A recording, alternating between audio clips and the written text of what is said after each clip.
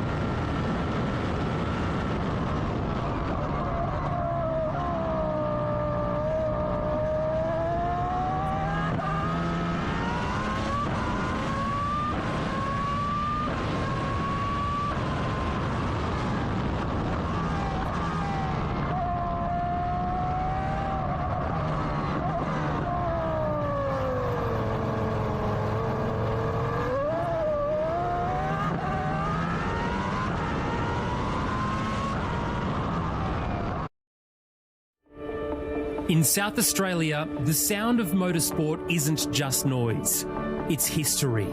On these streets, legends were made. Engines roared where champions pushed the limits of speed, courage and innovation. Adelaide didn't just host motorsport, it lived it. From the golden era of Formula One, when the world's eyes turned to this city, to the machines that defined generations, this place has always understood one thing: motorsport matters. The Adelaide Motorsport Festival was born from that legacy. A celebration not of lap times or trophies, but of stories. Stories written in oil, rubber and determination. Here, the past doesn't sit behind ropes or glass. It fires up. It moves. It breathes. Icons return to the circuit. Cars that shaped eras. Machines that dared to be faster, louder and braver than anything before them. And alongside them, the people. The drivers, engineers, collectors and fans. All connected by a shared passion. This festival is more than an event. It's a reunion. And with the news that top-tier international racing is set to return to Adelaide in 2027, what better way to reconnect with what makes Victoria Park special to so many people than this? Welcome then to the 2026 Repco Adelaide Motorsport Festival. Yes, you are unmistakably at the Repco Adelaide Motorsport Festival. Mark Barretto and James Baldwin. James, way to wake up. That's incredible stuff. Yeah, good morning, Mark. Good morning, Adelaide. How could you not have a good morning with the sound of that Pagani absolutely zooming around the place? Isn't the Adelaide Motorsport Festival absolutely fantastic? We had such a superb day yesterday, didn't we? Absolutely. It's just incredible. The access to the cars, the incredible cars like the Pagani that you get to see here. The access to the drivers is incredible. A host of Formula One drivers, Supercars stars, drivers from Rally. Mad Mike, who's absolutely sensational out on the track. It is a real, true feast and festival of motorsport. And James, hard to pick highlights from yesterday. There was so much. That's right. But I think probably for me, Mad Mike absolutely drew the crowd. Not only does he love noise and stuff like these hypercars, but he also loves building things. He is a person who built his whole career off a few thousand Kiwi dollary-doos and has turned into an absolute fan favourite. So many people getting around him yesterday, wanting autographs, and he's so generous with his time and wanting to tell his story. Then he gets out and rips some really, really cool burnouts and drifts in his Mazda. His drifting is incredible, and it just draws the crowd. As soon as the crowd know he's out there, they flock to the fence here to watch him. He'll be on again today too, so you'll see plenty of Mad Mike later on today. But you're right, that Red Bull garage where he is, that is just a hive of excitement all day. Massive crowds there all day. But it's one of the many attractions. I think of the Formula One drivers yesterday, like to see Mika Hakkinen back here. Incredible, David Coulthard. Valtteri Bottas joins us today. And some of the legends too of years gone by who are out here as well. Some for the first time. Yeah, and it's really important, I think, as we talk about the history of this place over so many years, to have so many drivers come back for the first time in a long time to relive their past. And we'll speak to some of those people today. And don't forget also we had the Marriott Grand Marquis, where our friend Charlie Barlow's been talking to some incredible guests all weekend too, and certainly some of the fan favourites joining us today. Valtteri Bottas, as you said, but Mika Hakkinen and David Coulthard yesterday got on stage to have a bit of a chat, sign a whole bunch of stuff, and it's so great to see fans still come out for these brilliant drivers. There's a lot of great memories, I guess a residual feeling from the Formula One here in Adelaide that still exists in this city, and reignited by the MotoGP coming here, which has really put a buzz back into this event this weekend as well. It has, and the more people that I talk to about it, the more that they believe it's going to not only elevate the motorsport experience, but bring the international motorsport eyes yet again back to Adelaide. And I think as many South Australians will probably be a little bit upset still about Melbourne, which is my home city, still in the Formula One Grand Prix, so at least you get one back this time. Yeah, absolutely. And this is such a motorsport city, isn't it? I mean, you've only got to look at the crowds at Supercars, you know. A few 100,000 people over the weekend is always remarkable. The vibe here at Supercars, the grand final as it is now, is incredible. It is just such a motorsport culture here. And also the way that those Supercars drivers still get so much attention. So yes, we've spoken a lot about these F1 drivers, but Will Davidson was here yesterday, Jono Webb taking around, you know, Bathurst winning 2016 Commodore is absolutely incredible. Crowd favourite as well in Lounsey, Craig Lowndes. He is everywhere this weekend. He's driving some really cool Formula One cars. He's out with the fans. The atmosphere is brilliant, and I know that when you spoke to him yesterday, he just keeps saying this event gets bigger and bigger and bigger, and he absolutely loves being here. Yeah, he's been to every one, Lounsey, and good to see him with Jamie Whincup and see the two Vodafone cars from 2010, 16 years ago. They won Bathurst together, and just great to see those cars back here again. The lineup of cars in the garage is mind-blowing. The extensive range, it is every type of race car you could ever imagine, and production cars as well. I was lucky enough to see some blue sky this morning, so hopefully we might see more on-track action from different categories like you mentioned. Yeah, we look forward to it. Sky looking pretty good at the moment. Don't want to spoil anything, but it looks like what will be a reasonable day here in Adelaide. Certainly don't have the big heat of other years, and fingers crossed we don't have much rain here today. So we're going to take you to all our commentators are standing by. So let's go and join Nick and Dan. Thanks, guys. Thanks very much, Mark. Thanks very much, James. What a day here we are expecting at the Repco Adelaide Motorsport Festival. Thank you very much for joining us. F1 cars have just headed onto the racetrack on a relatively dry track, so slick tyres are on the cars.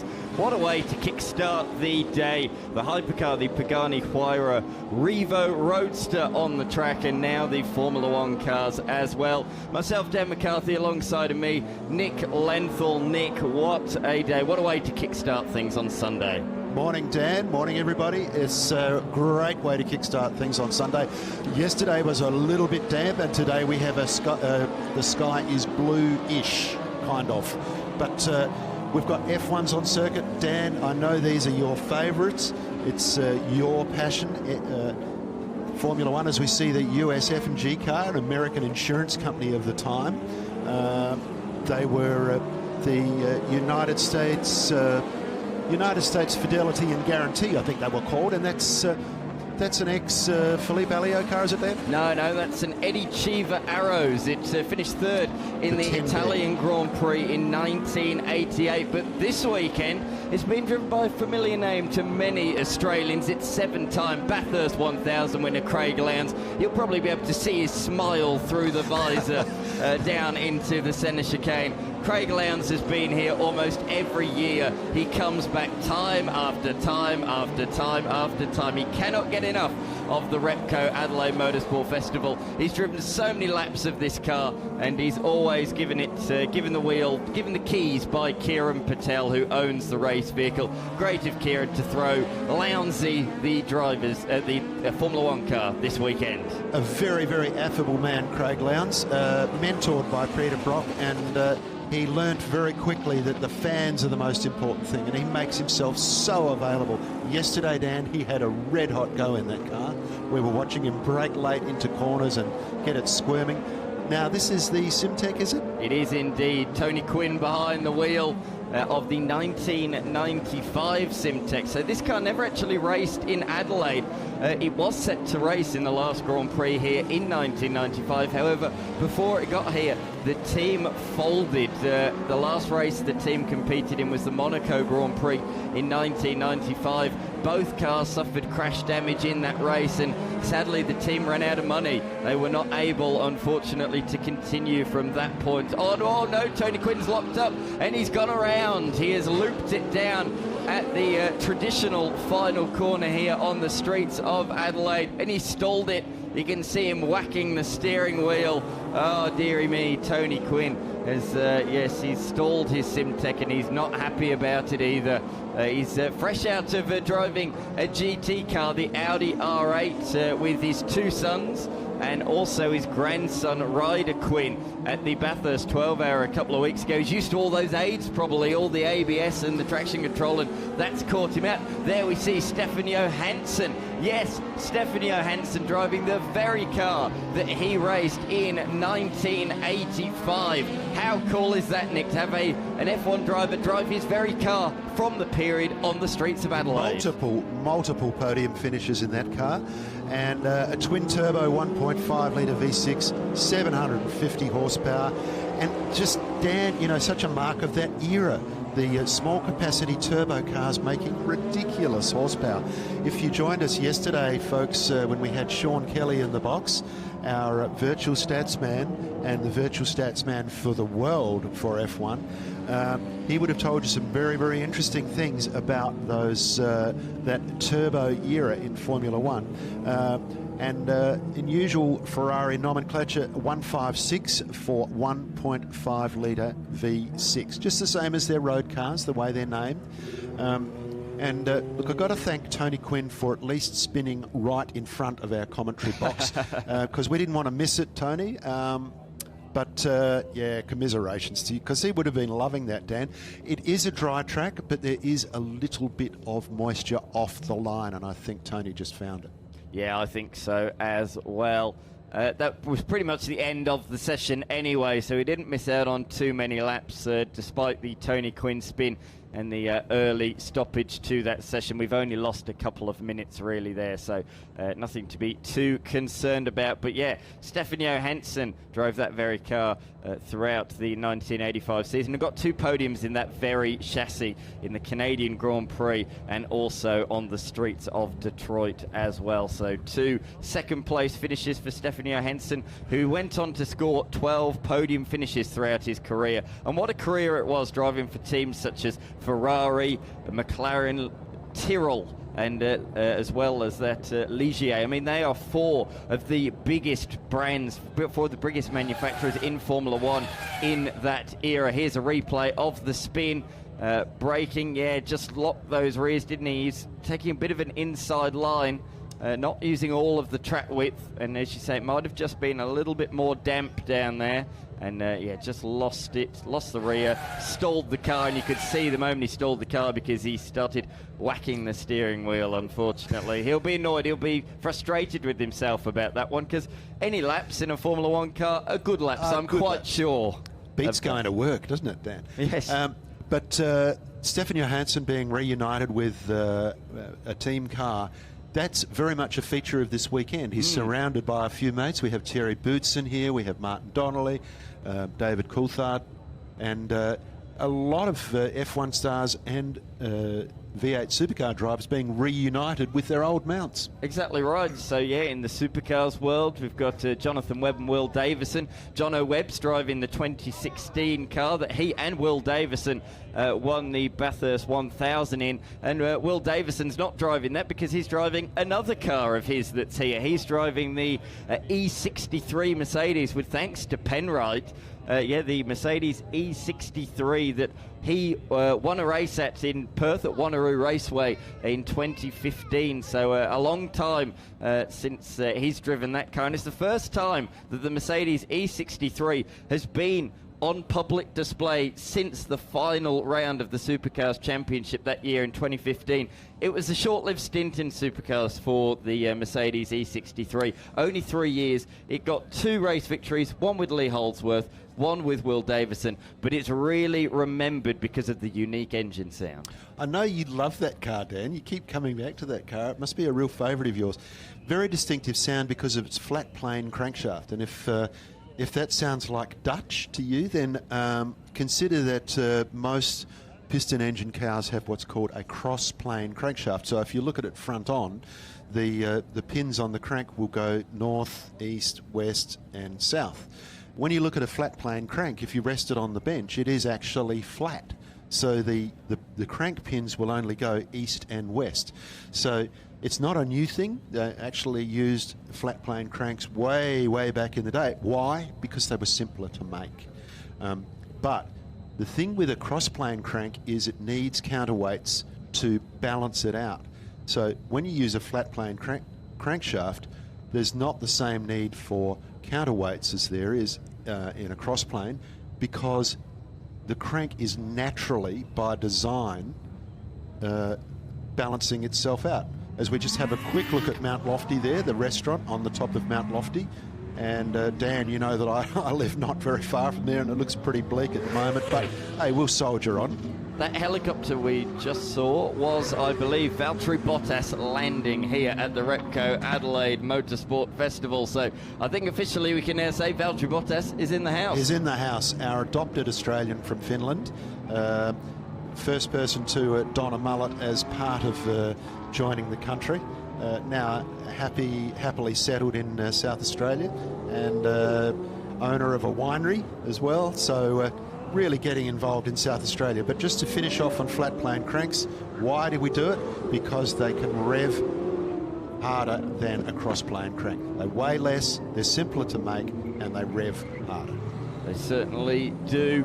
We've gone from the Formula One cars to our exotics category. So, Nick, this is full of your current supercars, I suppose you'd say, or supercars of the last 20 years, whether that's your Lamborghinis, your McLarens, your Ferraris, your Porsches and everything else in between. I think we've even got a Nissan GTR out there as well of Nick Streckeisen. So lots of variety out there on the racetrack for this very next session. Looking forward to this one, as we see leading the way, the smallest of the bunch, the least powerful of the bunch, the Lotus Exige 410. Very quickly passed by Nick Streckeisen, and then his dark grey McLaren 750. So, yeah, the Lotus had a short-lived lead there, probably more at home on a tarmac rally road than what it is here today. You see the McLaren there of Nick. That's... Actually, no, I tell a lie. That is Julian Newton in a similar coloured car to Nick's. That's a 600 LT and 318 kilowatts per tonne from the mid-mounted V8. Julian is also a tarmac rally competitor, as is Nick Streckeisen. We've seen Julian in everything from a current Chev Camaro on hill climbs to a Mitsubishi Evo, and even a Nissan GTR 35. So Nick and Julian sharing a bit of similar taste in their mounts there. Both big supporters of this event. They absolutely love it. Nick Streckeisen in particular, very busy man this weekend. Here comes David Russell. We've already seen a few stars out there. We've already seen Craig Lowndes. We've already seen Stefan Johansson. Well, let's throw in another star, a Bathurst 1000 podium finisher in David Russell, in a very, very modern Lamborghini Temerario, Nick. Just a lazy 920 horsepower there from the 4-litre twin-turbo hybrid. This is the newest of the new, and we have a number of Temerarios here this weekend, Dan, as if one wasn't enough. But the Temerario can be run in two-wheel drive as a hybrid, or you can run it full house with all the horsepower on board, but lighter and stronger than the previous Revuelto, and uses a lot of really advanced design technique with cast aluminium hollow sections in the space frame, and there's actually less components in one of these. There's a lot less parts in building a Temerario than there is in a Revuelto. It's lighter, it's way stronger, 20% more torsionally stiff than its predecessor, and like all these cutting-edge modern cars, they really push the limits of sophistication. So we're looking at a Spider there. Good day for it. Absolutely it is. Wouldn't have got away with that one yesterday evening. Fortunately, though, we got in quite a bit of dry running. If you tuned in to the AirTouch broadcast, I hope you did, and you'd have seen quite a bit of dry action late on in the day. As soon as the broadcast finished, it bucketed down. So we really did get away with one yesterday, and we're hoping to do the same here today. Here's one of my favourites, Nick, the Ferrari 599, the bright red machine there going into the centre hairpin. What a fantastic machine that one is. The 599 GTO, a good old-fashioned V12. Yes, 6-litre V12 front engine, and we're going to see another very important front engine Ferrari later on today in the hands of Valtteri Bottas, our adopted Australian. Indeed, not just adopted Australian, Nick, adopted Adelaidean, of course. He lives at McLaren Vale, isn't it? And he's opened up a new winery. He's very much taken the Aussie culture, not only with the mullet, but now with his own winery. Of course, we wish him all the best this year, Dan, with the Cadillac team, which is just about to kick off in a week's time. So absolutely, we're very, very fortunate to have him here only 1 week out from the season start. I remember this time last year, 12 months ago, he sat down with Charlie Barlow in the Adelaide Marriott Grand Marquis, and he says, I will be back in Formula One. I'm determined to get back, and 12 months later, here he is. He wasn't lying. He said, I'm in conversations and I'm optimistic, and he was not wrong. He is back alongside Sergio Perez in the brand new Cadillac Formula One team. The field size grows from 20 cars to 22, and that will all happen next weekend on the streets of Albert Park. But at the moment, we're looking at car 750, Paul Martin out there. 750S McLaren. What a beautiful looking car, and a great colour choice too, Paul. Well done. I like that. Black roof, silver wheels, very nice. Very nice indeed, and having a look at the 650 just in front of him actually. So we got the 750S and the 650S side by side. So there you go. There is the visual difference between the two of them, and the 750 blasting past in the straight line. And the 750 has just got that bit more horsepower. I think he was also allowed past, I'll admit that, but it does have a bit more horsepower, and it does look aerodynamically that a little bit more slick. Not that the 650 looks like a Toad or anything like that. And we're looking at the Ford GT 2005 car, 5.5 litre V8 with a big supercharger on the top, and just still a stunning looking car, evoking the memories of 1966 Le Mans wins by Ford, and what spawned the movie Ford versus Ferrari. Indeed, it did. Indeed, and what an era of endurance racing that was, and we really are getting back to that at the moment, aren't we, in endurance racing, with McLaren and Ford rejoining the World Endurance Championship from next year after so many years away. The top tier anyway. Ford did do a bit of GTE competition not too long ago, but great to have McLaren and Ford rejoining the World Endurance Championship from next year. Really is a purple patch for endurance racing at the moment. Only 4,000 of those built, Dan, those Ford GTVs in 2005. And as you pointed out yesterday, they did have a follow-up car. Yes, yeah. And that, when was that? That was only a short time ago. Yeah, that was, well, you say a short time ago, that was a decade ago now. It was around about 2015. But these cars don't date. No, exactly right. So that was all around the whole Le Mans GTE program, and it was a very successful program actually, and lasted for a good number of years. They took the class victory at Le Mans and had a couple of real good results in the championship as well, and then decided to leave. So that was really around the launch of the third generation of the GT40. One car that's a little bit different, the Honda NSX of John Del Collo on the screen at the moment. Yeah, if you're sort of wondering what Honda is that, it's a Honda NSX, but not as we know it. It's the second generation of Honda NSXs. The first one started in 1990, but the second one's started in 2015. And it's a far more modern car.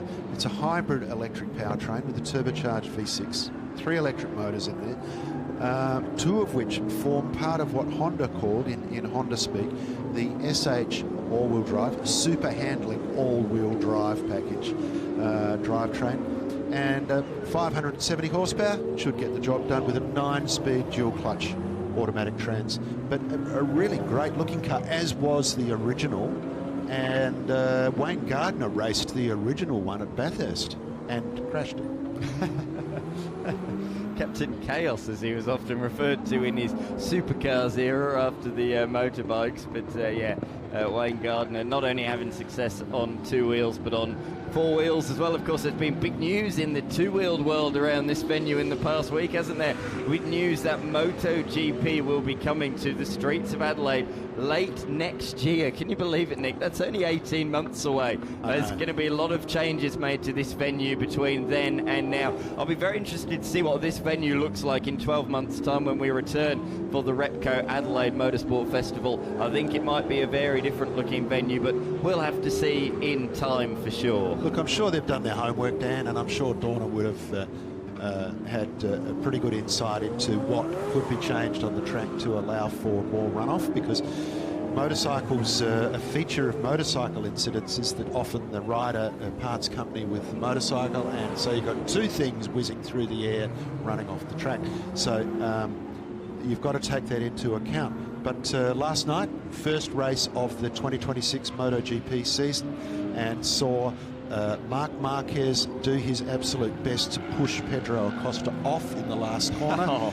And Pedro Acosta was running second because of that, but he was told to redress, and Acosta crossed the line first, winning the first sprint race of the MotoGP season. Spoiler alert there, I think, Nick. Spoiler alert. John Paul Drake certainly enjoying himself. Hand out the sunroof, enjoying himself, having a great time here. Down to you, James.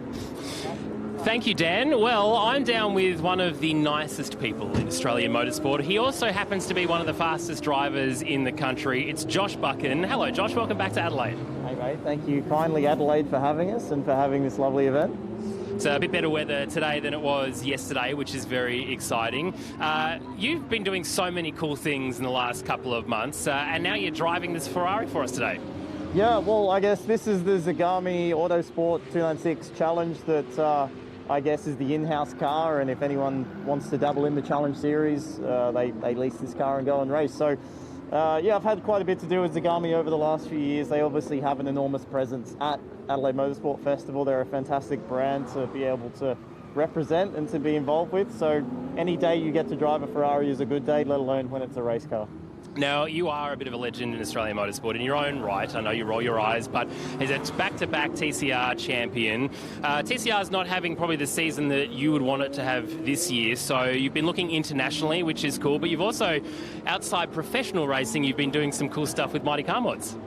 Yeah, well, I guess through my relationship with Hyundai, with the Mighty Car Mods guys, I've been able to be in a few of their videos and actually developed a good friendship with them. I went and raced over in China with them in amongst my sort of overseas races yesterday. I raced more overseas last year than I did here, which is cool. So, yeah, they're great guys, and it's a perk of the job, really. It's why we do it.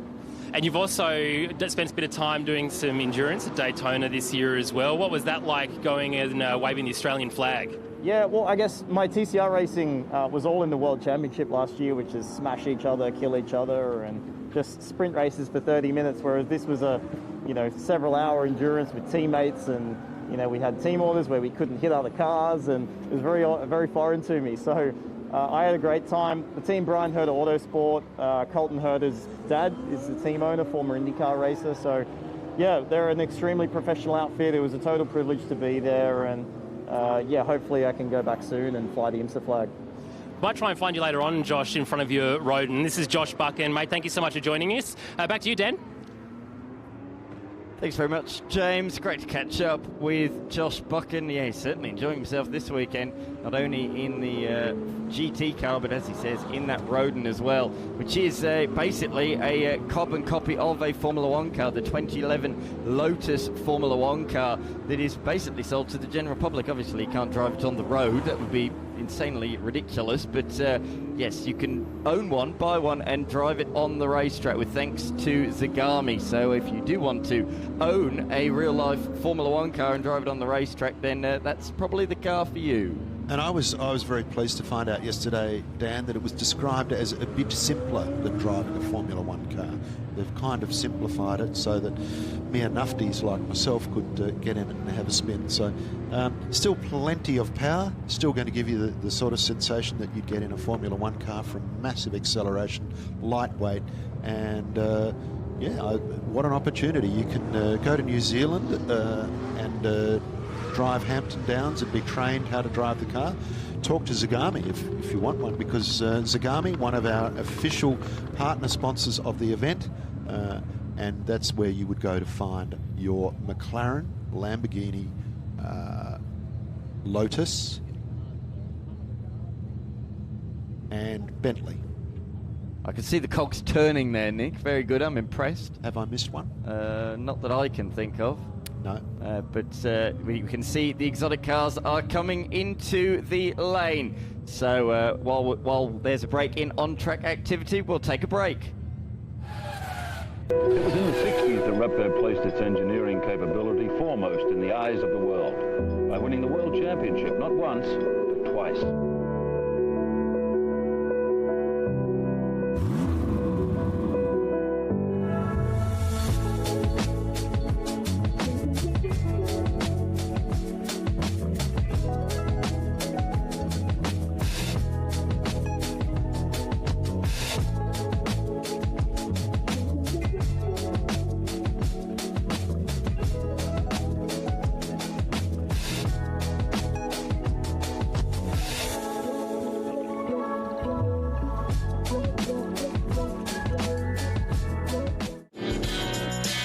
To the Noise, a motorsport podcast like no other. Your weekly fix of news, analysis. Is this the World Champion Hotline? And terrible jokes. He's former legend, I'm AVL. Listen to Full Credit to the Noise. We've come a long way in 40 years. With our new generation of controllers, engine management has never been easier.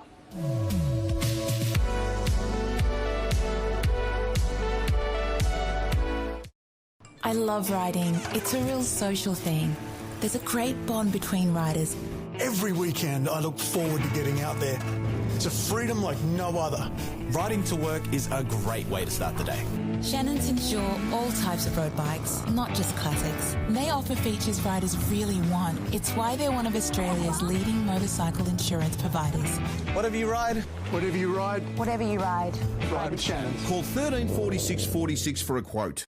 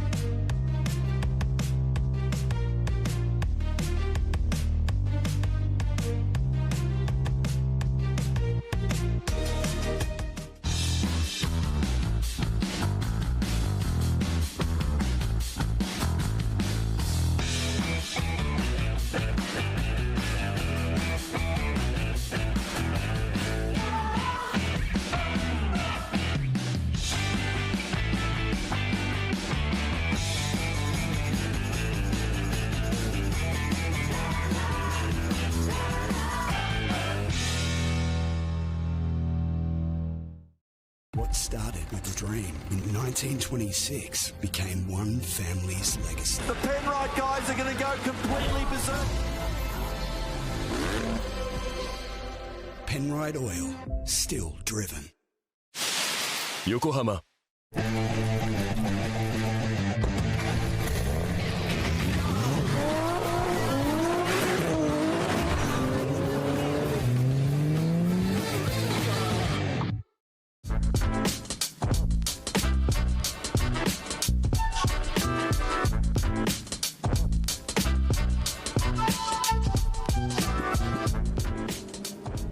Welcome back to the Repco Adelaide Motorsport Festival. The GT style cars have just ventured out onto the racetrack. A fantastic mixture of GT3 machines. We've got GT4 cars, as you can see the Audi R8 there of Blake Purdy. We've also got some one-make series cars, so Porsche Carrera Cup cars. We've got Lamborghini Super Trofeo cars like the one on the screen as well, and some Ferrari Challenge cars. Chuck in there a couple of Time Attack cars, and boy oh boy have we got a fantastic category of cars. The two Ormsbys lead the way, father and son, heading down towards the centre chicane for the first time. Great to have the Ormsbys here. They supply all of the golf carts for the event, and boy oh boy, there are lots of them around the place. All the stars are getting rides around on those, that's for sure. So great to have the Ormsbys with us once again. Anthony Ormsby leading the way at the moment in this fantastic yellow Porsche. Doesn't it look absolutely fantastic? This is a 997 GTR. This is a late change that they made to get this car out there. This is one of only 15 cars, and it raced at Macau. Oh, as one fires up the inside there in the Ferrari. But yeah, that Porsche raced at Macau on 2 occasions, raced in the GT Championship over there. All the TVRs just looped it in front of us in the commentary box. But yes, Wong certainly getting the aggression out. This man knows how to steer. He's driven on these streets quite a few times in the Australian GT Championship back in the day. Keith Wong has driven everything from 60s Alfa Romeos in sports car racing to this 360 Ferrari. Sorry, this is a 488, but he did compete in the 360 Challenge Series some time ago. So Keith having a bit of a go there, sneaking up the inside of the Porsche.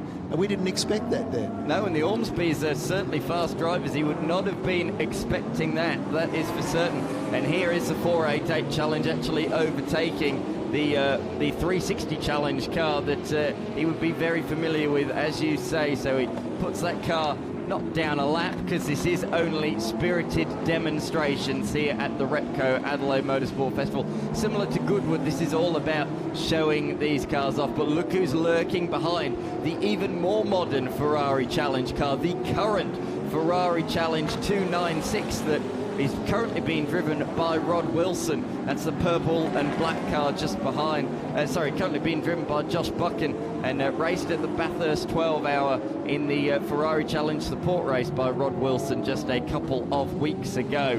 Great to have Josh Buchan really giving that the full beans, and he's closing in on the back of Keith Wong. We really enjoyed this category yesterday, didn't we, Nick? Because they just went for it. They did, and just talking about the Keith Wong car, that engine was awarded Engine of the Year in 2016, and who better than Ferrari to win Engine of the Year? It's a 3.9 litre V8 derived from the 488 GTB car. But Josh Buchan, he's going to have a run in the Rodin later on, isn't he? Yes, he is. We have 2 Rodin FZs here this weekend, and Josh is going to drive one of them. Cars owned by Rod Wilson, and you can watch those Rodins later on today. They're as close as you'll get to owning a Formula One car, and running a Cosworth V8. Beautiful things to watch. You see Josh just stalking around the back of Keith Wong there in the number 44 car there. Clinical move up the inside into turn number 1, through the centre chicane and into the centre hairpin. Zagami Autosport emblazoned on the side, as we said, a great supporter of this event. And there is the Zagami VIP suite over the Parkland section of the circuit. Now that, Nick, is the place to be this weekend. It is, with catering from the Penfolds Grange restaurant up near at the top of the parade at Norwood. Is there going to be a lunch here? There certainly is up the inside. Ormsby wasn't allowing that one though, was he? Ormsby was aware of that one coming though. He does sidestep down the pit straight. That's good heads-up driving. But good to see these guys having a red-hot crack. You can see how dry that track is now, and they're really enjoying that. They can actually flex the muscles a little bit of these cars. As we look at the number 48 car, that's the Audi R8 of Blake Purdy, 2021 Audi R8 LMS GT4.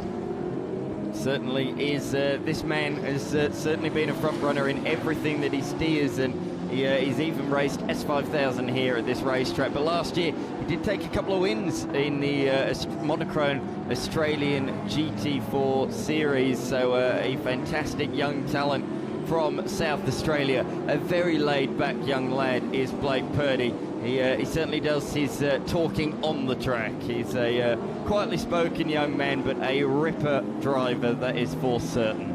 That's a 5.2 litre V10, Dan. We love our V10s here in the commentary box. Our favourite engine. Dual clutch transmission, as you would expect from Audi, and special suspension, lightweight.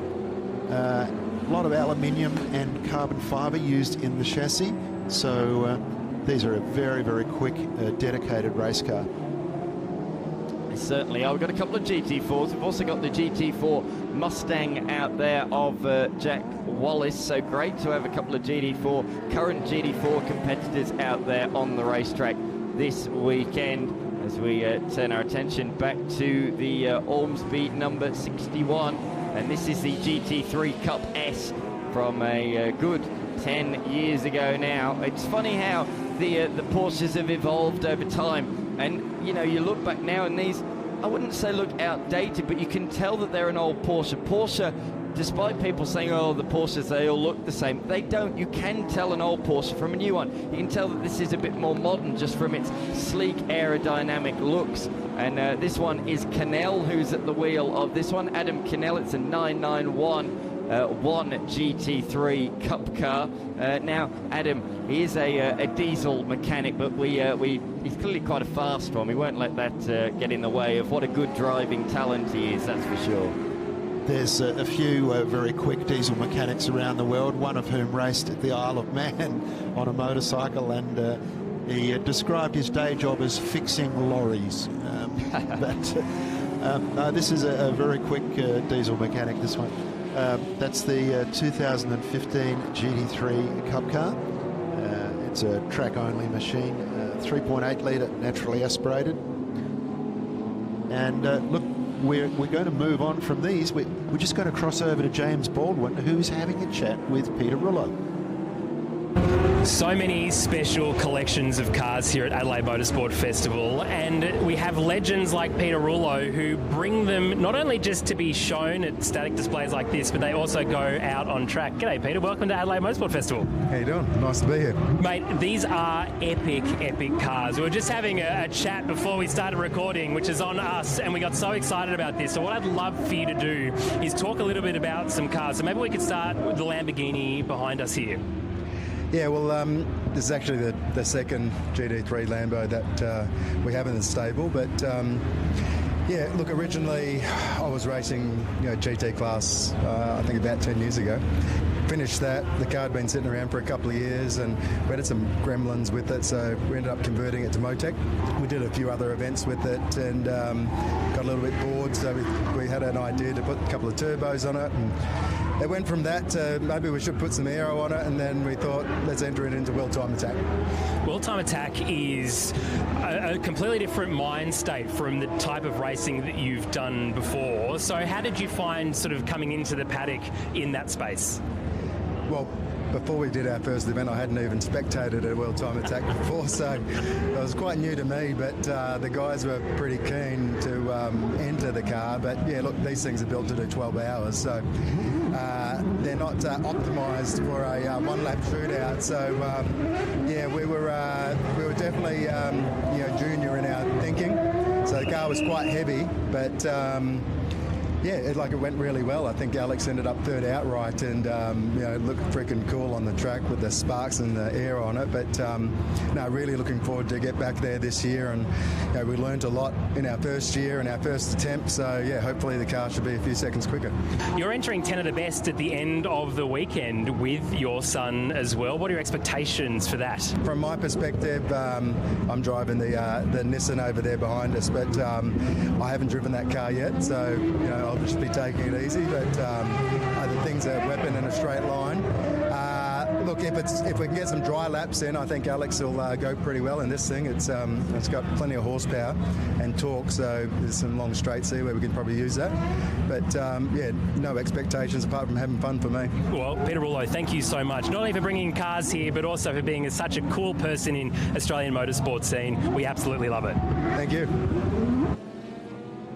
Great chat that James Baldwin had with Peter Rullo on Friday to talk about these two GT-style cars, the Time Attack Lamborghini and also the Time Attack Nissan GTR, the former Bathurst 12-hour car. It's not the actual winner of the Bathurst 12-hour. It was a customer car in the Bathurst 12-hour that year, but still very, very cool to have that a part of the event this weekend. And you might have seen, unfortunately though, both of them did come to a stop on pit straight towards the end of that session. They have now driven away, but clearly some sort of gremlins. There it is, the Lamborghini Time Attack car just going around the hairpin.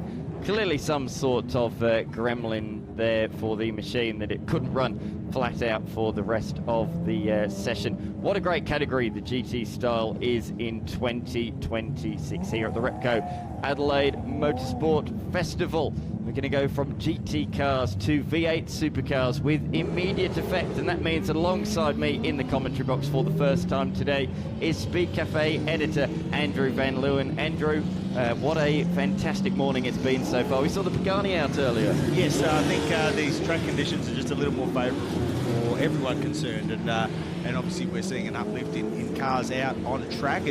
It's just so good that we are getting this dry running, because there were some real horror stories about what the weather might do today, kicking about yesterday. So it looks like a pretty full field of the supercars here. I did see that the 2006 Rick Kelly Championship winner was still with the car that Ben Eggleston drove yesterday, was still in its garage as I walked past on my way to the commentary box. Yeah, other than that, it looks like everyone's heading out there for a run. So we can see the cars heading on into the hairpin. You might have seen the Monaro wasn't coming out. Well, that's because Peter Rullo is making a mad rush out of his Lamborghini, running down the pits probably as we speak, to jump into the Monaro, the 427C. Not even a replica, it is exactly the same in every single way, built by GRM and only finished completion a couple of weeks ago. So great to have that make its public debut this weekend. I can see there's a bit of a crowd around there at the moment trying to help Peter jump into the car. It was just getting pushed backwards, actually. I could see it sort of up the up in the back of the paddock there from our commentary box. So hopefully he's getting in. Yep, I think, oh no, that's a different car. Hopefully we will see that car on track soon. A couple of days ago, Mark Breddett had a chat with Brad Host, who owns the 2016 Bathurst 1000 winner. I just love this car. It is the 2016 Bathurst 1000 winner. Yep, the Styx Commodore, driven, of course, in that year by Will Davison and Jono Webb. And it's here, it's part of the Repco Adelaide Motorsport Festival. It's owned by Brad Host. Now, Brad, tell us about this car, your passion for it. What do you love about it? Look, firstly, the livery, because if you have a look at a lot of the other Bathurst winning cars, especially the Triple A cars, while they look amazing with the Red Bull livery, there's no mistake, and that's one of one. So, yeah, it always looks fantastic. It's so unique. Mate, it's so presented so well. You've been out on the track, you're just back, you're about to go out again. What's it like to drive? Oh, look, amazing, these things. Because it is a Triple A car, and it's maintained, like, absolutely perfectly by Eggleston Motorsport. Of course, they're one of the most successful teams in Super 2. The car is set up and it runs exactly like it did when Jono and Will won it in Bathurst. And Jono still drives the car, and yeah, the feedback we get, it's bang on. That's amazing, isn't it? It's great to see too, because I was down here yesterday and Jono and Will Davo were both here, and they feel so special about this car, and you must feel that too.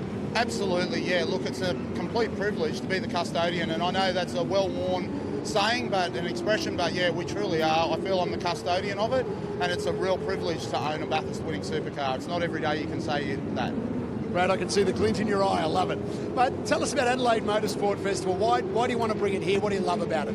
Look, there's a lot of aspects of the event that we really like. Firstly is that it's quite a relaxed event. It's not like a normal race event where you're running around in circles, it's all stress. This is a lot of fun with a bunch of us mates where we can have a laugh, we can have a beer afterwards, but also it's the format where there's no real high risk door-to-door motorsport that could damage a car like that, because that's the name of the game. We really don't want to ever damage it. So that's where the Super Sprint sort of format demonstration works great, and that's why we're happy to participate with it. But Tim Possingham does an amazing job, and the event, we've been here since 2023. Obviously a lot of people have seen Valtteri Bottas drive the car back then. That's another story, but nonetheless, yeah, we've seen it grow and grow, and we're very happy to support the event. I love when you come in, you just see the crowd that comes past and just admires this car. You must get a real kick out of just seeing people's reaction to the car. Yeah, absolutely. One of the things when I bought it off Ben Eggleston with Pete Siveris, right, he originally was going to buy the car, and then I was very fortunate enough to have the opportunity to buy it. One of the things that Ben wanted to know was that we were going to get it out and use it, because sadly a lot of these cars just end up behind closed doors in private collections, and the general public never get to see them again, and that's not what it's about. We want to get these out there so that way everyone can enjoy them, hear them, because that's all part of the thing with a V8 supercar. Brad, I love that you get so much enjoyment out of it. I know you're going to get enjoyment when you get it out on the track, mate. Enjoy it. Thank you for bringing this beautiful car, because for so many of us it brings back amazing memories. Appreciate it, mate. You're very welcome, and I hope everyone loves it. Good stuff. Thanks, Brad. No worries. Thank you. Great that Brad Host is back here once again in 2026, and great that he's sharing with Jono Webb this year. It really is cool they are sharing this car, and it's all about this event reuniting drivers with their old cars, and this is really one of the big stories of the weekend. But there's so many different cars, such as this one. We haven't seen this one out there so far this weekend. And this is an ex-Larco Orcon steel machine. You'll probably be very familiar with it. And there it goes, the old AU. Boy, oh boy, is the AU gained a cult following. It is a cult following. It's the only way to describe it. It's amazing, both in the road car sense. And, of course, these race cars, they were notoriously quite a difficult race car. But certainly unforgettable styling. There's no doubt about that. And it does look great. Look at that in the Orcon colours. And, you know, Mark Larkham, what a treasure of the sport. Indeed, indeed. Of course, doing pit lane duties these days on the Supercars broadcast, but a good driver in his day. Let's not forget he took pole at the Bathurst 1000, and he did take a couple of victories on the Gold Coast as well. Larco's car driven by Kane Fitzgerald this weekend. This, though, is Will Davison, two-time Bathurst 1000 winner, jumping back behind the wheel of the Penrite-sponsored Mercedes E63 that he won with, I should say, at Wanneroo Raceway, your neck of the woods over in WA. Circuit. Yep, no, I do remember that day very well. Davo would actually be he's spoiled for choice when it comes to potential cars he could be driving in, and reunited with in this field, because of course he was part of that 2016 Bathurst 1000 winning lineup in the Techno car as well. But I think he'll be having an absolute ball in that Mercedes, just because of what a unique piece of hardware it is in Supercars history. He was having a laugh with James Baldwin on the broadcast yesterday. He says, it must mean I'm old, the fact I've got all these cars here with my name on the side, but it does mean at least that I did have success in what I did. He did. Oh, we have an issue here for the ex-Stone Brothers car. Yeah, that's the ex-James Courtney car from 2008, driven by former privateer himself, Chris Smurden, who, of course, raced in the inaugural sensational 500, as it was called, back in 1999. Great to have Chris here. I was talking to him on Friday. He told me he's had that James Courtney Stone Brothers car in his garage for over 10 years, and it's not seen the light of day until this weekend, so great to have that back out on track. That's just what this event does. It just brings these cars out, and this is where they deserve to be. They need to be out there on track, and it's not just here in V8 Supercars, but what have we got an issue here? I think so. A bit of smoke, I think, coming from the back of the 22 car. That's not what you want to see. This is another of those ex-Will Davison cars. It's certainly not looking right. I'm sure there was some smoke haze behind it down pit straight there, which is not what we want to see at all. And yeah, there is a little bit again, so I'm not sure what's wrong with this machine. Of course, the last time we really saw this of note was Bathurst 2010, when it was crashed heavily at Reed Park in the hands of Will Davison. Yes, probably not one of the memories he wants to relive from his career, to be perfectly honest. Now, we haven't seen it on the screen yet, but out the commentary box window here,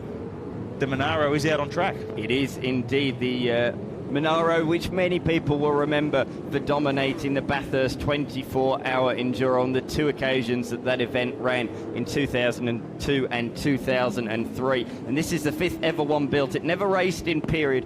In fact, it was only completed a couple of weeks ago. But Chris Smurden, you can see, sort of reversed his car a little bit more out of harm's way. So good heads-up driving from the veteran, and here it is, the Monaro that we were just talking about in GRM livery. Yeah, amazing. And a real touching tribute to the great man who we lost in the last 12 months, Gary Rogers. And yeah, this car was, Peter Rullo approached Gary Rogers Motorsport and said, could you build me an exact replica? Every nut and bolt is exactly the same as it was when the original four were built over 2 decades ago. This is the fifth ever one built, and yes, we say, never before has this been seen in the public eye. In fact, it's only done 6 laps at Winton prior to this very moment. It is amazing. Now, car 11 seems to have stopped just down, I don't know what part of the circuit you call it in this configuration, but it would be heading towards the last corner if we were at the Adelaide Grand Final. But that car is moving quite slowly. It's been off the road. Dear me! Great evasive action there from Chris Stillwell. That could have been a very nasty accident. He was fortunately very aware of the situation. Nash is trying to get out of harm's way on the left, cut hard to the right-hand side, just as the ex-team Penske, Ambrose and Scott Pye Xbox car was coming through. And my golly gosh, that was nearly a plane accident. Yeah, this is the stuff we're not meant to see for these demonstration runs, but it just highlights how poor the visibility is actually out of these cars, particularly to the side like that, because, you know, you're sort of so wrapped in the seat. You've got all your gear on, you've got a hands device on, you can't sort of move too much, and that was very close to being a pretty spectacular incident in a bad way. Yeah, great work there from Chris Stilwell, and we're seeing the car on the screen now. So this car, the very first car raced by Team Penske here in the Supercars Championship in 2015, back when they were just a one-car team, and Marcus Ambrose debuted for the team here on the streets of Adelaide. He did a couple of rounds before handing over the reins to Scott Pye, and together they raced this car in Marcus Ambrose's very final Supercars race on the streets of the Gold Coast that year. And what a well, that really was the start of things to come, wasn't it? Fabian Coulthard joined the team the following year, Scott McLaughlin the year after that, and the rest, they say, is history. Absolutely. No, that was an ultra successful period in the very long history of Dick Johnson Racing, that collaboration with Team Penske. And 3 championships for Scott McLaughlin for that team.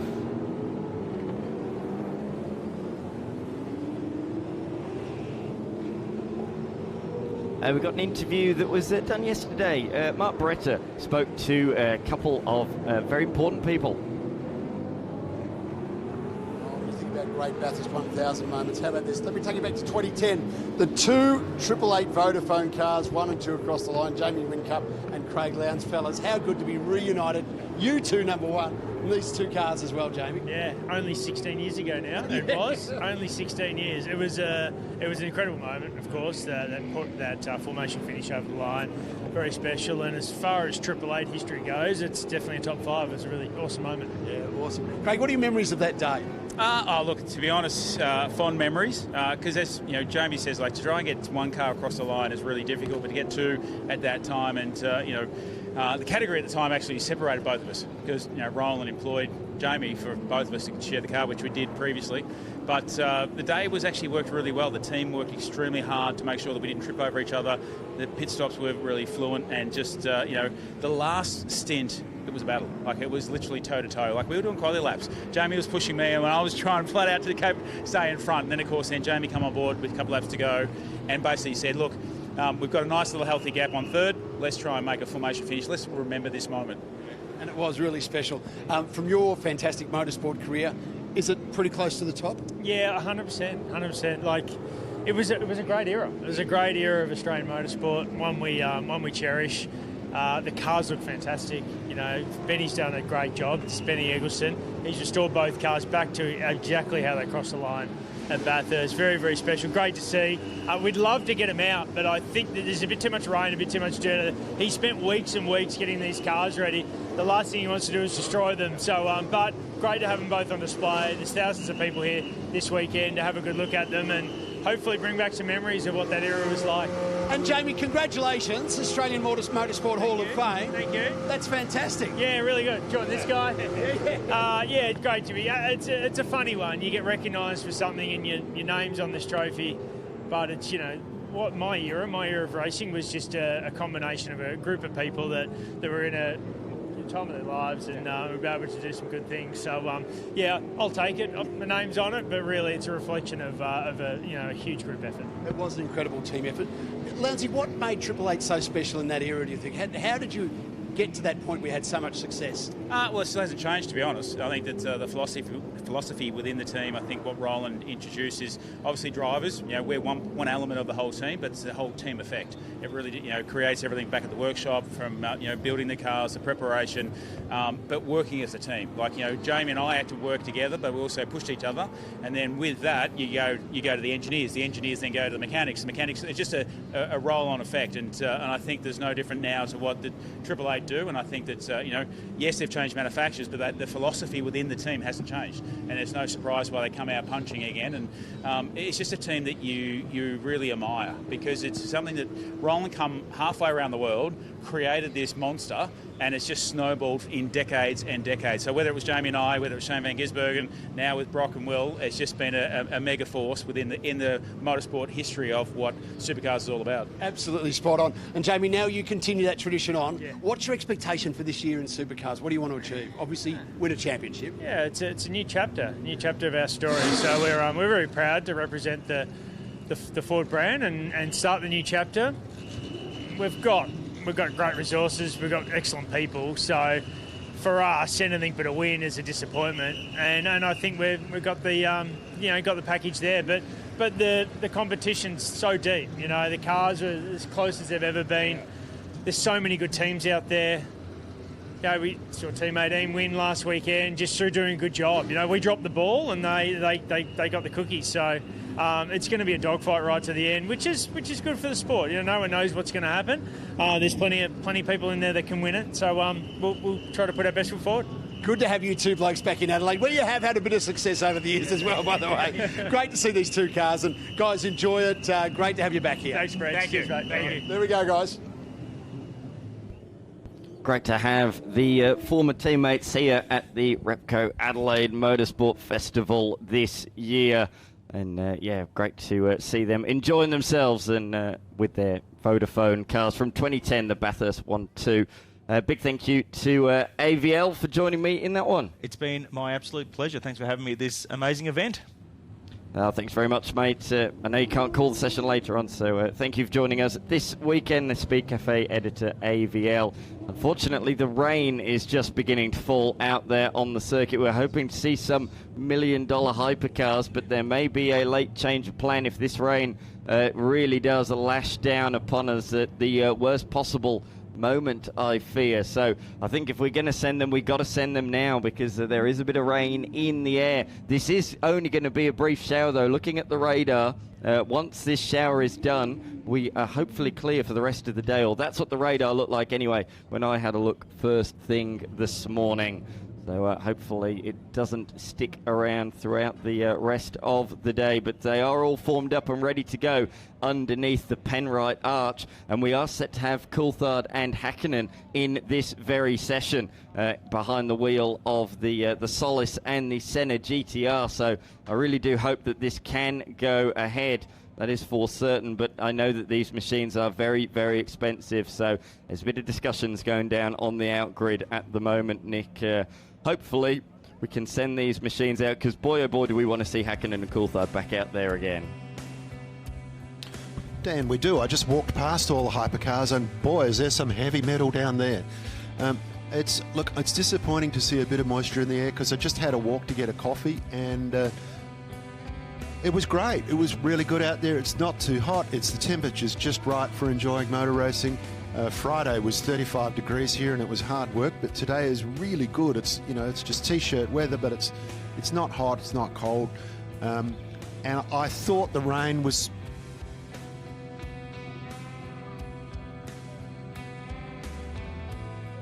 You can see the cameramen there out there in the rain, hail or shine this weekend. Great to have this broadcast with thanks to AirTouch this year. It's a fantastic broadcast that with thanks to TASA that we've been able to put together. So thank you to the TASA team for all the work they do, all the camera men and ladies, and all of the production team, the directors as well. Absolutely, give us a wave. Thank you for all the work that you are doing, bringing us these fantastic images. And boy, oh boy, are there some brilliant images. We've even had super slow-mo replays, Nick. We have had super slow-mo replays of Tony Quinn, who chose to spin the car right in front of our commentary boxes. So a big shout out to Tony Quinn, and here come the hypercars, Dan. Great news, really, really good news, led by Andrea Montemini in the Pagani Huayra Revo Roadster, the 2026. Yes, you did hear that correctly. This is brand new, less than 8 weeks old, built this year, the first of its kind in the world. And that's why there's a bit of trepidation about whether or not it gets sent out. It is out there. It probably won't be driven quite as hard, but boy, oh boy, are we glad to see it out there. Let's have a listen to the fantastic V12 noise from this Italian hypercar. Oh, he just knocked the cone there on the inside of the curb, and he has brought it into the lane. Yeah, that's a bit of a shame, but I can understand why. But it was at least good to hear it go around for a lap. The BT62 as well, that was debuted at this very venue just 7 years ago. And what a debut it was, and it's been back every year since. Again, the Brabham BT62 electing not to run in the wet. The positive I can think of is that if those two have come into the pits, that means that the other three will probably do a full session.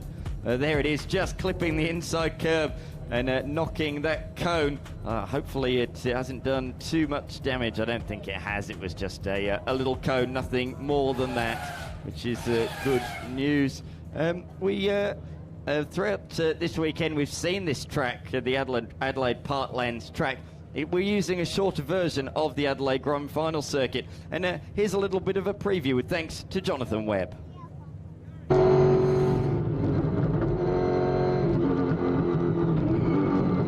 All right, let's take you for a lap of the AMF Circuit Adelaide here. This is a cool little track. It all happens really, really quick, and you can't beat doing it in a V8 supercar. So we've got the 2016 Bathurst winning Sticks car coming down in a little hairpin here, little chicane jump. Comes up pretty quickly this bit, so we're back to first. The track doesn't get used that often. It's only once a year that we come out here, so it's pretty dirty. Trying to lay some rubber down here, which is not too hard in 600 horsepower. Then back to first gear again. Really tight bit of track here. Again, only used a couple of times a year. Get it stopped, get it turned, hard on the throttle up against the wall. Make sure we don't touch it. Boys will get upset if we scratch it. And then full throttle through this last section here, up onto the curb. Hard braking section here. It's always a great bit of track. The old Scotty McLaughlin, give it some jandle, up on the curb, and we'll do exactly that. Just crashing through the gears, full throttle the whole way through here.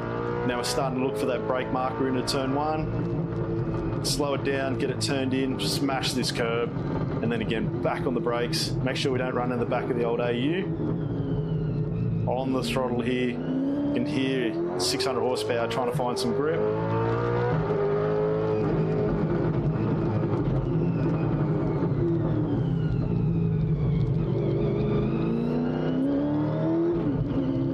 On the throttle again, struggling to get some traction there, the slick Dunlop tyres.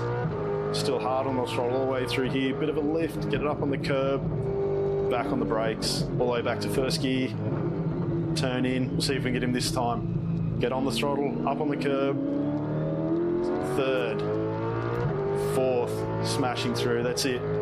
Hope you enjoyed those couple of laps in the Sticks V8 Supercar. It's fantastic, the AMF circuit, the AMF event. Love every bit of it. Thank you.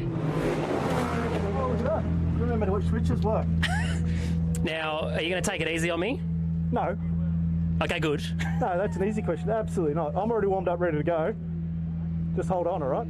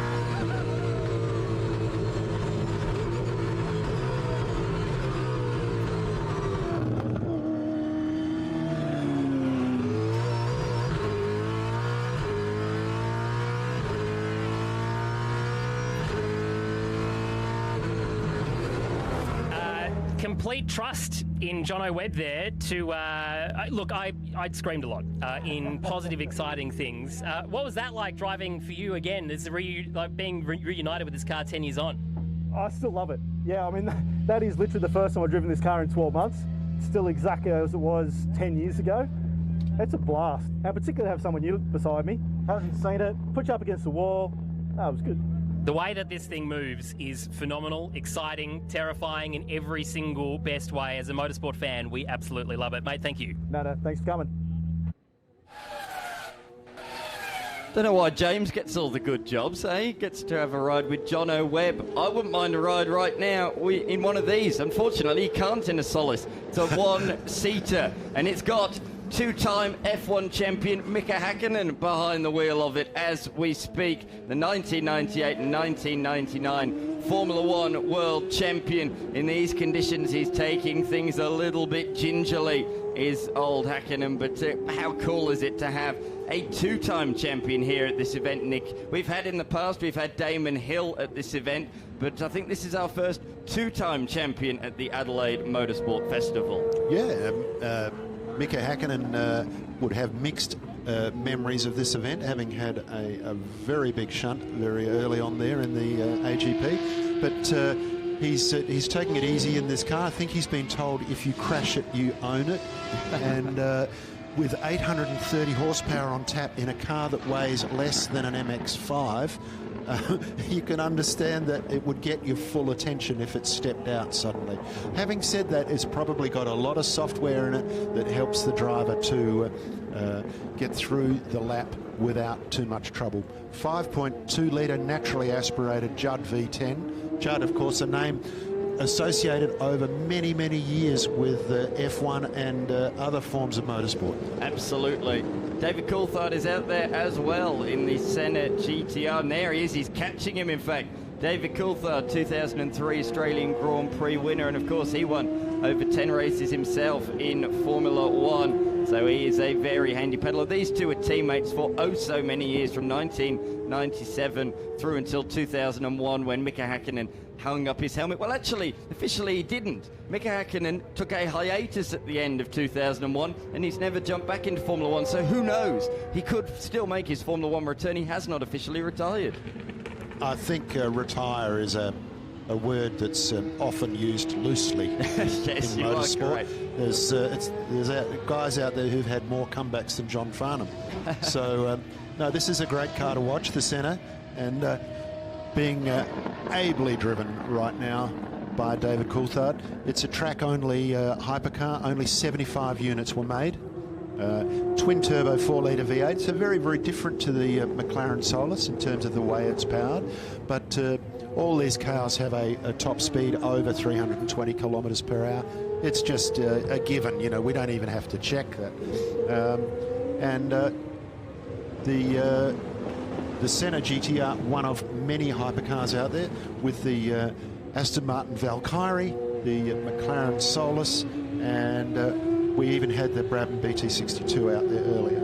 Absolutely, we did. Here comes DC into the hairpin. These are track-only cars. You'll never see these machines on the road. They are that rare, and they are built solely for track days and events just like this. And it's absolutely fantastic that we got two ex-McLaren drivers in two McLaren Hypercars. Unfortunately, the weather hasn't played ball, but what a cool thing to see. David Coulthard out there, of course. He raced for Williams in 1995 here on the streets of Adelaide, and it was going oh so well for him until it wasn't. Unfortunately, retirement when he hit the pit lane wall. I'm sure that's one he would like to forget, but that was a very, very young David Coulthard. That was actually his very last race for Williams. Of course, that's where he started his career before moving on to McLaren, where he spent a large bulk of his career, and he ended his career at a very new team called Red Bull Racing. You've probably heard of them. He stepped out of the car in 2008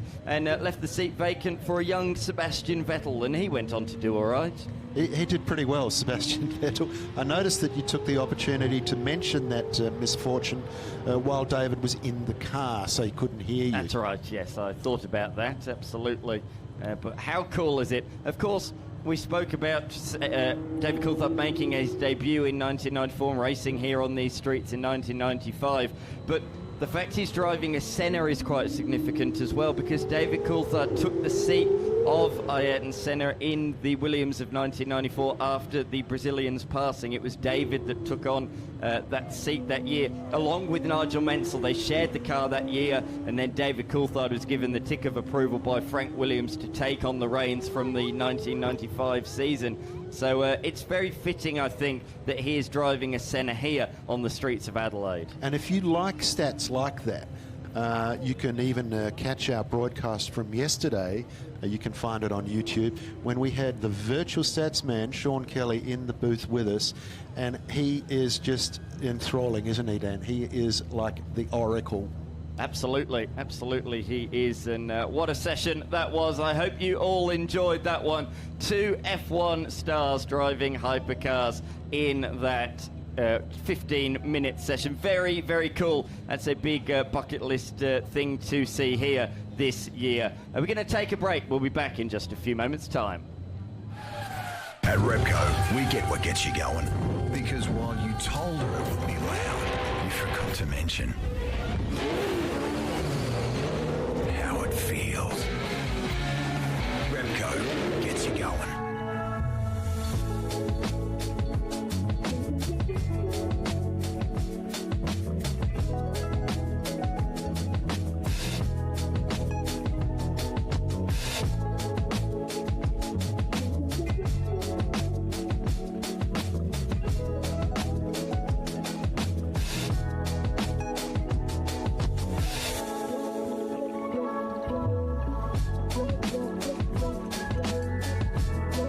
Speedcafe.com, your #1 motorsport source for all the latest motorsport news and features. Breaking news, unprecedented global motorsport coverage, anywhere, anytime at speedcafe.com.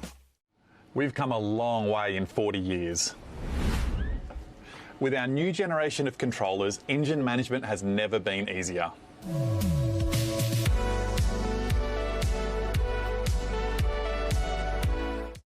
I love riding. It's a real social thing.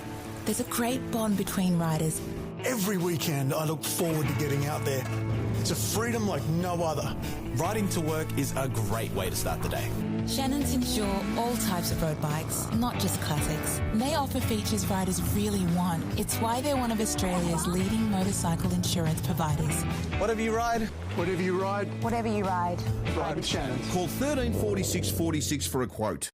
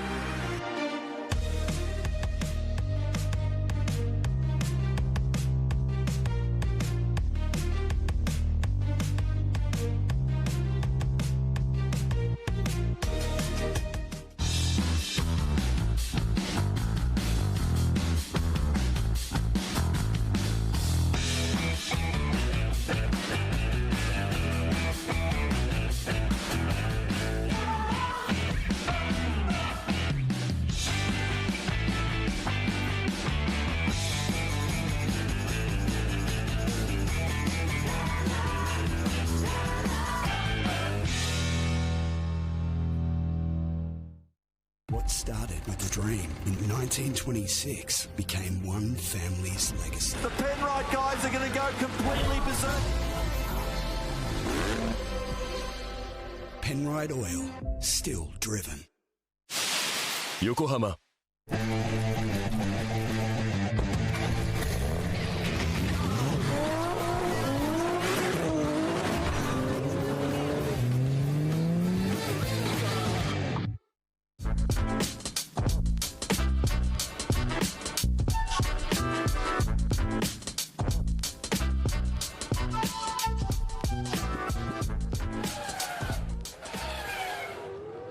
Welcome back to the Repco Adelaide Motorsport Festival. How cool is this? This was some shots from yesterday when it was a little bit drier than what it is now. Brilliant drone shots provided to us by Luke. awesome to see just how close he was able to get to Matty Hill and Mad Mike. Unfortunately, it has opened. The clouds have opened and lashed down upon the Adelaide Parkland circuit. But here they are again, still together on the racetrack, but in much worse conditions than yesterday. Myself, Dan McCarthy, and Nick Lenthal have been joined in commentary once again by Renee. Renee, you joining us for this session and the drift one after this. These wet conditions once again challenging. Oh, he's going to execute it. Not quite. Good attempt. Nearly did the 360. So the clouds opened up really suddenly, so I'm wondering whether Mike and Matty are in the same situation as the other drifters. They'd set up all their alignments and tyre pressures for the dry, and then the heavens have opened up again, and now they're like, oh no, too late to change anything. So too late, yep. You're in it now.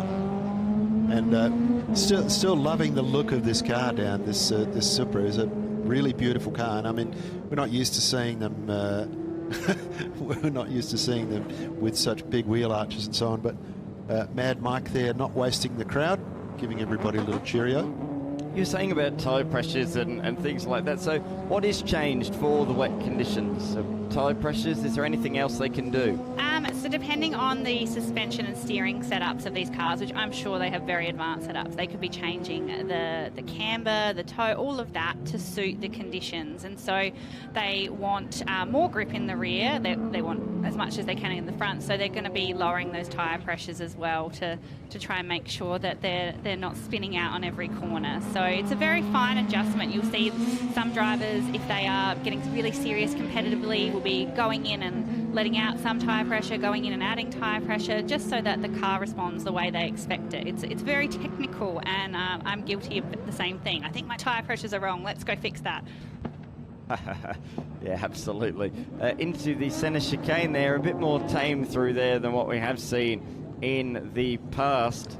Let's see if the old handbrake is applied down at the centre hairpin. No, not on this occasion. But look at the camber of those front wheels. That's absolutely ludicrous, isn't it? You know, as I said in commentary yesterday, you wouldn't want to park it by a curb.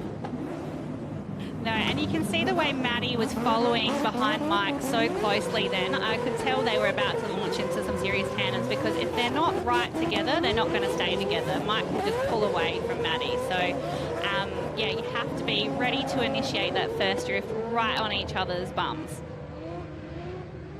In they go, backing it into the what we'd know traditionally as the penultimate corner. This track, oh so different in these conditions. It's a great preview with John and Webb about the track. Oh, we're going to go for more tandem donuts. We saw a bit of this yesterday, and we're seeing it once again. How cool is that? Nose to nose donuts, one arm out the window for both of them.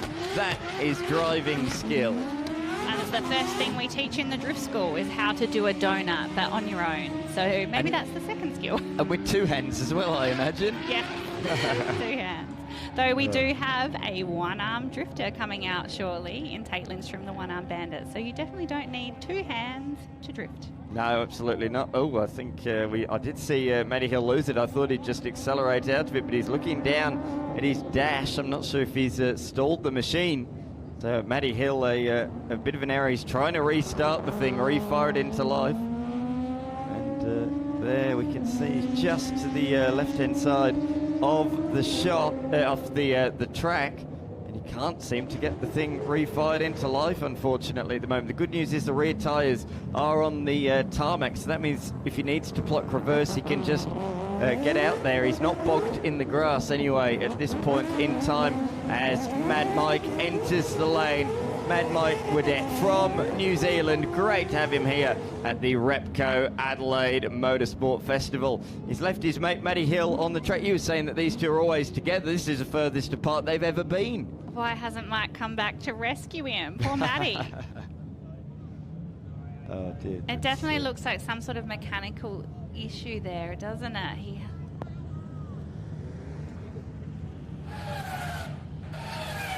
As we can see here, a replay of what happened. Tried the 360, and then the rear didn't come back around. It looped back the other way and came to a stop. So that's a real shame there.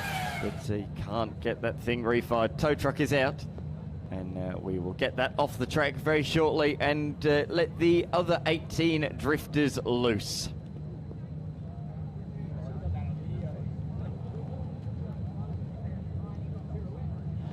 See the out there in the paddock area that David Coulthard is just talking to the crew about his experience out there on a very wet racetrack in the Hypercar. And there's Yanni. We're just going to get some social shots of him with the car. But how cool to have David Coulthard here at the Repco Adelaide Motorsport Festival for the very first time. Straight in the golf buggy. And he might be headed to the Adelaide Marriott Grand Marquis with Charlie Barlow. They are both there, Hakkinen and DC, today at various different points. But look at the crowd down there in the paddock to see these two F1 stars. Very, very cool. Huge crowd despite the rain. They've dressed for it today, though. They've got their umbrellas. They've got their raincoats. And they are ready to enjoy a day's action. We're expecting this rain, I'm hearing, to last for around about 45 more minutes, and then after that it does look clear for the rest of the day. So hopefully we'll be able to get some of the F1 cars and other categories out there over the next few moments. Or what I'm trying to say is those hopefully will be dry by the time the F1 cars, the Hypercars, and those cars that need a dry racetrack to head back out there onto the circuit. We are just getting that car away now, so we won't be too far away from a track resumption. Nick Lenthal, they are parked underneath the Penrite Arch. Of course, Penrite, a sponsor of the event. They've been around for a century now. A great Australian brand. Celebrating 100 years, Dan. Another stalwart Australian company with a strong history in motorsport. We're also privileged to have the Erebus Mercedes V8 supercar here this weekend, which is owned by Penrite, and Penrite Oil has been the choice of champions for many years. Actually, a long history. Absolutely. There is Matty Hill just being pulled off the racing circuit. So many sponsors, of course. Haltech, we saw the Haltech HQ Holden, didn't we, yesterday, with the rotary motor out there. So big thanks to them. Of course, Jay Duca coming all the way over here with his brand new creation. Seems to be making cars every month, that man. He's like an express car build, isn't he? You know, if you need something in a hurry, just give Jay a call. He just did a build for Summernats of a Tirana LX hatchback, and I think he put that together in record time as well. But we've got the Drift Boys coming out now onto the track, and very shortly we'll get Renee to tell us all about these guys. Once again, it's always the same leader, Renee. What is the deal there? Joel Donegan, the eager beaver, and who is certainly honoured to be here in his beautifully refreshed LS3 powered V8 Nissan Silvia. So he is in the lead there, and they're all trying to warm up those steer tyres because otherwise there's going to be some awkward drifting. So try and heat up those tyres, see if they can get used to the changing wet conditions out here that were unexpected. I said about the Adelaide Marriott Grand Marquis, we can see that at the moment Stefan Johansson is down there with Paul Oz on the left there, down there with Charlie Barlow. So this happens throughout the day. There's constantly interviews down there in the Adelaide Marriott Grand Marquis. So at the moment they're talking about the new unveiling of the statue, Nick, that we saw on Friday. Paul Oz making a statue from the tyres that Ayrton Senna used back in period. And the one thing that people out there might not know is there's not one artist there, there's two. Stefan Johansson himself, artist with paint, and Paul Oz, of course, responsible for the sculpture of in the memory of Ayrton Senna, which is expressing the idea of infinity that we saw the unveiling of on Friday, and well received by all the drivers. But you can log on to Stefan Johansson's art on Google if you want, or Paul Oz, and he has done so many works for so many people about motorsport. Absolutely, and I think that is Stefan Johansson there doing his artwork. It's phenomenal what Stefan Johansson does with his art. It's sublime. He's a fantastic artist. So it's annoying, Nick. It annoys me when people are that talented. Not only a successful F1 driver taking 12 podium finishes in his career, but a very good artist as well. And there's, speaking of art, there's some pretty artistic designs in the liveries of these cars, Renee.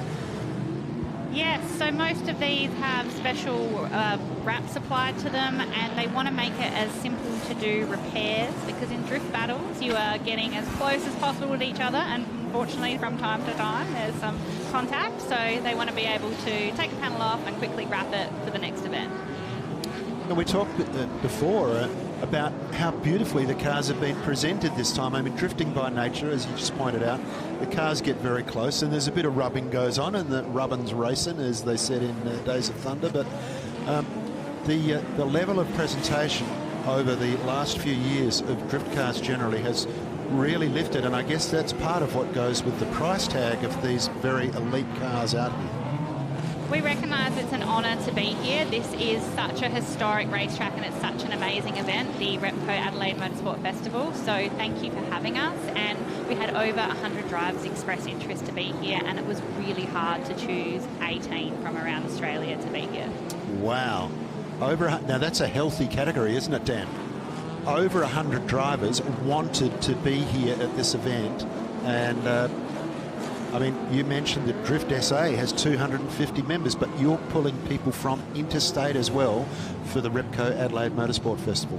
There are so many interstaters, so many from Queensland, from Victoria, New South Wales, you name it, every state is covered here in some category or another.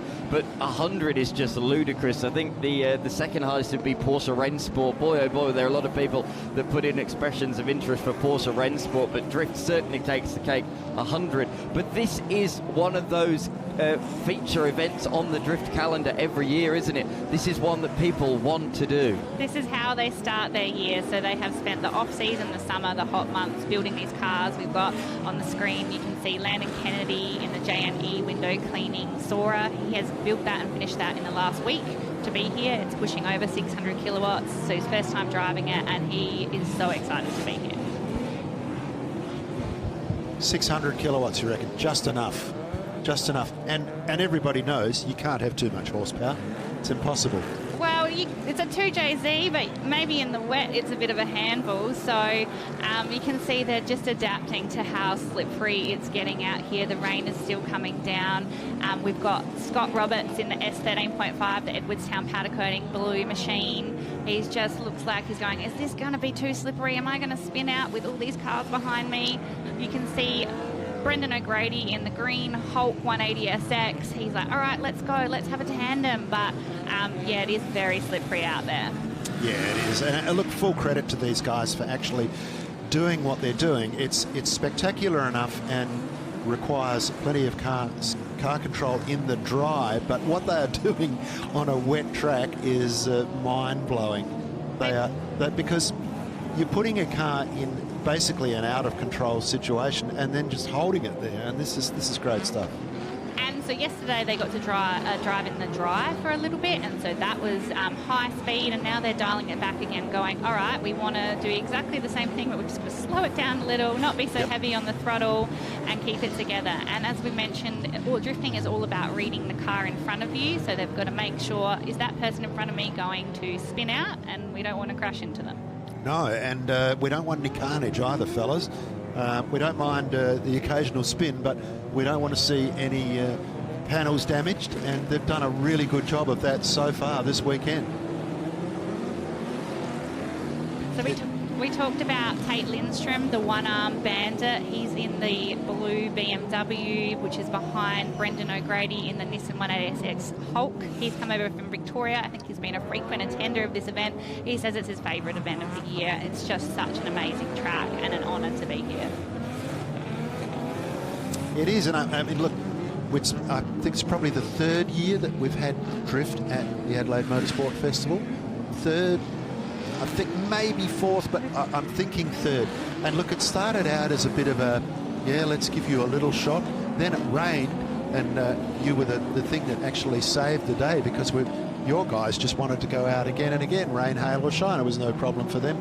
And now they've become an integral feature of the event, and they're just so well received by the crowd.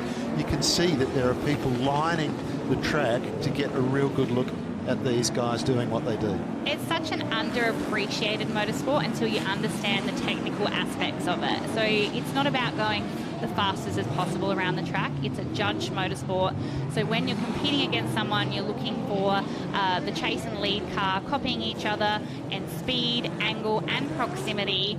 And so to get to this level, you have to have some amazing technical skills, a trust in each other, but also really great reaction times to not have those crashes. So we teach the basics at our drift schools that we hold regularly throughout the year at the Bend and Mallala, and all you need is a rear-wheel drive car and you lock the diff and you can give this a go. So if you ever wanted to do it yourself, come talk to us at the Drifting SA stand. You can do that here today, or you can head on up to the Bend for one of the Drifting SA meets. Check out their website to find out when they're on.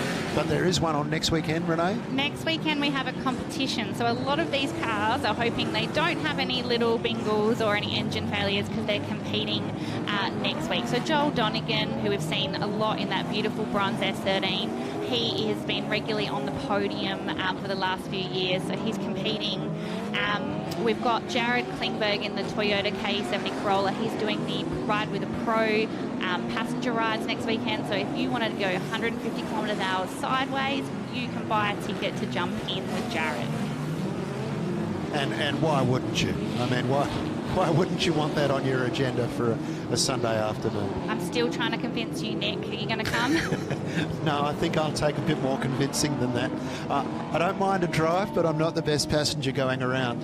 My wife would vouch for that. And then we've got the amazing Slambo on the screen, Mike Lake, who is a YouTuber that likes to do unique builds.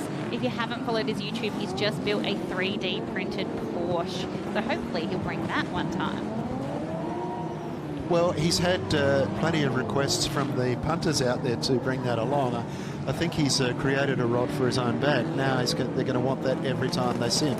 As we see Drift Cat, one of the stars of the show, and the woman who put drifting on the map for women, and as a result, 50 women in your club, and even a separate group, the Glitter Gang, who love a good drift. Oh, she is such an inspiration to us all. 20 years ago, I remember watching drifting and thinking I could never do this, but seeing Drift Cat and look at her just throw that crazy machine around, she made us realise we could do this, and now we have girls as young as 14 coming, and they don't even have a driver's licence yet, but they are drifting on a track. It is amazing to see it grow in female participation. So there you go, Catherine Hewitson, you're to blame for all those women who want to drift cars around, and doing a good job today in this terrific looking VK Commodore. I mean, what a great choice. And I think, did you say it's got a NASCAR engine, this car? Yep, NASCAR R5 P7, and it's making approximately 750 horsepower. So it really is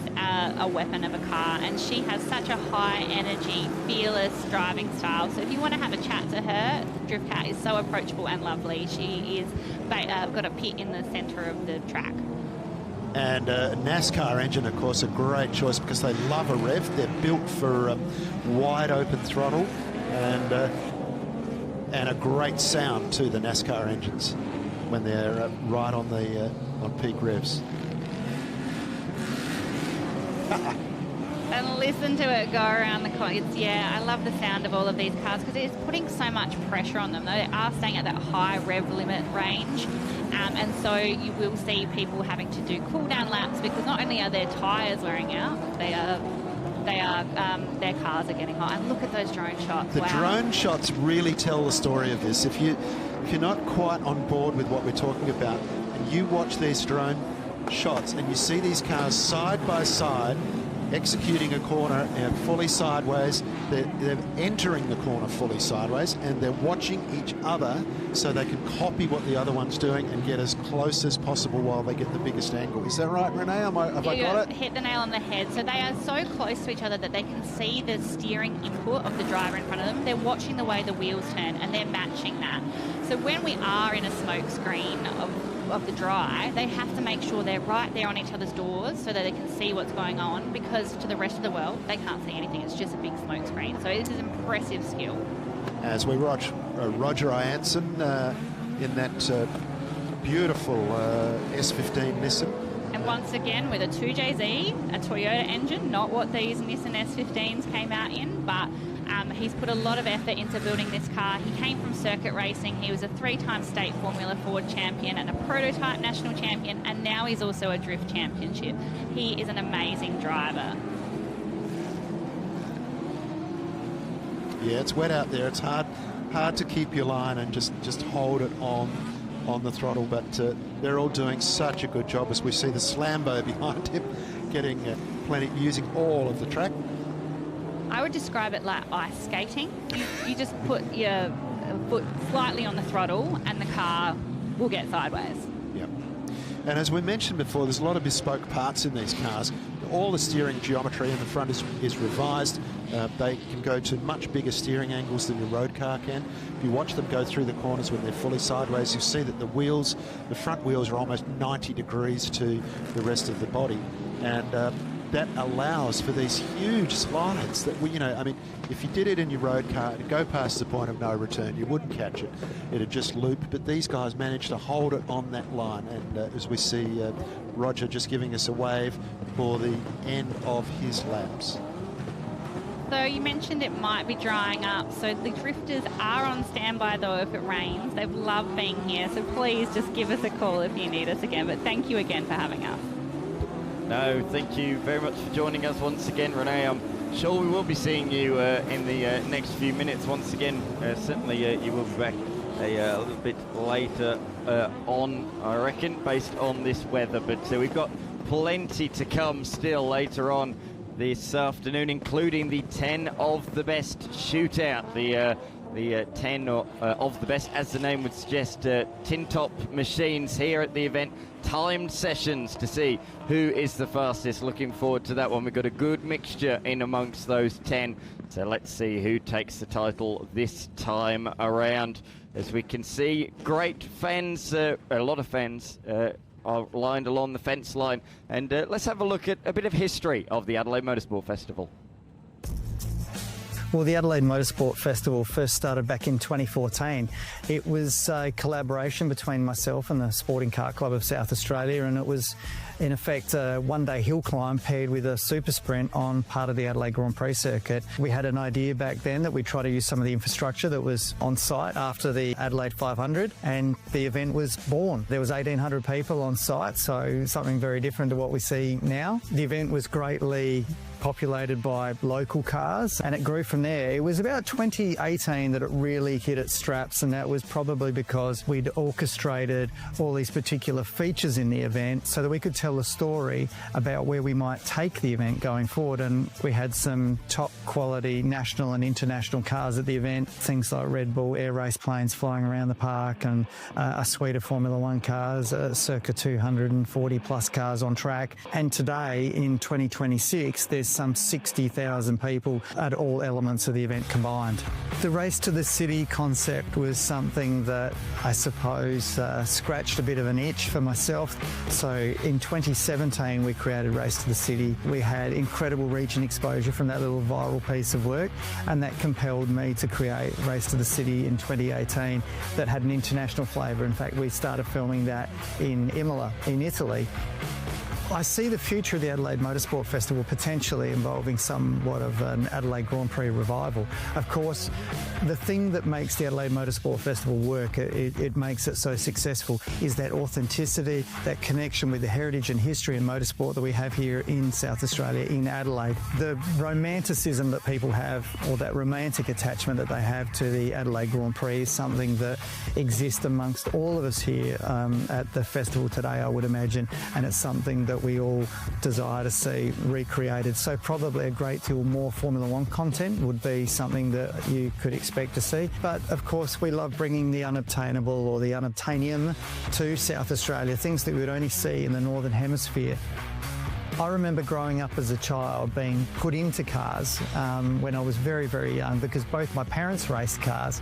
I actually hated cars at that stage. It wasn't until I was 15 years old that then I got involved in motorsport, and I've held a Motorsport Australia licence since I was 16 years old and until today. So I've been an active participant as well as a lover of motorsport. And of course I was brought up in the Adelaide Grand Prix era as well. When I was 14 years old, I would go to the Adelaide Grand Prix and I couldn't afford a ticket to get in, so I would just sit with my back up against the fence and just listen or feel the cars.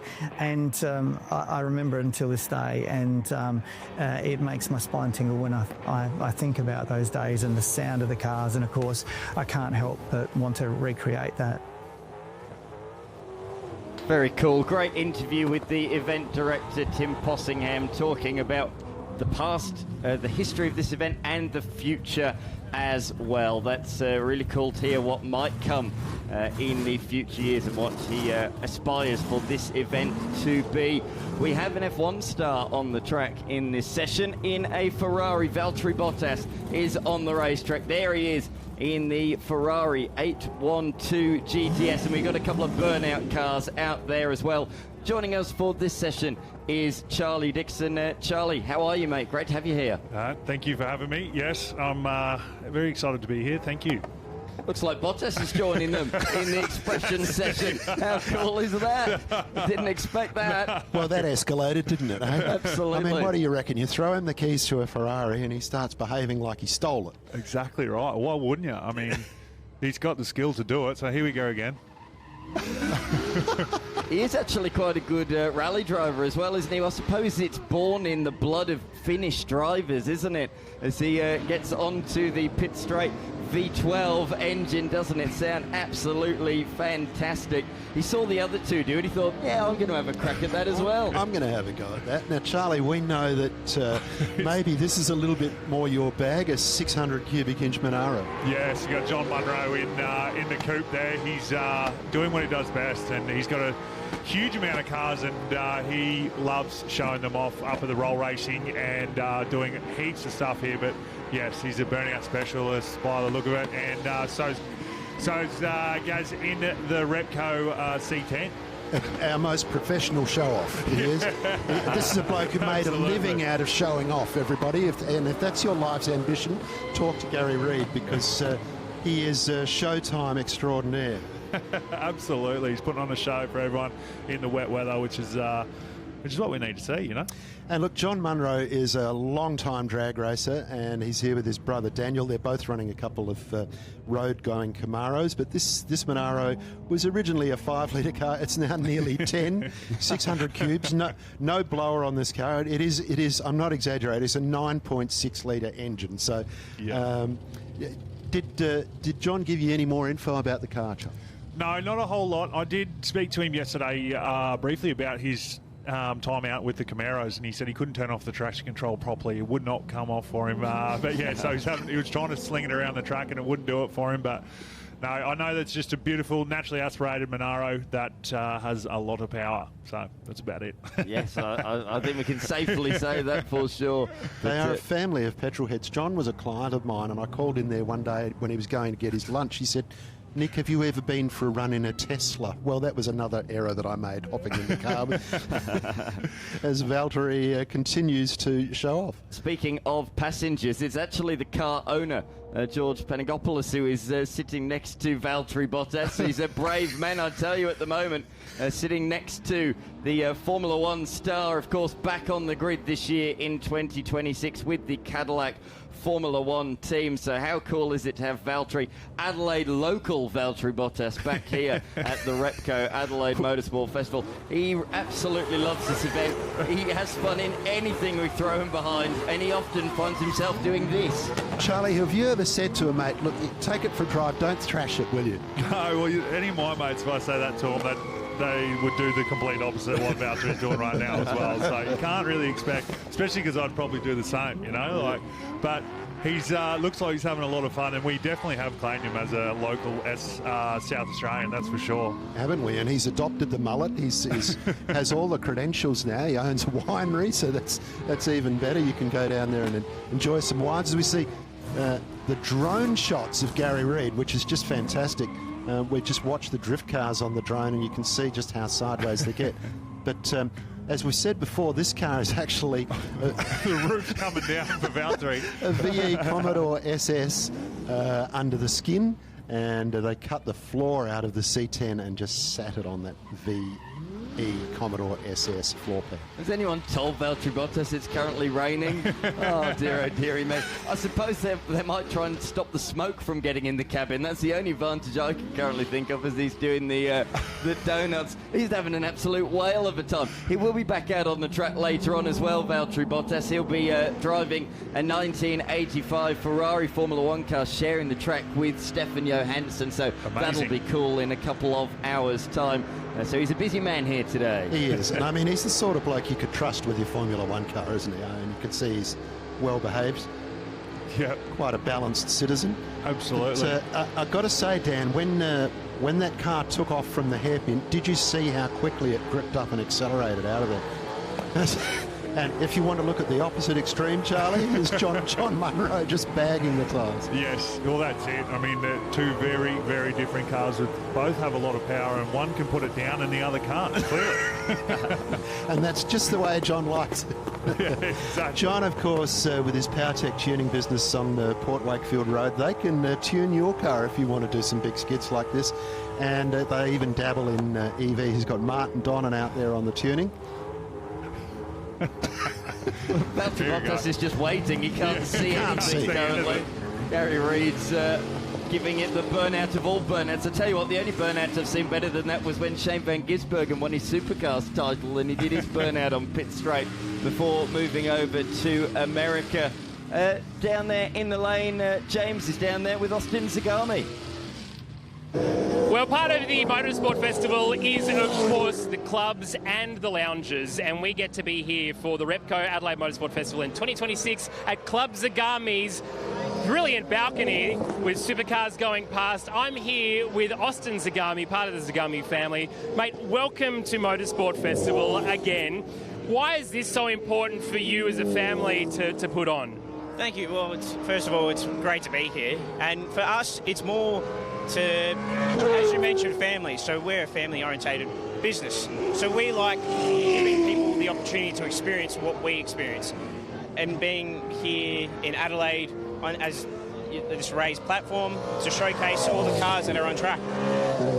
Now, the Zagami family name is synonymous with brilliantly beautiful cars, Ferraris, Lamborghinis, all the rest of it. I mean, it is absolute eye candy for so many people. Do you have a personal favourite that's here this weekend? Oh, personal favourite. There's too many to choose, but if we're talking the race cars, it has to be the 296 Challenge car. I just spoke to Josh Buchan before, who was sitting there. He does a lot of work with your Autosport side. So Zagami is not just about selling cars, it's also about building a community around that car and also motorsport as well. Correct. So similar to the opportunity of being here and seeing it from afar, it allows customers to buy into the experience and being able to be on track and feel the way of almost being there to be a race car driver. Well, mate, thank you so much yet again for coming to Motorsport Festival. It's so brilliant to have you here, and I hope you have a great rest of the weekend with the Zagami family. Thank you. Thank you very much. It was in the 60s that Repco placed its engineering capability foremost in the eyes of the world by winning the World Championship not once, but twice.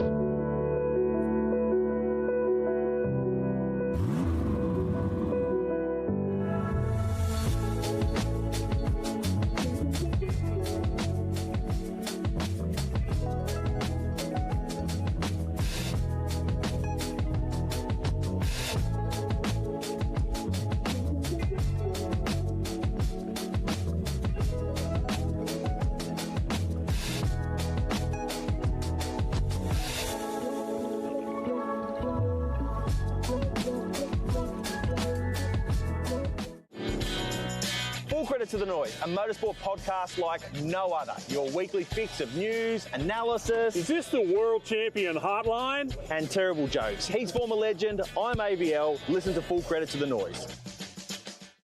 We've come a long way in 40 years. With our new generation of controllers, engine management has never been easier.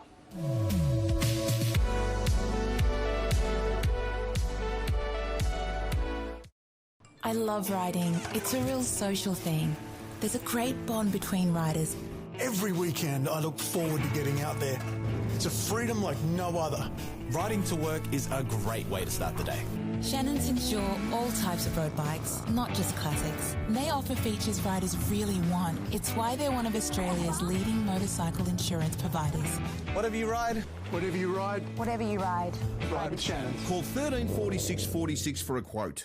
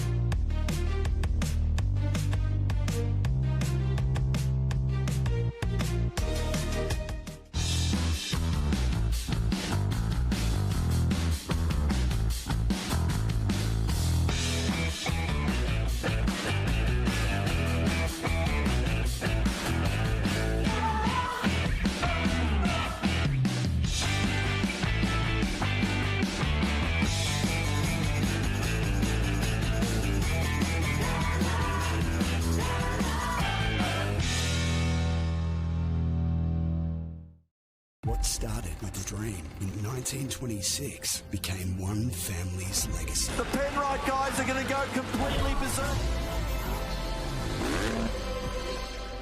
Penrite Oil, still driven. Yokohama.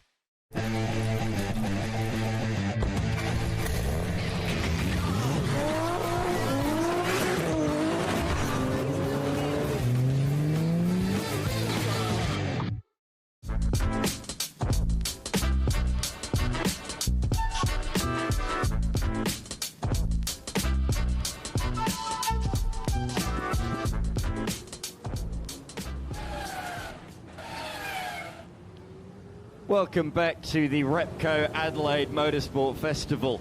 Oh, we had to catch our breath, go to a commercial break after all of that laughter and elation of all those burnouts. Oh, Valtteri Bottas always puts on a show in Adelaide, doesn't he? We've seen him race Bathurst winners, we've seen him drive here, Bathurst winners, Formula One cars and all sorts of different things. And again, doing something completely different, doing burnouts in a road-going Ferrari. Very, very cool, that moment in time. We've turned our attention now to the Lamborghini Temerarios, these brand new Lamborghinis, and Nick Lenthal is alongside me once again. Of course, we do have to say a big thank you to Charlie Dixon for joining us for that session. Of course, he's moved his career on to driving with Dixon these days. He has moved on from Australian rules footy for Port Power and the content generator now we'll call Charlie, and radio show host as well. But yes, Dan, we've got the Lamborghini Temerarios, meaning reckless in Italian, although they're not being driven too recklessly now because they've got a lot of software smarts in them. Some of them driver selectable, but other aspects of it will just look after you on when the track is like this. They're all-wheel drive. There's 2 electric motors driving the front wheels from the hybrid and a 4-litre twin-turbo V8 adding up the horsepower to 920 horsepower. And yet they're quite quiet, Dan. They're not as noisy as some of the lesser cars we've had here this week. That's right, we were just discussing, weren't we, the fact, yes, they are V8 engines, but they're turbocharged and with a hybrid engine, and it means that they are certainly a lot more tame, you'd say, than an average Lamborghini, that is for certain. They look the part, though, don't they? They look absolutely gorgeous. They do. If you can call a 900 horsepower car tame, Dan, that's fine. We'll go with that description. But I'm sure the owners wouldn't regard them as tame because they are actually driving them quite quickly in the rain. Yes, they are, and that's thanks to the all-wheel drive technology in these machines. So they are all-wheel drive again. A bit of a new Lamborghini feature in recent years. This looks fantastic. The green one in particular is my favourite. Yeah. Very Lamborghini. Yep. And look, just to tell you a little bit about these cars, they're the successor of the Revuelto, or Rebellious in Lamborghini speak, in Italian. That was a V12 car, and the V12 is quite heavy. So with these, they were able to save some weight. They're made entirely of extruded aluminium space frame, which uses high-pressure castings to form hollow tubes, and as a result of that, there's far less parts in the construction of this car. There's 80% less welding. Now, that on a motor car, that is a huge difference. But despite that, these cars are 20% more torsionally stiff than their predecessors. So they've done a great job, and you know, this is the nature of cutting-edge motor cars. It certainly is, absolutely right. Very much the case. And yeah, these are all left-hand drive, these particular ones. Charlie Dixon was telling us these are all set to go over to Japan in the coming weeks. So great that they were able to swing past here. With thanks to Lamborghini, a great supporter of the Repco Adelaide Motorsport Festival this year. We saw the Giro category out there earlier on today with a whole range of different Lamborghinis. So great to have them a part of this event this year in such quantity. And look forward and hope that they return in years to come. Oh, finding the levels of grip there out of the hairpin. I think that's the wettest part of the track, Nick, actually, down at the centre hairpin. When you accelerate back up the hill, there's a fair bit of tree cover down there. And I think the wet, it's certainly a bit more moisture being held. It's also one of the lowest points on the track as well. So the fact it's one of the lowest points on the track, the fact there's trees over the top as well, means there's been a lot of rain just dropping down there. Yeah, and yet, you know, when you watch those cars just step out fractionally and they regain their composure, there's a lot to be said for the way these cars have been structured and the way the software is set up to enhance the driver's skills, shall we say.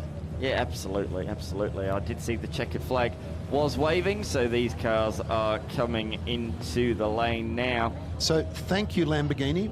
We love having you here, especially anything with a V10 in it, we love. And just another Zagami brand. Zagami for McLaren, Lamborghini, Lotus, Bentley, and of course, Zagami in Adelaide, different location for Ferrari. Yes, absolutely. I did want to say, while we saw those Temerarios as well, that of course they're now going to come into GT3 competition. That is Lamborghini's GT3 weapon going forward. So we've got a lot of GT cars here, a lot of GT3 machines, from Ferraris to Porsches and all sorts in the GT style category. So who knows, Nick, in a couple of years we might very well be saying, and there's the new Lamborghini Temerario GT3 car that was launched at the Goodwood Festival of Speed last year. Yeah, and I know that GT3 very, very close to your heart, Dan. Absolutely. Up there with F1 on your faves. Absolutely. The world of endurance racing at the moment is going through an incredible purple patch. So many manufacturers at the top level in Hypercar in the World Endurance Championship, and then also, as you say, in the lower class of GT3 racing. But also, let's not forget as well the Intercontinental GT Challenge that was here in Australia just a couple of weeks ago at the Bathurst 12 Hour. That was an incredible field. 11 manufacturers there was in that race. It really is going from strength to strength, and there was an old now Lamborghini Huracan in that field that was being driven very well by a Lamborghini ace and a Lamborghini factory driver coupled with Tony D'Alberto and the like. And speaking of Supercars drivers, the likes of Tony D'Alberto, we are moving on to the 5-litre touring car category now. These are for the older spec V8 Supercars, the early era, shall we say, pre-Project Blueprint. There might be a couple of Project Blueprint cars that are out there as well, but mainly it will be these 5-litre machines, including this car that was driven by two Kiwis to very good success in the early noughties. Dan, for the punters at home watching, tell me again the cut-off years for the 5 litres. We had Group C, then Group A, then V8 Supercars. What were the years that they began? Group C finished in 1984, and then in Australia we ran Group A from 1985 through until 1992, and that really ended because of the domination of the Nissan GTR in the hands of Jim Richards and Mark Scaife. And then from there, in 1993, we went to an all-Aussie formula, and boy, was that a success. And that's what we've come to know and love today. It was Holden versus Ford. It was Commodore versus Falcon. It was the Generals versus the Blue Oval.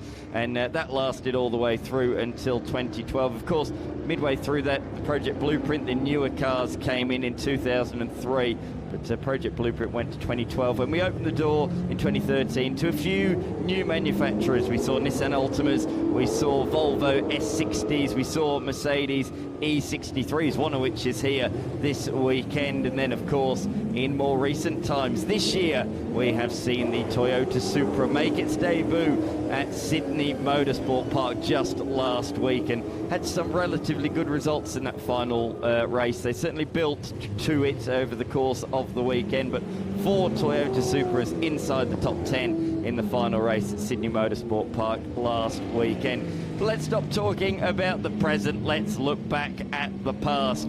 The car number 3, the orange and black machine with the headlights ablaze, trying to move on through on the Team Dynamic car. These two have got very good stories to tell. This one, the Dodo car, was driven by Jamie Whincup in the 2005 Supercars Championship.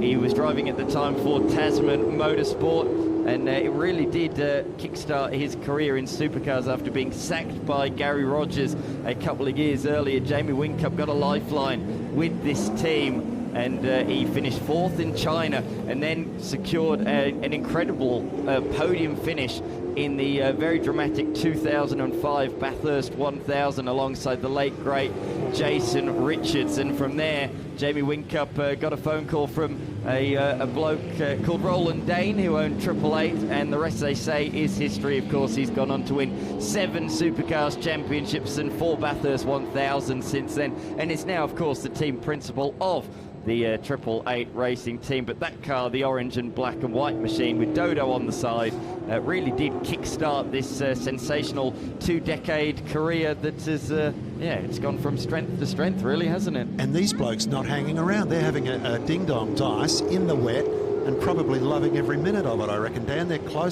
in close proximity. The track is now officially wet, as they say. It is raining. The wipers are on, and they're having a ball. They're not held back at all. Formula Ones, maybe, but not these guys. No, absolutely not. Oh, Scott Dornan getting a little bit squirrely there through the left-handed kick. Flat out in the dry, but in these conditions, you could see not very easily flat at all. Great to see Scott Dornan out there. He only bought that bright red Team Dynamics car. He did say to me, I'm going to try and get it plastered up and have the old livery in time, but he only bought the car 2 weeks ago. The fact it's even out there is a minor miracle, so I'm sure when he brings that car back in the future, it will be properly stickered up as it was back in the day. But a very famous car, Nick, for what it didn't do. For all the wrong reasons. Yeah, exactly right. It's for what it did when it shouldn't have done. Yeah, it's Team Dynamic, in case you don't know, was the South Australian V8 supercar team. It was headed up by Kieran Wills, the father of Simon Wills, and the team was based in Adelaide at Regency Park, and that car did a bit of unofficial testing at Alice Springs on an airstrip when there were only 2 days a year that you were allowed to test your V8 supercars, and that wasn't one of them, and they got sprung and they were very, very heavily fined. In fact, Dan told me yesterday that fine hasn't been equalled since, and that's a very dubious honour to have. But that would have hurt. And do we have a spinner here, Dan? Yeah, it looks to me like the Murphy Richards Commodore has come to a stop down there. It looks like he hasn't nosed in or anything, but he's just gone in a little bit too deep, and he's just about kept it off the tyre barrier. So that's a bit of a shame that his session's come to an end. It doesn't look like he can pluck reverse gear in that car.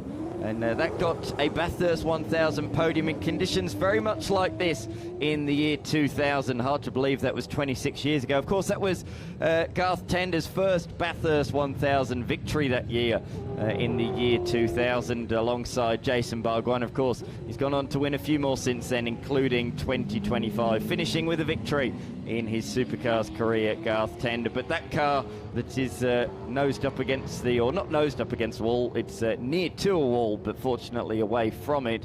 That is a Stephen Richards and Greg Murphy Gibson Motorsport car that finished third in both the Sandown 500 and the Bathurst 1000. Very, very cool to have that here this weekend.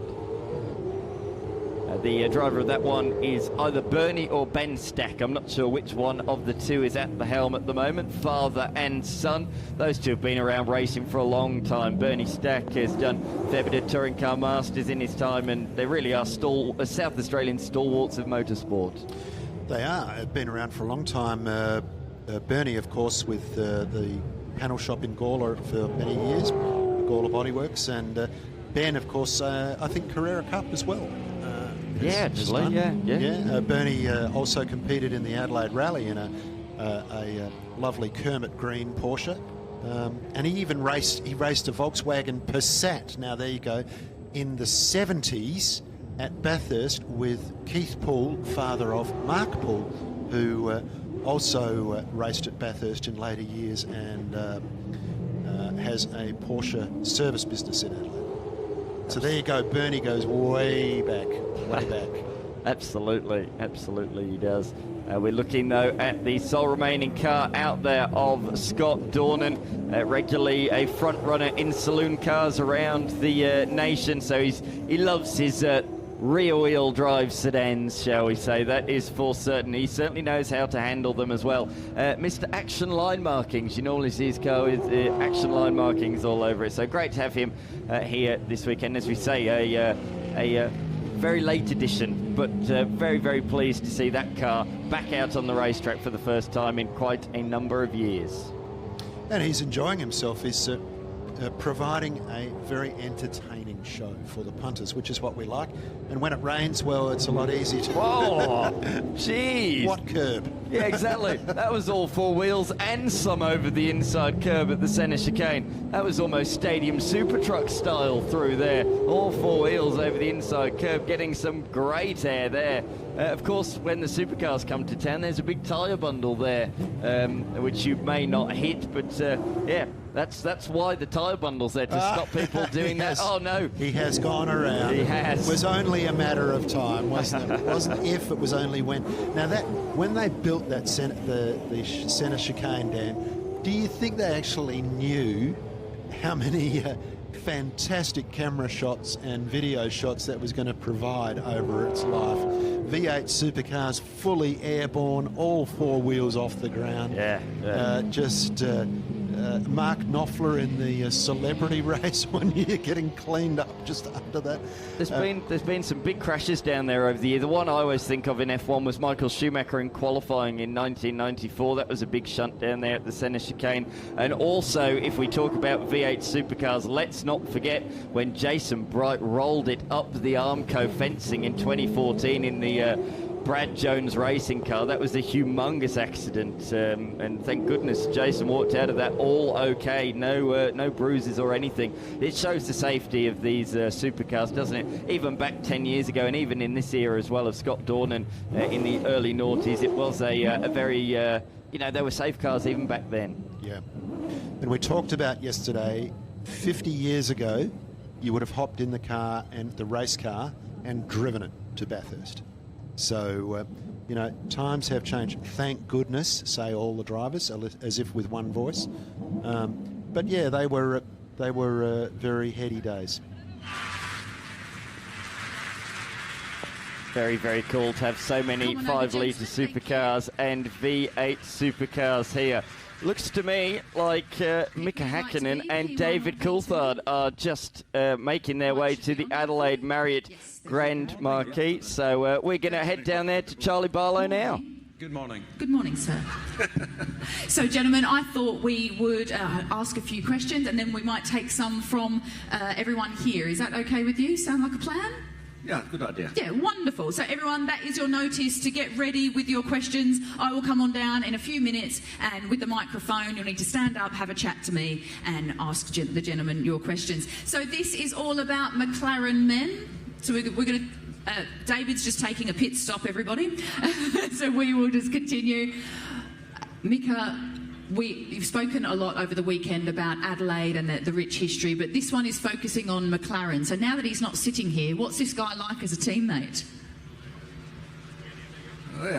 Well, we are one of the longest teammates in the history of Formula One, and we together achieved I think the excellent results for the McLaren team, and also personally for us. You know, it was very interesting. But of course, when you're a young driver, your experience is sometimes this is not good. You know, when you don't have experience, and that makes challenges when you are fighting out there. And collecting these experiences, and the collecting experiences means that way you make mistakes. You don't mean that way you do everything correctly all the time, and that's why, you know, when teammates are racing out there, we have normally identical cars, so that means we are racing together, and then sometimes something happens which is not so ideal, but that's all about learning and experience, but like I said earlier, we did a good job. And David, there's a photo just behind you of both all suited and booted, very happy and smiley times. When do you think that photo was taken? It was a bit tricky for us to land maybe what year that could have been. Well, it could have been 98, 99, and it looks like it. Well, actually, Mika thinks 2000 because he doesn't have a big floppy fringe like he normally has. So normally, maybe that was a bad haircut day for him. But it's clearly the beginning of the season because the suits are so white and shiny. So yeah, we haven't aged at all. Absolutely not. Those early days, beg your pardon, as teammates, what were they like? Were they smooth sailing or a little bit rocky, sir? It's interesting when you come into Formula One. Mika had been there for a few years already, and he'd always been ahead in terms of the journey to Formula One. So you were in Formula Ford 88, I guess. You were in 88, 89 was it Opel Lotus? 1990 Formula 3? Yeah, so 87 I was in Formula 4, then I went 88 to Vauxhall Lotus, and then 89 and 1990 I was in Formula 3, and then I jumped directly to Formula 1. So I started in cars in 89, so I was aware of Mika, and he was teammates with another Scottish racing driver called Alan McNish, and I'd known Alan since I was a little boy because my father and his father had served their apprenticeship together as mechanics, so the families had a long history. So I was aware of Mika, and I was aware of, you know, his speeds and his journey to Formula One, but I didn't actually know him until we became teammates. We had a crash together in Hockenheim. I can't remember if it was 94, 95, but it was at the first corner, and we touched, and Mika went into the tyre barrier, and we were. What was it? Hold on. We went to the stewards afterwards, and I went in, and of course, English is my second language as a Scotsman. English is his third language because behind, I don't know, Finnish and Swedish and all the other languages that they speak in. So I went straight in and said to the stewards, "It was him. He tried to kill me." And they were like, "Oh my God, he must be him." So he got a race ban from the next race, and which I feel guilty about. Who stood in and replaced you for that race? That was expensive. That was expensive. It was you. I remember it was Damon Hill. No, it was me. No, Damon wasn't involved in that crash. But anyway, time. So let's say before we became teammates, we'd already had a little bit of a run-in on the racetrack. And then 95, we're here for the Grand Prix. Mika has a big accident on the qualifying day, I think it was Saturday, and so therefore didn't take part in the race. And I'd already signed to McLaren, so I did my last race for Williams. Unfortunately, I crashed out of that race, but I had dinner with Ron Dennis and his wife at the time on Sunday night after the Grand Prix because my relationship with Williams was officially finished. They'd come from the hospital where Mika was, rehabilitating from his accident. And so it was a little bit of a, let's say, a strange time building up to eventually testing together, because the very first test that Mika did after his accident was at Paul Ricard in the south of France, and it was just him testing, because I think you can tell the story as to whether at that stage I'm not sure you actually knew whether you were ready to come back that year. Yeah, I was spending quite a long time in a hospital. The accident happened in this particular track here in Adelaide, and I was spending here time like 1.5 months. So when I left from here, I nearly had a Australian accent, when I left from here. So of course the time when you are in a hospital and you are in this situation, you don't think about racing. You just think about getting better and getting well. So then finally when I end up in Monaco, I was back home, and a couple of months later I got the phone call that now the time is you to make a decision if you want to come back to racing. And I think the McLaren team was really fair, giving me all this time to recover. And I went to do the test in Paul Ricard in south of France, and everything went well. Of course, when I jump in the car and going to high-speed corners, I thought about it. Oh my God, if something fails in a car, it's going to be again a big one. But some reason I was just fighting with the motions and put that on the side. And I kept my foot down, and same time I also realized that, like, wow, this car is fantastic. It's tailor-made, and it was such an incredible feeling. So when I jumped out of the car, I put my thumbs up and said, okay, let's go for it. Let's go for it, and let's continue fighting. And of course, starting motor racing when I was around 6-7 years old, and the accident happened when I was around 27 years old. I thought I'm not going to now stay back in Monaco in my sofa and watching EastEnders.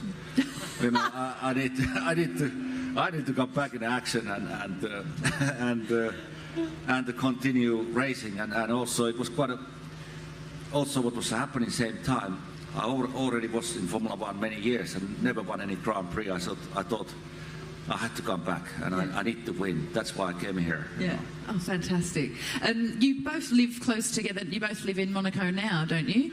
Do you do dinners at each other's houses and things like that? Does the McLaren friendship continue? Well, the last time Mika came to my apartment, he stole something. Don't tell the story, please, David. No. And so he's on my naughty list at the moment. Because this is a family show, I won't describe exactly what he stole, but it was something from my bar that how can I explain without explaining? He stole something. And it wasn't alcohol. Next subject, please. Next question, quickly.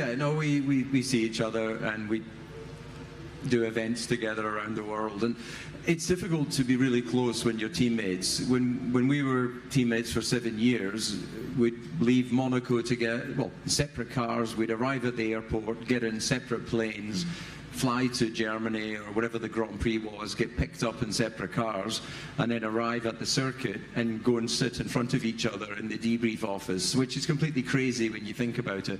But you just didn't want to spend time with your competitors. So your teammate is the person that you develop the car with. But of course, if Mika's winning, then I'm losing, and if I'm winning, it's the same for him. Yeah. So it's a difficult relationship to really be friends. And this is why whenever you see teammates getting along really well, Lando and Carlos, that's because they didn't have a winning car. If they were teammates in a winning car, they would not be friends. It's just not the way it happens. So you'll only ever see it on Netflix when the team's maybe 4th or 5th in the championship.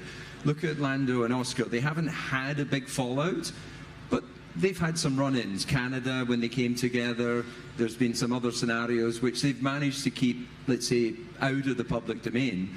But, Lando does not wish Oscar any luck, and vice versa. Nor should they, because they are competitors, and you might get one chance to win a world championship. If you're lucky, you get more. So putting all that to one side, once you retire, and Mika retired, obviously earlier than I did, then you know a lot about that person. So, I know Mika very well, and he knows me very well. So we don't need to waste time kind of peacocking around each other. He knows when we're like an old married couple in that respect. He knows when I'm grumpy, he knows when I'm happy, and well, he only does grumpy, so... What do you say to that, Mika? Is that true? You only do grumpy? No, it's not true. Alrighty, let me jump down and take some questions from the audience. Who's got a question for... Oh, hands going straight up. Can you please hop up for me? Come on over. Just so the gentleman can see you. Far away. G'day, David and Mika. Lovely to have you here in Adelaide. Now with the introduction of Cadillac into F1 now, and looking at the beautiful Jaguar F1 car out there, what manufacturer would you like to see in F1 again, like a Toyota or hopefully a Jaguar back into F1 again? Which manufacturer do you want to see back in F1? No. I thought he said, what's the question? What he said to me was, that's a good question. We don't have a good answer. Well, first of all, I think that the market is always very important factor, that way, which car manufacturer should enter to Formula One. And of course, Cadillac is fantastic because Americans are very excited about the Formula One at the moment. The companies are happy to do business with in USA, so that's a great thing. Maybe there should be other American brand coming to Formula One, but you're not. This is very exceptional already. That way, there is more teams than normally. So I wonder. I don't think you can even enter anymore to Formula One. No, one more can enter, and if Formula One keeps going the direction it is, maybe it will be Tesla.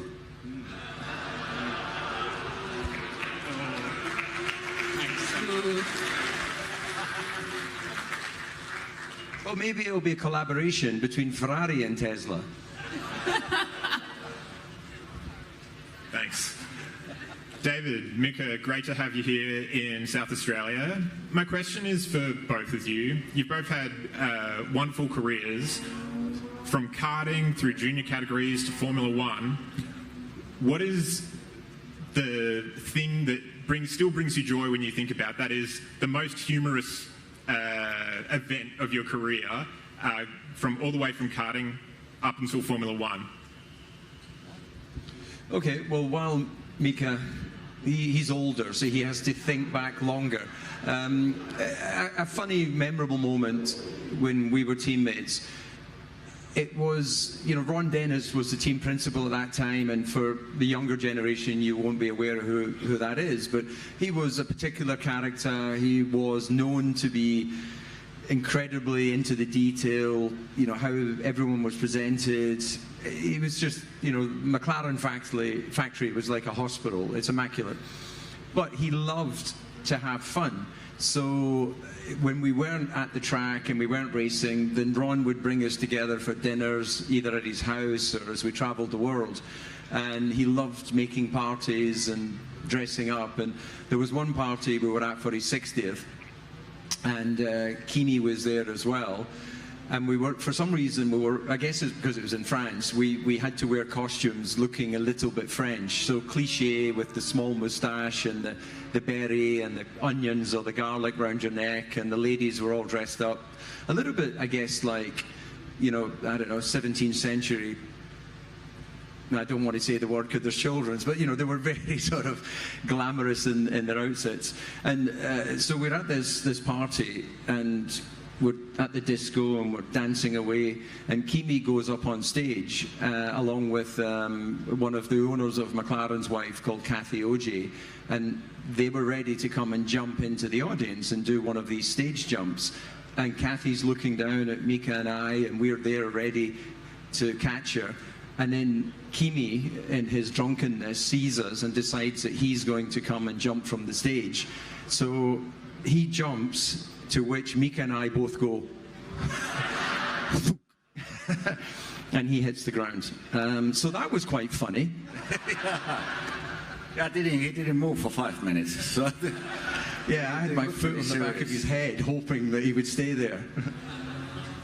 Yeah, for me, again, the Ron was good in these parties and organizing parties. And once we went after Brazilian Grand Prix, we went to one island to stay there for a few days, and then Ron had the idea that wait, tonight when we're going to have a dinner, everybody have to dress up, taking just something from the nature. So otherwise you are naked, but just you have to find something from the nature. Like bushes and like palm trees made into nappies and into bras. Actually, I'd completely forgotten about it, but only from the island we could use clothing. And of course there was little bugs and things like that. I'm hoping there wasn't any hot food served at this dinner. Yeah, it was high risk. High risk dinner. Gentlemen, this is Lee. Lee's from Melbourne. He's got some interesting wet weather attire, but we'll just run with it. There we go. Please fire away the question, Lee. Hi, Mika. Hello, David. In the MP412, you had an extra pedal. How did you both get on with that? Sorry? Yeah, it was very clever. It was very clever, and we had a car in that year. What was it, 97? Yeah. 97. We had a car which, when you enter with that car in the high-speed corners, it always understeered a lot. It doesn't matter what we did with the suspension, with the aerodynamically, it always understeered, and we always lost a lot of time for the competitors. So the engineers, the designers decided to create the second brake pedal. And what that means, that way, in the right-hand corners example, when you press in this second brake pedal, it was locking inside rear tire. So it physically just turned the car in the corners. So we were every time in the high-speed corners, we were gaining 2-3 tenths of a second. There was only one problem, was because you had a little switch in the steering, which is, of course, on the left-hand side it was left corners, and on the right was right-hand corners. And in the chicanes, if you forget to change the switch, it was quite dangerous a couple of times. What was interesting with that technology, because it was the first time it had been introduced to Formula One, so it's a little bit like a tank. You know, a tank turns because you slow down the inside track, and that's exactly what it did with the car. So when we were both testing that, the engineers can see a certain amount on the data, but individually we both worked out we could also use it coming out of slow corners to reduce inside wheel spin, which gave us some extra traction as well. So without discussing it, we both ended up developing towards using the same technique, and I could see on the data that Mika was doing it and he could see that I was doing it, but I don't remember us ever telling or talking to the engineers about what we were doing. So it's an interesting relationship when you have a teammate, because you see everything in how they're driving the car. It doesn't mean that you can then drive the way they drive, because Mika has a particular style of driving, I have a style of driving, and there'll be places where he was always quicker than I was able to be, and there's places on tracks where I was always quicker than Mika was able to be. So we were constantly looking at each other's data to try and understand how can we find a little bit more performance. And it's kind of one of the I'm not sure that happens in other sports. You know, you can maybe analyze what Federer's doing on his his tennis play by slowing it down, but we actually get to see kind of the input, you know, the throttle, the brake, the steering. We have all that information on each other's performance. Thank you, Lee. We'll just move over here. I'm conscious that I'm blocking people's view. Please fire away with your question. Gentlemen, thank you for coming. My name's Carl. We all know the Netflix series Drive to Survive pretty well.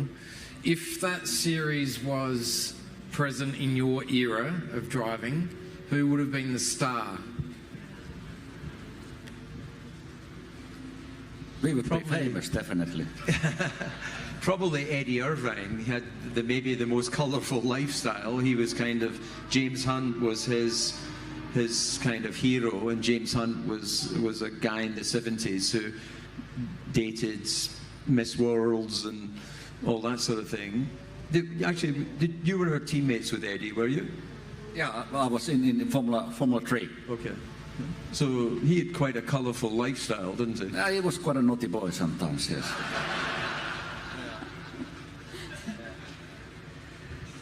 Thanks for coming down, gentlemen. I'm just going to ask you, what was your favourite racetrack and which one was your worst? Favourite racetrack for me was Spa in Belgium. High-speed roller coaster ride of a racetrack. Scene of one of the races, we fell out a few times, but we fell out there. 99, Mika was on pole as normal, I was second, and I made a better start, and coming from the outside I turned in towards the apex and we touched, and I then was able to use momentum to take the lead, and his lip came out and I disappeared off and won the Grand Prix. But that was my favourite. And my least favourite, you're driving a Grand Prix car. It's very difficult to ever not feel an amazing adrenaline rush. So it wasn't maybe about the circuit. It would probably be more about the location. You know, some places were just a bit difficult to get to and not that inspiring, you know. So, but I can't think what the worst track was. But your favourite and your least favourite? Yeah, for me, one of my favourites was Barcelona racetrack. It was good fun. High G load, long corners, so you felt all the aerodynamics and the power of the car. It was a fun track to drive. And then what I didn't like was I didn't like too much the Canadian circuit. That was a bit tricky. That's interesting because I loved Canada because it was a big braking, so I was always better in braking than Mika was. I hated Barcelona. He won there a lot and I stood there beside him in second or third. Yeah, you've now brought it back to me.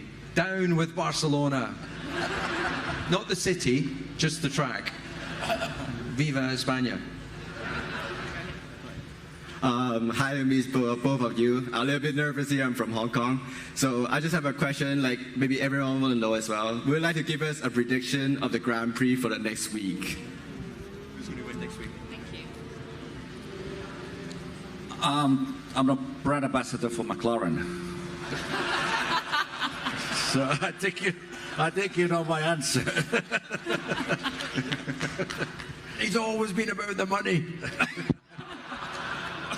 But definitely, I can, you know, I think the Mercedes, I believe, have done a good job with the engine and all this. So I think they're going to be very strong. But quite a few teams having a Mercedes engine, so it's not so obvious.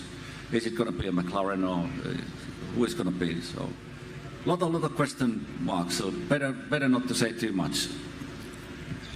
Colapinto and the Alpine. It's all in the Netflix strategy for season 9. Hello, Mika, David. Hello. Hey. We're just over by the signing session table, just over to your left. A lot of drivers, a lot of guests have said that F1 should return to Adelaide. Firstly, would you like to see it return? And if it did return, the way Formula One is now, how would it actually go? So, I guess the Grand Prix that was here was fantastic. Everyone loved being here. And then Melbourne has obviously established itself as that Grand Prix circuit over the last several years. And I think it has a contract until 2030 at least. So we're all at the mercy of the financials and the bids that happen.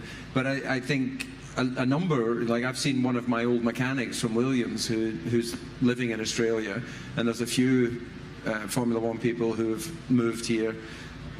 Gentleman that we work with, a guy called Mark Gallagher, has a house close to here. He spends half the year down here and half the year back in Europe.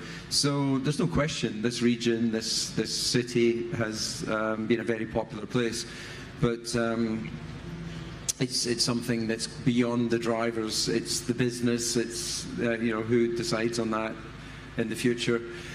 I think it may be similar to BBC used to have the rights to Formula One. So when I retired, I was working for BBC as a pundit and commentator, and they actually gave they had about 3 years left on the contract, and they gave it to Sky because they didn't really see the Formula One as something that was interesting for the future. So you can imagine how good that guy feels that gave away the rights to Formula One to Sky, because Formula One has obviously grown massively, and especially with the younger generation, which is great, because Formula One's about technology. The kids are the ones that are going to develop the new technologies and use that in the future. So, you know, we love being part of that, actually, developing the tech with the engineers. So when Mika was explaining about the extra brake pedal and other systems that we had, that was one of the fun things about driving Grand Prix cars. You know, the sky was the limit. Mika, your thoughts on whether Adelaide should return as a Grand Prix? Yeah, in history, this was the last Grand Prix of the season. So everybody at the racing team, mechanics, everybody, marketing was looking forward to come here. And to finish the season, you know, there's such a great restaurants, great bars to go out in the evening, great hospitality here in Australia, in Adelaide. So everybody was looking forward to come here. But I know that way that the Grand Prix racing these days, you know, when you need to build the track, it has to be incredible. So the investment is huge, what you need to make to create the racetrack, which requires the safety, what is happening in Formula One racing, including all the rest of the stuff. So, but maybe one day. But it is an expensive investment for sure.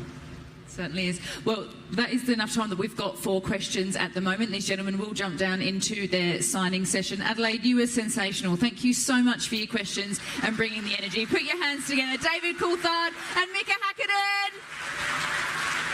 Thank you. If we could just take a photo, please, gentlemen.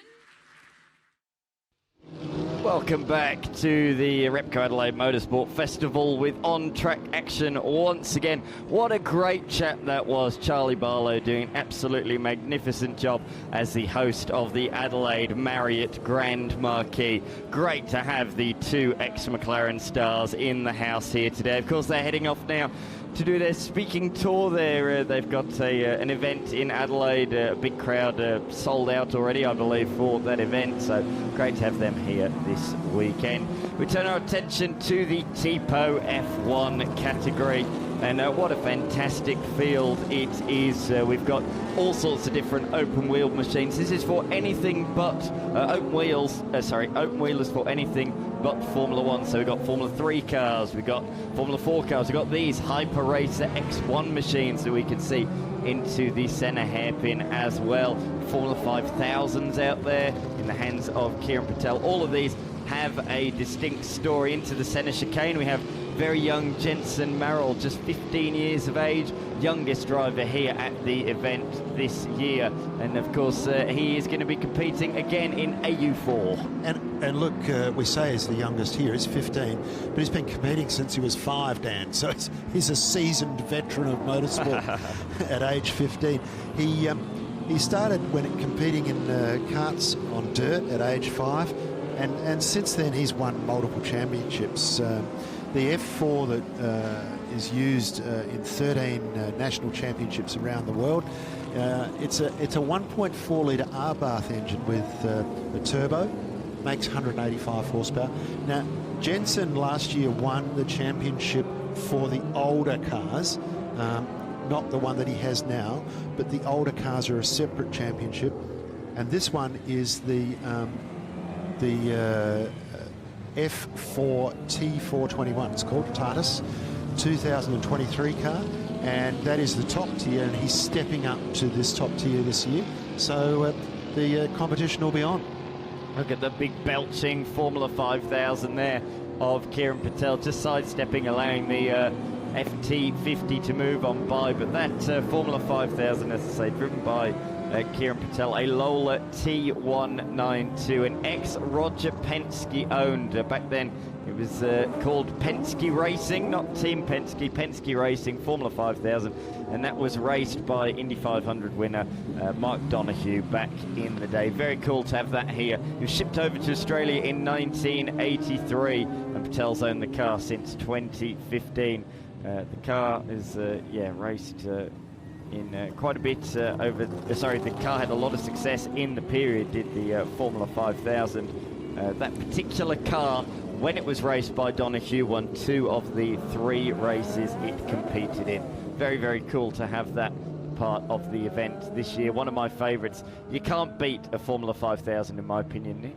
No, they're a very liked category, and even Elfin Sportscars just down the road here from us at Edwardstown built Formula 5000s for Alfie Costanzo, Gary Cooper, trying to think of some of the other people. Well, John Harvey had time in a Formula 5000 as well. So we had our hand in building them as well. But Mark Donoghue, the driver who you mentioned, who was an Indy 500 winner, he also drove the Sunoco 917 Porsche that you'll see here today. And Dan, every time he went near that car, he won a race. Absolutely. So right. much so that they said, I think we'll change the regulations, got to fix this. Yeah, 100% correct there. And that's come to a close now, that category, I think. I think that was the checkered flag. I didn't quite see the colour of it, unless it was a blue flag being waved to say it's someone about to pass. You hadn't seen those Hyper Racer X1s until this weekend, had you? The Hayabusa powered machines, the Hyper Racer X1 with the full ground force, the ground effect, downforce cars. They are very, very unique, and that's part of the Australian Drivers' Championship, a whole field of them, and they'll actually have their first round of the year at the Bend in 2 weeks' time. Right, and that would be something to watch. I mean, talking nearly 200 horsepower in these motorcycle engine-powered cars, but 400 kilos. In fact, they weigh under 400 kilos, Dan. Yeah, it's incredible. The power to weight, 200 kilos in a car, 200 horsepower in a car that weighs 390 kilos. It's ridiculous. It's like driving a bee around. Well, it'd be like driving the Pagani Hoyer. But beautiful looking little cars, state of the art, 2025 cars, and Harry Strick in one of those as well. In the session that we just had. Absolutely, yeah. Harry Strick, who debuted at Winton, had a couple of very, very strong results. 3 podium finishes on debut, and Zach Catlin out there as well. And as I say, they'll be at the Bend as part of the Hypercars Super Series in a couple of weeks' time. The season opener for that. Looking forward to that at the Bend. But let's turn our attention to Porsche Rennsport, Nick. We got a full field, always a capacity field of Porsche Rennsport machines this year. Absolutely no different from racing cars from the mid-80s through to modern day road Porsches and everything in between. It is literally a Porsche fest. There's no doubt about it, whether it's a road car, whether it's a race car, whether it's a rally car. If it is a Porsche, it is welcome in this category. And you can see the starters being a little bit discreet here. He's starting the cars one at a time from the other side of the circuit, what we call the start line for this event. It's not the start line for an Adelaide 500 or for the previous Grand Prix, but it is the start line we use for the Motorsport Festival, so that they're not roaring into turn 1 together at the centre chicane. Absolutely right, and there we see the first couple pull away, including Zach Hegde. There he goes, sweeping through the shot.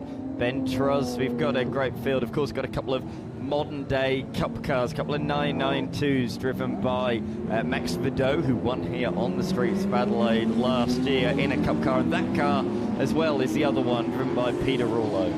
That's right, yep, both in those matching cars. Max Vidot, of course, is a local entity, and his parents are MV Automatics, is their business in Blackwood. But Max, a long-time runner in Porsche Cup, and even before that, dirt karts, has been very successful in everything that he's done. And I think, Dan, you said he had a run in Super 2 Correct, as well. yes. So dirt karts, tarmac karts, unfortunately. I saw the back of his kart quite a lot, so I decided to sit in a box instead. And then he moved on from there, as you say, into circuit racing. Had quite a few podiums in Super 2 the one year he did that. But he really has found a happy home in Porsche Carrera Cup in recent times. Yes, a very successful driver. He's won several races, including at the last round of the last season here on the streets of Adelaide. A very big victory in his career. Yeah, and also raced for Bob Jane in the Carrera Cup. That's a beautifully turned out car too, in that colour. It is indeed. That one there that we're looking at was Peter Rouleau's, and here we have Zach Hegde swinging through his Ben Truss. Now, you really like that one, the bright orange machine, an old school Porsche. I do. That's I think it's a Carrera 3.2 litre. I thought he was. I thought I lost the rear them for a moment. The way that turned into the corner just turned on a dime. It was absolutely incredible. I thought he was losing the rear end for sure, but no. Those modern Porsches stick quite well to the ground, even in these conditions. They're very, very good, Dan. When you watch the Porsche one-make races, they are just such a well-behaved car. They're so composed on the circuit.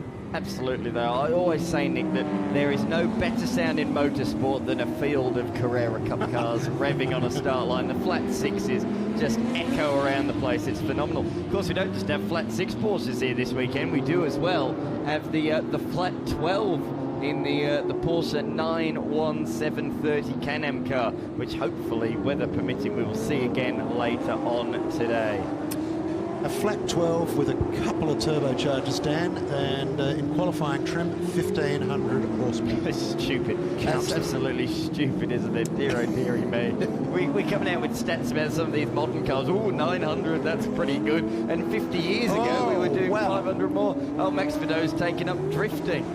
Well, that's all right. Renee's in here. She can talk us through this drifting look, we might have to get her involved if he keeps that up, because he is thoroughly enjoying this, and he was proving that if you've got the button set in the right spot, you can just drift the car on the throttle to your heart's content. Absolutely. Yeah, I think the mist's getting quite bad down there towards turn number 1, isn't it? It is getting hard to see. This side of the track doesn't look too bad, but certainly down towards the centre chicane, visibility is very much not at a premium. This is the Perry Spirides car, is it? Car number 25? No, Brenton Jordan, sorry, in a GT4 RS. And Brenton Jordan, of course, the man behind Australian Clutch business, which he started some time back and then sold on after having won numerous awards for the business, but more importantly, Dan, selling components for clutches all over the world. In fact, when the Focus RS was released, he said to me, I've got a kit for that, we're going to market that overseas. I said, isn't that like selling coal to Newcastle, selling something out of Australia to England for a Ford RS? Oh dear me. He's quite a regular, isn't he, at this event, Brenton Jordan. Great to have him back once again. I really like the GT4 RS. I think it looks absolutely fantastic. It's a for somebody like you and me, Nick, a budget way of owning a sports car. Yes, depending on what your budget is. What I'm trying to say is it's not in the hundreds and hundreds of thousands like some of these immaculate supercars that we have here this weekend. No, and it's probably very, very drivable too for those of us who are amateurs. Don't know if Zach Hegde's got a problem. It looks like he has in his rally car, pulling off to the side of the road. A regular in the competition class of the Shannon's Adelaide Rally. As we look at one of my favourites here this weekend. Look at the rear wheels, the way they stick out the back. It's the Lachlan Harburg machine, the 1990 Porsche Cup car, designed to look like the Cup car from the early 70s, and it does. It absolutely does.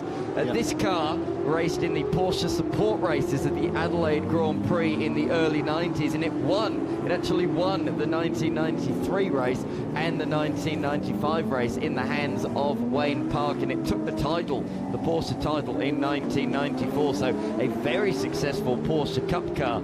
Now Lachlan's father previously owned the car, and he sold it on, but now Lachlan's bought it back. Last year Lachlan purchased the car and he returned it to its 1993 livery, but in between, as you say, Wayne Park, multiple successes in that car. Absolutely, yeah. Zach Hegde has not moved, so certainly a problem in the Renin Motorsport Porsche. There'll be yellow flags down there as Max Vidot moves on past Harburg. It's certainly not using as much of the curbs as Max Vidot is, that's for sure. Well, I don't think there was a lot more that you could use. But yeah, it's a very striking looking car, Dan, the number 42 car of Lachlan Harburg. And everyone remembers those RSR Porsches. They were really muscly looking things with their big guards. Absolutely. A die-hard Porsche man is Lachlan Harburg. He not only has this car, he has that 91730 Can-Am car that we were talking about. He's brought both of them here this weekend. And also, in his spare time when he's not driving those two immaculate machines, he's racing in Porsche Sprint Challenge as well. So he races Porsches as well. The only problem he's got at the moment is only one of his windscreen wipers are working. And the bad news for him is it's the passenger side windscreen wiper that's working. The driver one is not. But I don't think he'll care too much at the moment. Oh, they're back work. It's trying. It's trying. Hey, it's back going again. There we go. Oh, no. I think the splines might have worn out on the driver's side. But anyway, we'll deal with that another day. He seems to be coping okay, Dan, even despite that. And I think these guys at least are doing a great job of drying out the track surface. And I reckon it's stopped raining as well, Dan, so we've got a bit to look forward to. Maybe we can get the F1 cars out again, and even the hypercars. Absolutely. Angus Sobels we're looking at the moment, 2006 Porsche Cup car, VIP Pet Foods, of course, emblazoned on the side. Boy, oh boy, was that a successful car in that era of Porsche Cup racing here in Australia. And that really was around the time of Craig Baird's domination, and it's just great to see that car out there on the track. Of course, Craig Baird still holds the record of most amount of Porsche championships by quite some margin. In fact, at the time, I think when he retired from driving, he had 6 titles and everybody else had 1. He had 6 more titles than anybody else back then. Of course, in recent times, Harry Jones has been a bit of a force to be reckoned with. He's taken a couple of titles, but last year, after many years of trying, it was absolutely fantastic to see Dylan O'Keefe finally take a title. Thoroughly deserved, I felt, after many years of trying. So I was very pleased to see Dylan O'Keefe, one of the friendliest guys in the paddock. Really good to see that. And speaking of Porsches with the significance there, we saw the Glenford's car, the Simon Delamalva. Indeed, so this car certainly has a lot of history over the years as he moves up the Glenford's car has been around for a long time. It's been at this event on quite a number of occasions, hasn't it? Yep. Yeah, we've had some real iconic cars here. We've had a Peter Fitzgerald Porsche here this weekend, and also that's a 944, or was it a 968, the Peter Fitzgerald car, I think. And there's also been a similarly liveried Porsche 911 at the event here this year. And in fact, speak of the devil, here comes the Falcon-sponsored car just past us now. I was trying to think of that tyre manufacturer name. Yes.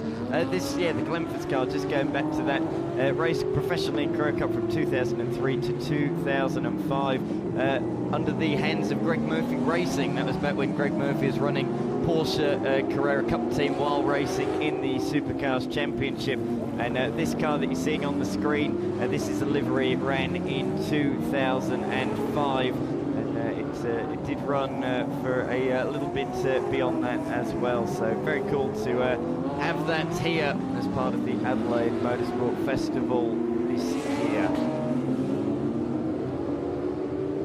It did compete actually at the 2023 and 2024 Motorsport Festivals as well. In fact, Nick Percat had a bit of a steer of it the one year, if memory serves me correctly. So great to have it back, not in the hands of Nick Percat this year. We've got plenty of other stars and cars this year, which you can see the Ormsby machine just flicking it up the inside of that historic Porsche from the mid-80s. That's just a real showing of the eclectic mix in this category this year, Nick. You've got noughties, you've got 90s, and you've got 80s as well.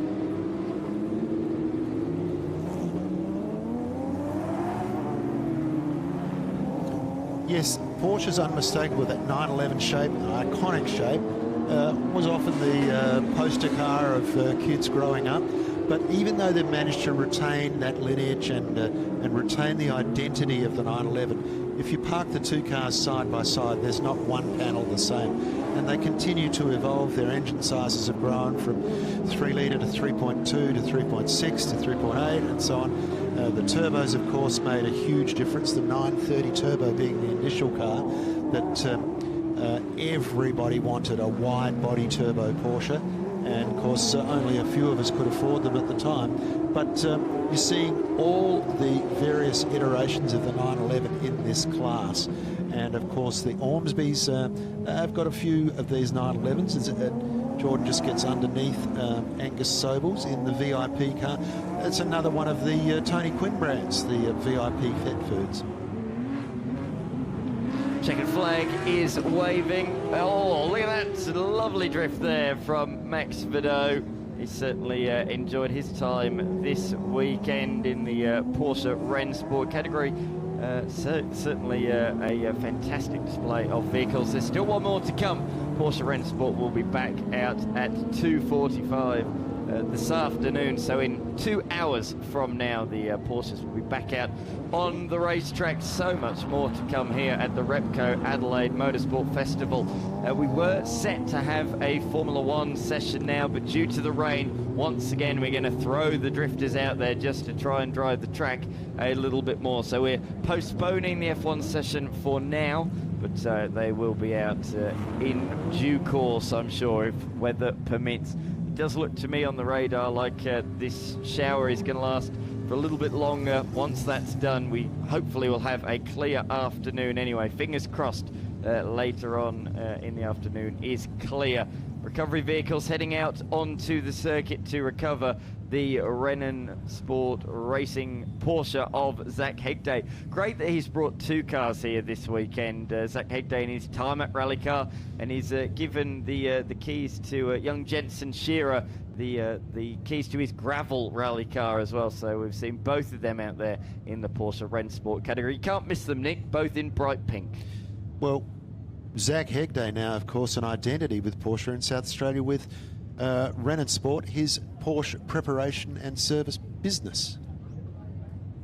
We've over the course of the weekend seen some fantastic onboard image, and here's some of the best stuff that we've seen so far this weekend.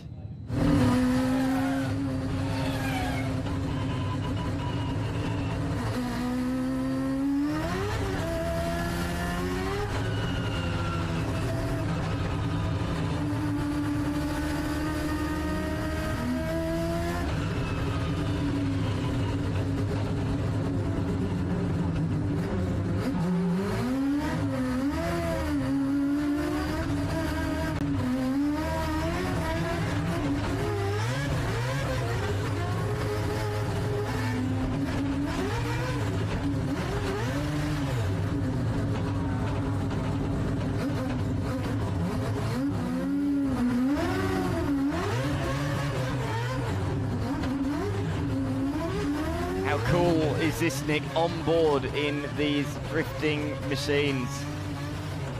That is really good vision, isn't it? That gives you great insight into the sport. So this is Mad Mike behind the wheel of the Mad Bull, and what a fantastic vision this is. I didn't even get access quite like this. He's not out there at the moment, but yeah, currently he is, we can see on the screens, he is drifting this thing absolutely superbly. This is what we've seen from the outside, but so cool to see just how much work he's doing from the inside as well. Renee, this looks like home for you. He makes it look so effortless though. Like, this is obviously a weapon of a car. It looks like it's got a sequential in it, but yeah, what a weapon of a driver and a weapon of a machine. Now we've got Tabitha Ambrose behind the wheel of her father's Cup race-winning NASCAR. And what a shot this is, her going through the dog box gearbox. You can see again just how different this is to the drift car back through. She had an absolute ball yesterday, and you can see she is following the Josh Dale Chevrolet Silverado around, and through she goes as well. So not just enjoying the racetrack, but making overtakes as she's going as well. The sound of the thing, Dan, those NASCAR V8s are like nothing else. Let's listen, actually.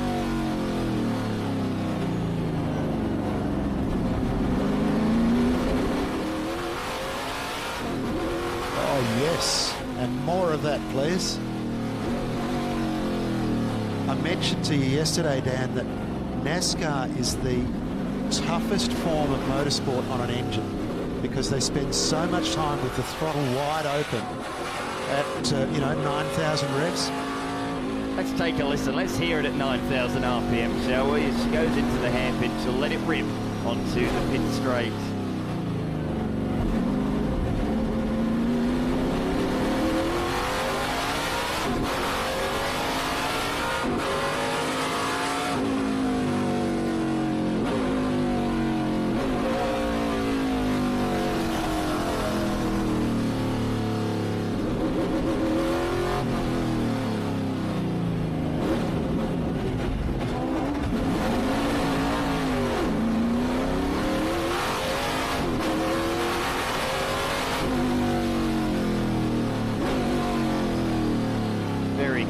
Very cool. She's very calm at the wheel, I note there. She's very smooth, silky driving style, and that's probably what you want to do in a NASCAR. As soon as you start throwing around the steering wheel, that means that you are struggling to keep the rear behind you, which you never want in a NASCAR.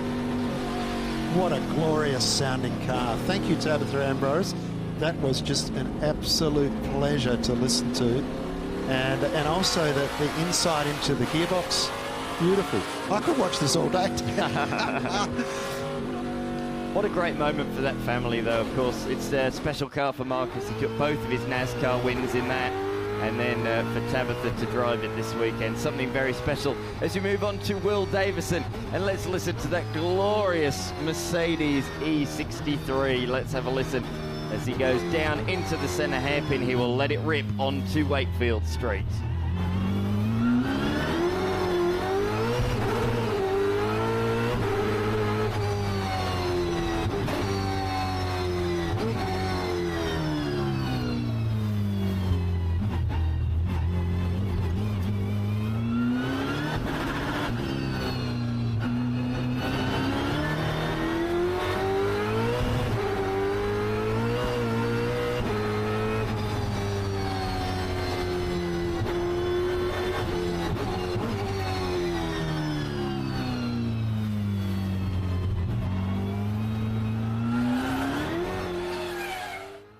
How cool was that? 3 onboards, 3 very different onboards from Mad Mike to Tabitha Ambrose in the NASCAR and Will Davison in the Mercedes. And we're going back to, as I promised, some drifting action out there on the track. Renee Sullivan has rejoined us in the box. Renee, this is some very greasy conditions for these guys now. Not really wet, not really dry, just damp, moist and tricky. You are really testing the limits and the skills of these drivers, Mother Nature, but they are up for the challenge. So some of them were eating their lunch and heard they had an opportunity to drive again, dropped everything and jumped in their cars. I said you'd be packed, didn't I? I wasn't wrong. It was meant to be the last drift session earlier on today, but yeah, due to the rain, these are the best things for cleaning up the racetrack and making things dry for the rest of them. You've had quite a few sessions over the years in the wet conditions, so this is no different. Send you guys out, dry the track up for later on. And you can see these cars can do lap after lap. We've got Klingberg Motorsport, the Toyota KE70 Corolla. He's one of our Ride with the Pro drivers, and when he comes to our events, he is taking 100 passengers each day just for lap after lap. So he's built a very powerful, beautiful machine. And the engine in this one, Renee? This is a 2JZ, so again, not what's meant to be in it. It makes 550 horsepower. He's got a PPG dog box, shockwork suspension, and he's been drifting for 18 years, so he knows how to build a great car. He sure does. And these guys, it's good that they dry the track down because they dry the whole track. They use every inch of it and some. You can see there's still a bit of water going around, but they're just doing a fantastic job. 18 years of skill development in this driver. As we watch the Lambo, which is in fact a BMW E36 chassis with a rotary turbo. And what else would you want to give you enough horsepower to turn the tyres at those sort of revs? It's a crazy build, and Mike Blake loves a challenge. So if you want to see a different kind of drift car here next year, I mean, he has just done a 3D printed Porsche, but if there's some sort of creation, why don't you follow his YouTube and comment, build this, Mike, build it just for the Adelaide Motorsport Festival, and we'll see it next year. And he probably would, as we watch Roger Johansson again, who's really given us some great shows today. Roger is such an amazing driver, and we've talked about where he came from. He's done circuit racing. He's a 3-time state Formula 4 champion, a prototype national champion, and also a drift champion. So he's been competing around Australia in drift series and always on the podium. I can see a huge collective group of them at the moment that are forming behind this particular machine. Now, what's this one in particular? What's this? What's it got under it? So Brendan O'Grady is in the Hulk 180SX, and as per usual, it's not what's meant to be in it. It's got a 427, so it's got 1,300 horsepower. That's ludicrous. And he really has to dial it back to keep it going, because you just need to blip that throttle a little bit, and it is sideways. But did you spy a little ring in that? Did I look at the... There's an extra car I haven't seen with these other drifters before. It looks like a Supra. You reckon Matty Hill's out there?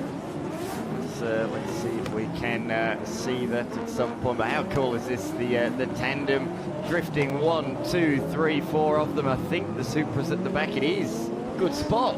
Yeah, so we don't have any local drivers with a Supra, so it's amazing to see that out there, and it's just such a beautiful machine. It's a 2JZ, 1,500 horsepower. So I thought Brendan O'Grady had the most power out there. Nope, that is a 1,500 horsepower build. Insane, absolutely Can't insane. keep a good man down, eh? Yeah, he's been having fun all weekend with Mad Mike, and last time we saw him, he was stopped on the side of the road here, wasn't he? He stalled the car in the last Mad Mike session that we saw. So he's back out there again, sharing the track with a few more people, which is absolutely great to see. Really pleased to see him having fun with some of the other drifters here this weekend. Of course, don't go anywhere, because Mad Mike will be back out on the track with Matty Hill in the not too distant future. In fact, their final session of the weekend is just after the 10 of the best shootout. Nick, we are building up to the 10 of the best now. 10 of the best tin top cars will head out there on the track for a timed shootout. That will take place at 3 o'clock, so in just a couple of hours' time. You won't want to go anywhere. That is the timed session here at the Repco Adelaide Motorsport Festival. Of course, drifting, that's not about lap times. That's all about style, and really, talk us through how you get awarded your points in drifting. It's all about the angle and how close you are to the car in front. So we call it a drift battle. There's a pair of drifters, and they do a lead and a chase each, and they have to follow a set layout on track. So when you see them driving together, they're trying to follow the car in front's speed, angle and proximity, and they get judged on that. So it's not about the fastest lap around. It is literally about being so technical at driving that you can do exactly the same thing as the car in front of you. Like synchronized swimming. Honestly, that is a great description, synchronized swimming, and it probably feels like that out there, or synchronized ice skating. Yes. I think ice skating, particularly in conditions like this, is a great way to describe it, because it is quite elegant, actually, isn't it? Yeah, and honestly, the level of experience and skill to get to this level where they can drive at 150 kilometres an hour, door on door, without crashing each other, is a testament to they've built great cars that they can throw and trust that they'll be able to catch it, as well as that confidence over the years. And look at Matty Hill in that amazing Supra. It is honestly a stunning vehicle. Immaculate car, and a beautiful shape. And it looks like it was just built to go drifting, doesn't it? Like, it looks like Toyota designed it for him to go drifting. How have the drifters, received the news when it was made that Mad Mike would be here, and how's the reception been in the lane? I imagine they've all been keen to have a chat with him. He's such a legend of this world. Well, every time I see Mad Mike, he's surrounded by a group of young people, so a lot of kids, and you can see how inspiring he is to the next generation of motorsport drivers. And so when we heard he was coming over, a lot of people have grown up following Mad Mike. He's an inspiration to us, and so it is finally great to have him in our hometown at this amazing track. Yeah, absolutely. Couldn't say that any better myself. Absolutely brilliant to have both Matty Hill and Mad Mike here this weekend. He is one of my favourites, as you say. BMW E34 apparently. E36. Not a Lamborghini. Yeah, 36. So. Yeah, and it's fascinating to be able to see inside the engine right now because of the bonnet being off. It's just such a confusing car. But Mike Blake is doing great in the Slambo. It's the second time here, but honestly, we need to suggest what he builds for next year. Have you got any ideas, guys? Well, I'd just suggest something ludicrous, like maybe putting a rotary in a Lamborghini, but he's already done that. I'm out of ideas, quite frankly, now. We've just got an off-track excursion in front of us in the commentary box. Yeah, I don't know what you can do. You can't go more radical than that, can you? Maybe a Formula 1 drift car or something? Oh, I like that. And we suggested, this is to the event organisers because of the rain, if there's get the KE70 Corollas naturally aspirated, just have a team of them ready to go on standby. Very nice. Yep, love that. As we watch the Slambo with its lights flashing in a random sequence going away from us. Rotary power in this one. These drifters are certainly chewing through a few tyres this weekend. Fortunately, the wet weather is helping, of course. We have to thank our tyre sponsor of the Repco Adelaide Motorsport Festival, Yokohama. It's had a long inviolable history in motorsport, and it's great to see them here at the Adelaide Motorsport Festival for the very first time. Their stand's located at the northern end of the site, so make sure you go and visit Yokohama store at the Repco Adelaide Motorsport Festival. And Matty Ween in the Ute, the Ford FG Ute, has told me I've been lying to you all weekend. He's the other driver that has the correct engine in the car. So he is running a Barra Turbo. But otherwise, these are all different engines in the car. And Matty is such an interesting person. I think I mentioned he's a qualified makeup and special effects artist. There you go. Yeah, as well as a drifter. And it's such a diverse community. That's what Driftversity is about all over his car. We love it for there's younger, older people, all sorts of walks of life. Anybody can get involved in drifting. Very cool, very cool. Looks like he's had a little bit of an incident with a wall or something. He's got a little bit of the left-hand rear end of that car just dangling off, so he's clearly had some sort of excursion somewhere along the course in this session, but that's really cool. Oh, that car's still stationary out in front of the commentary box window. Kennedy, by the looks of it. And a lot of these cars are going to have to do a lot of work during the week to make themselves presentable for competing next weekend. So they'll be at the bend trying to get to the top of the ladder of the SA State Series, but half of them are missing their bumpers. It's all happening in South Australia at the moment. So much motorsport. It really is becoming the motorsport capital of the country for sure. And the drone shot there giving you the absolute best perspective of what these guys are doing. We could show you all kinds of shots, but it's never more apparent than when you see the drone. Our drone operator here this weekend is a professional. It's his day job, and when you see the cars in tandem drifting beneath the drone, it's really gives you an insight into the skill in drifting. That it does. That there is Wakefield Street. The Supercars and the F1s back in the day went left through that black wall and down Wakefield Street, and that's the track, of course, that Supercars still use today. We're using a shortened version of that track. We turn right and come up Wakefield Street, turn right again, back into the Parkland section, but interesting option with the door open there. Boy, oh boy, is that a long door. Look at that, it's about a metre up in the air. That's remarkable. And he's doing a great burnout, I must say. A great burnout. You can see right in there, right inside the vehicle. I guess you couldn't do that with a normal car, could you? Yeah. No, definitely not. Last time I saw a burnout like that was Russell Ingall at Phillip Island, when he literally was on the side of his vehicle doing donuts.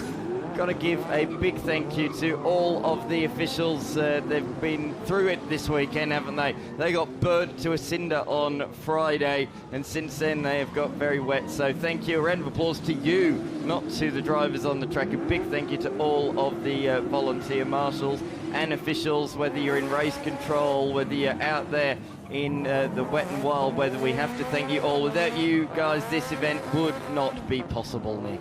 No, and we say it so often. It's the same with the Adelaide Rally. Over 300 officials. And these guys, they're so keen to do it. They'll be back next year, the same guys, I assure you, because they get a really good view, Dan. They're very close to the action. You won't get any closer than being an official, as we see Mully going out to retrieve that car. Mully, a long-standing official. You'll find him at most events like this. And a big thank you as well, Renee Sullivan, for jumping back in the box once again. We'll probably see you again later. And you guys, Dan and Nick, are doing amazing. So keep up the great work. Pats on the back for yourself, and thank you again. See you later, maybe. Thank you, Renee. It's been an absolute pleasure having you aboard, and we're sorry we had to make you walk so many steps over the weekend. Got a good field of American muscle cars out there on the grid, set and ready to go. But first we've got to clean up a couple of drift machines. So they'll be cleared out the way, and then we will get things back underway in a few moments' time.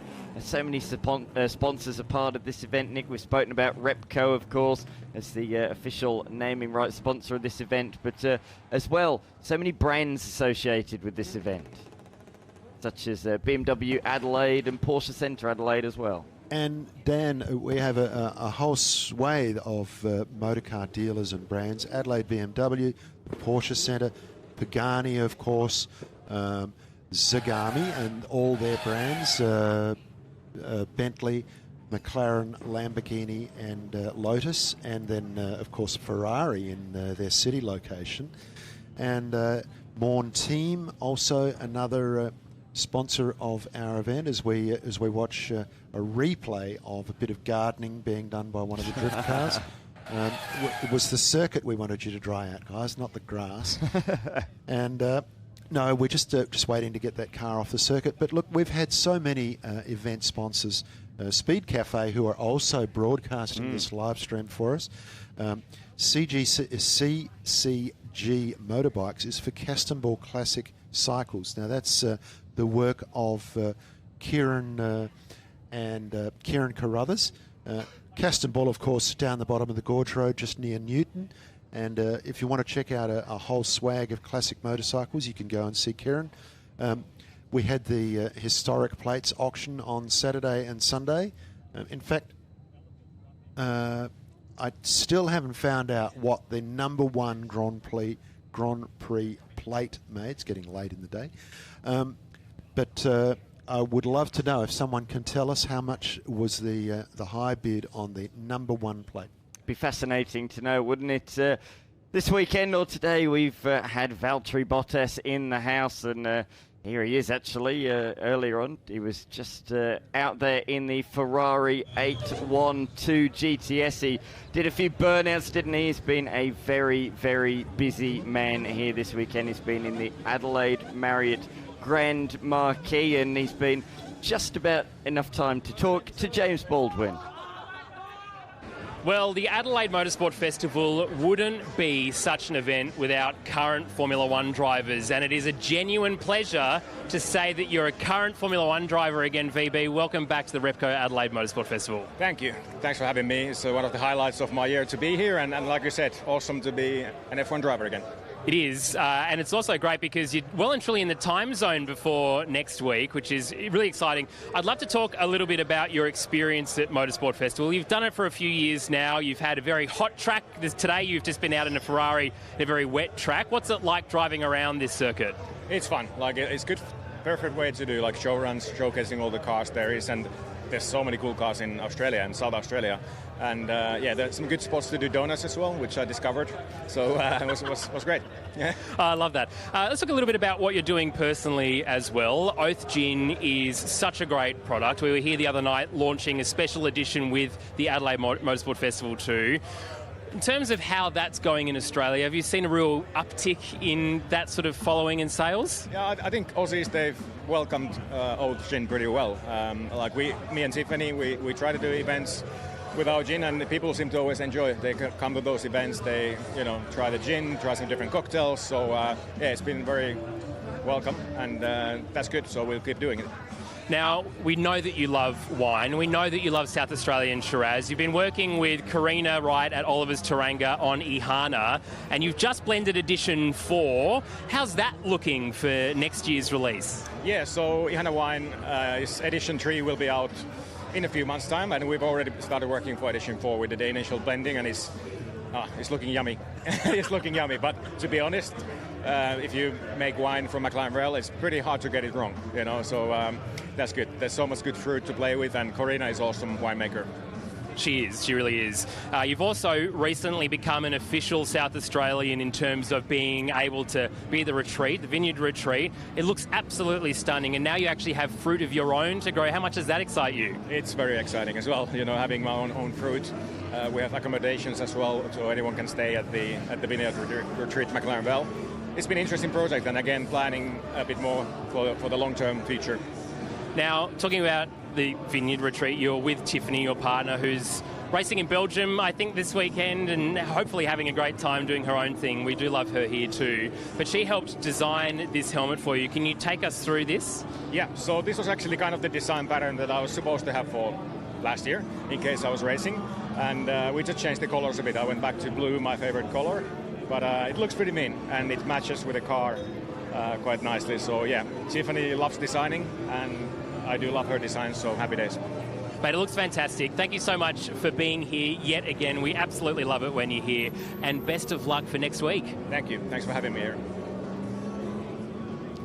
No, thank you, Valtteri Bottas, for coming. This was some replays of earlier on today as he let rip in the Ferrari 812 GTS. And boy, oh boy, didn't leave anything left unwanted, did he? He absolutely gave it a red-hot crack when the track was dry, and he really did let some smoke screens out the back of the Ferrari. Fantastic to see him here once again. He is always welcome here at the Adelaide Motorsport Festival.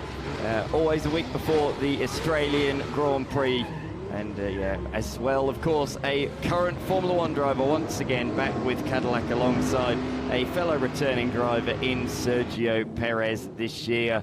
And we can see it's not just Valtteri Bottas going round and round in circles, so as well is the Royal Wheel.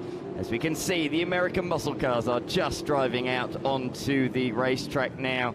And one of these drivers also did a few donuts in that Valtteri Bottas session, didn't he? John Munro. John Munro and Daniel Munro in the two Camaros, but John, of course, having a steer of the black 600 cubic inch. Yes, I did say 600 cubic inch Monaro in the earlier session with Valtteri Bottas. In fact, we reckon he might have started the trend. Yes, Valtteri yes. saw John Munro having a bit of a dip, and he thought, hey, I can do that too in a Ferrari. Even though I've got the boss with me, I'll join in. As we see the number 95 car, the Chevrolet Camaro of Scott Cameron, 69 Camaro. I mean, what an evocative shape that is. That is American muscle in big letters. It is, isn't it? Of course, Touring Car Masters, it's not like some of these other categories we see, like Group N, where it's very much it's run as they were back in period. Touring Car Masters is all about innovation. So yes, that is a body shell of a Chevrolet Camaro, but underneath these days, a majority of Touring Car Masters cars run NASCAR engines. You know, they are far from stock.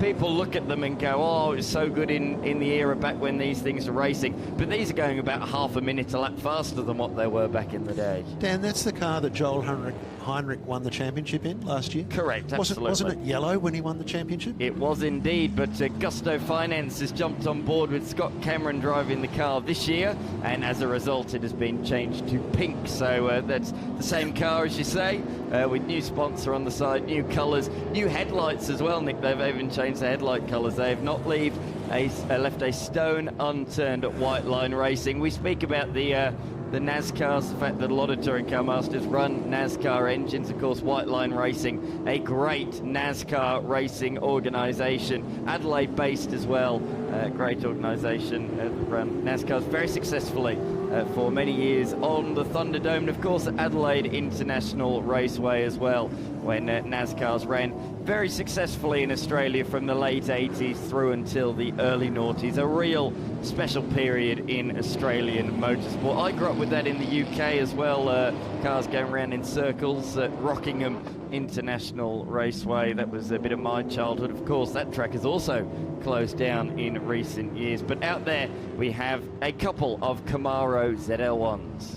And I can tell you, knowing Daniel and John Monaro, that these Camaros would not be your average Camaro. They would be worked to the max because these guys are former drag racers. They still take part in roll racing at Tailem Bend on a Saturday night. And whether it be in a Nissan GTR or a Camaro, they're going to be there in some shape or other, and they just love that form of motorsport. As we go to a different Camaro, the number 25 car of that is Dan. Oh, that's the Paul Freestone. That one. That's the Paul Freestone car. Yes, yeah, another Touring Car Masters car. Not raced so much these days, but Paul Freestone, another NASCAR driver who these days does race in Touring Car Masters. In fact, he's got one of his long-time rivals in Bob Middleton directly behind him, who's the owner of White Line Racing. So it's great to see Bob back behind the NASCAR in which he used to race. And of course, the notable history in that car is that car won the very final race on the Thunderdome. Not that anybody knew it. Oh, one of the Munros is just rejoining from the grass I saw in the back of the camera shot there, so he's had an off-track excursion. There he is, back on the track now. But yeah, we didn't know it at the time, but that won the very final race on the Thunderdome. Bob Middleton, of course, is the force behind White Line Transport with his wife Sharon, and he has raced for a long time. And the interesting thing is that Paul Freestone also runs a trucking company, so the two of them are probably great mates. Paul Freestone made the comment that he was struggling a bit with the Camaro, trying to get it to behave properly. And he said, Bob lent me a set of Penske shocks and transformed the car. And he said it was very good. Much better after that. So there you go. They do help each other out, these guys. That's the camaraderie of motorsport. Rivals on and off the track, but still friends. But still mates. Yeah. Very good, very good. Very squirrely. It's just beginning to rain out there again. I can see out of the commentary box, you can see the windscreen wipers going on some cars. Of course, the Bob Middleton NASCAR doesn't have any windscreen wipers because they never used to run in the wet weather. They did do a few road courses in time, though. They did race at Bathurst, and that car actually won at Bathurst as well, the Bob Middleton car. And NASCAR did race as well, I think, once here, but definitely on the Gold Coast. So very, very cool that that car is out there, and it does have a bit of road course history, as they'd refer to it, in the United States of America. That car of Bob Middleton's clocked 315 kilometres per hour at Bathurst. Yeah, insane. That's 15 k's an hour faster than a modern supercar. Yep. That really does show just how beast-like the NASCARs were even back then. Car built back in the mid-90s. This is something a little bit more modern. It's a Dodge Challenger TA2 car. Of course, racing this man, racing Mark Spencer in the TA2 Muscle Car Series. And he also does a little bit in Trans Am here and there as well. He'll be at the Shell V-Power Motorsport Park up the road, the Bend, as it's often referred to, for round one of that series with the High-Tech Oil Super Series in a couple of weeks' time. So plenty of racing in South Australia over the next few weeks, that is for certain. But a really friendly guy is Mark, and he said to me earlier on in the weekend, come rain, hail or shine, you are not going to keep me off this circuit. I will be out in it. He says, I'm so much enjoying this event. He's like a kid in a candy store, walking around with a huge grin on his face, and you cannot wipe that smile off his face at all. Cracking looking car too, Dan. The Dodge, they look like they were meant to be a race car right from the start. It's a 2024 car. Of course, a Dodge Challenger you can buy as a road car with all kinds of horsepower. They are a real treat. They do have a version called the Demon, which comes with, I think, about 750 horsepower off the rack. Yes. So they're a pretty potent bit of kit. They certainly are, that is for certain. As see the car continue to go on by TA2. Nick, it's turned into a very popular racing series, hasn't it? TA2 and Trans Am. It has, and very, very popularly received by the fans, and very good to watch. Really good close racing, beautiful looking cars, perfectly presented, and of course they sound fantastic when you have a whole field of V8s going around. They really are terrific to watch. So we're just staying with Mark Spencer for a while there in the number 44 car, dealing with the wet quite well.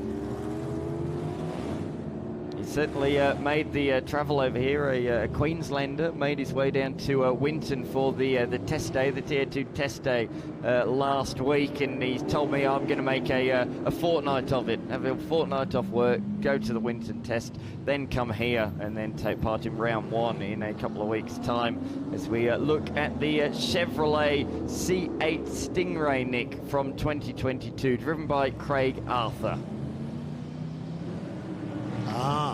So a very late addition to the schedule was this car, but we're very, very glad to have it out there. It fits in well, doesn't it, with the American muscle theme. We've got TA2 cars, we've got, of course, the NASCARs that we've seen in Touring Car Masters, but you can't beat good old American muscle. This isn't good old American muscle, though. This is new American muscle. This is new American muscle, and it wasn't on my list, Dan, and excuse my pause there, but these cars, you know, they look more like a Ferrari than what we think of as a Corvette. And in fact, when they first released that shape, I think a few people said, gee, you know, if you borrowed one of their designers to pen that.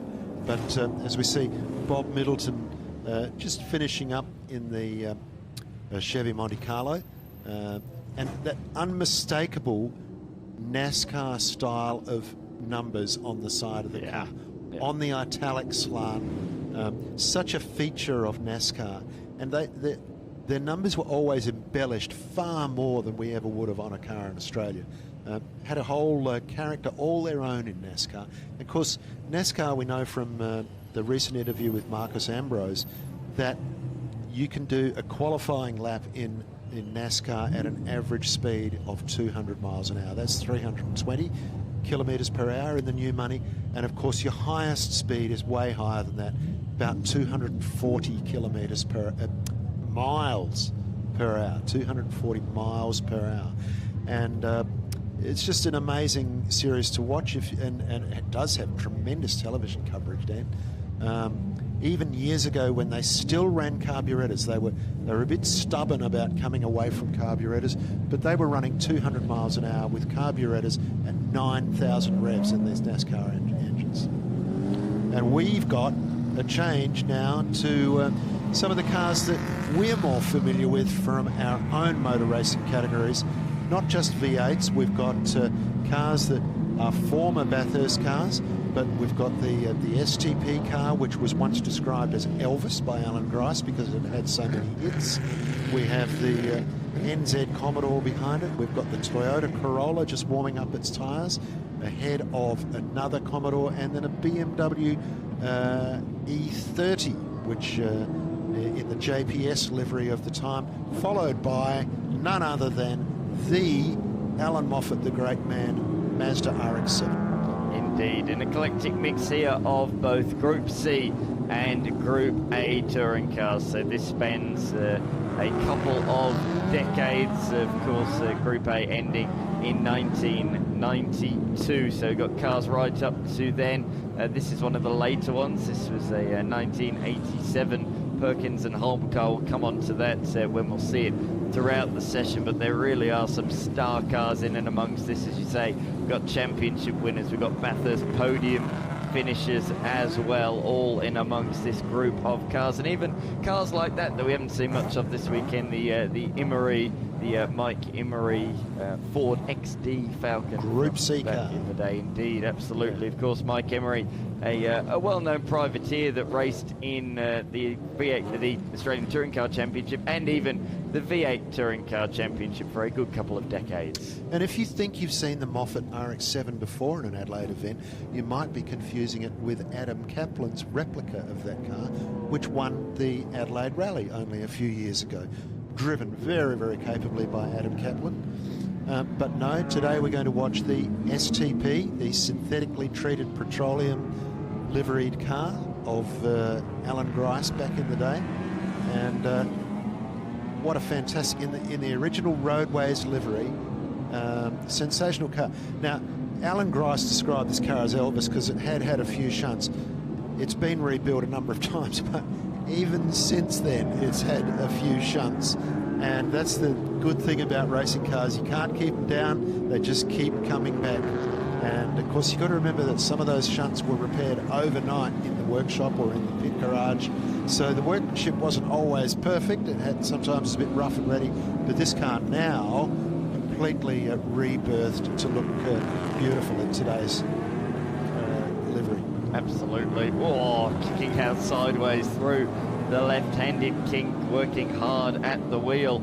I know that Ben Grice is driving this in select sessions. Of course, we saw the TA2 car out there just before, driven by Mark Spencer. Well, Ben Grice races TA2 cars on a very regular basis. Of course, he is the son of two-time Bathurst 1000 winner Alan Grice, and just can't quite see if it is Ben behind the wheel at the moment. He's sharing the car this weekend with the car owner of Ed Singleton. And really using the curb. It's got to be Ben Grice. Ben Grice, like his father, well known for his aggression. That has to be Ben Grice, surely out there having a good crack. A bit like Alan Grice back in the day with Ben Grice, where there's a bit of action, Ben Grice is normally involved.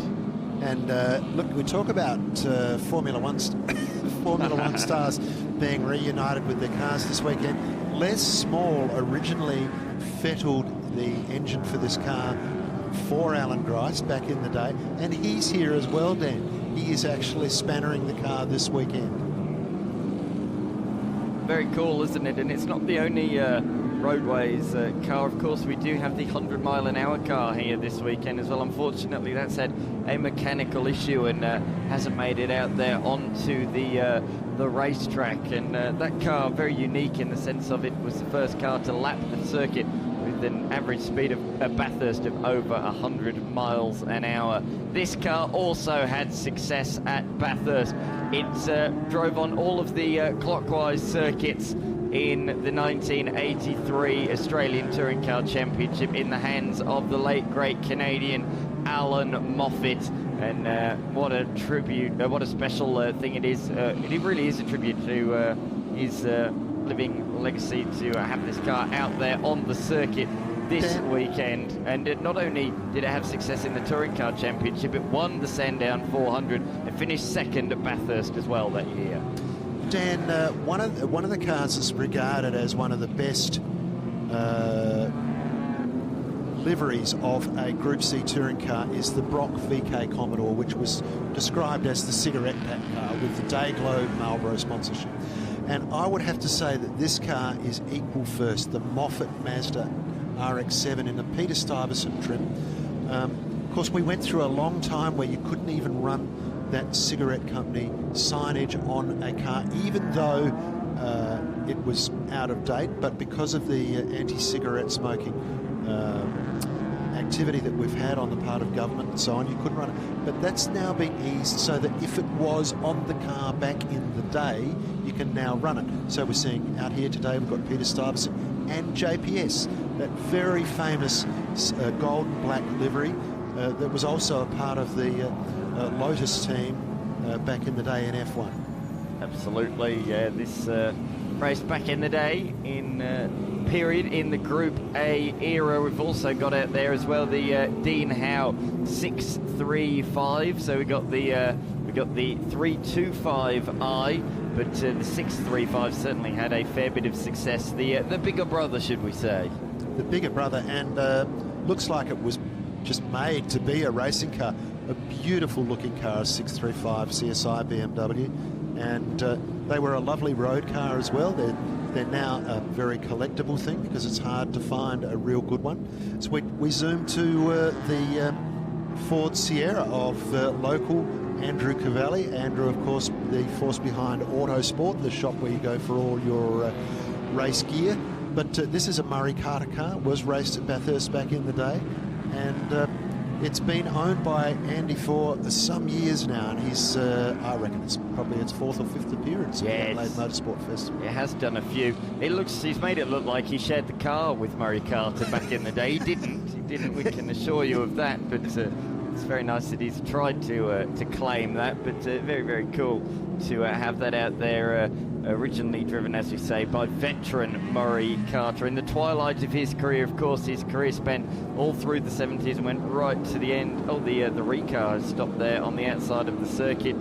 That's the first time I've seen that all weekend on track, and unfortunately it stopped on the sideline. That's the Willy Van Wert Ron Wanless car. Oh, very sketchy. These things were known for when the turbo kicks in to be a little bit loose, and I think it just came in at that precise moment. John Bowe once described it as like flicking a light switch, and it would double its horsepower in the space of about 500 revs.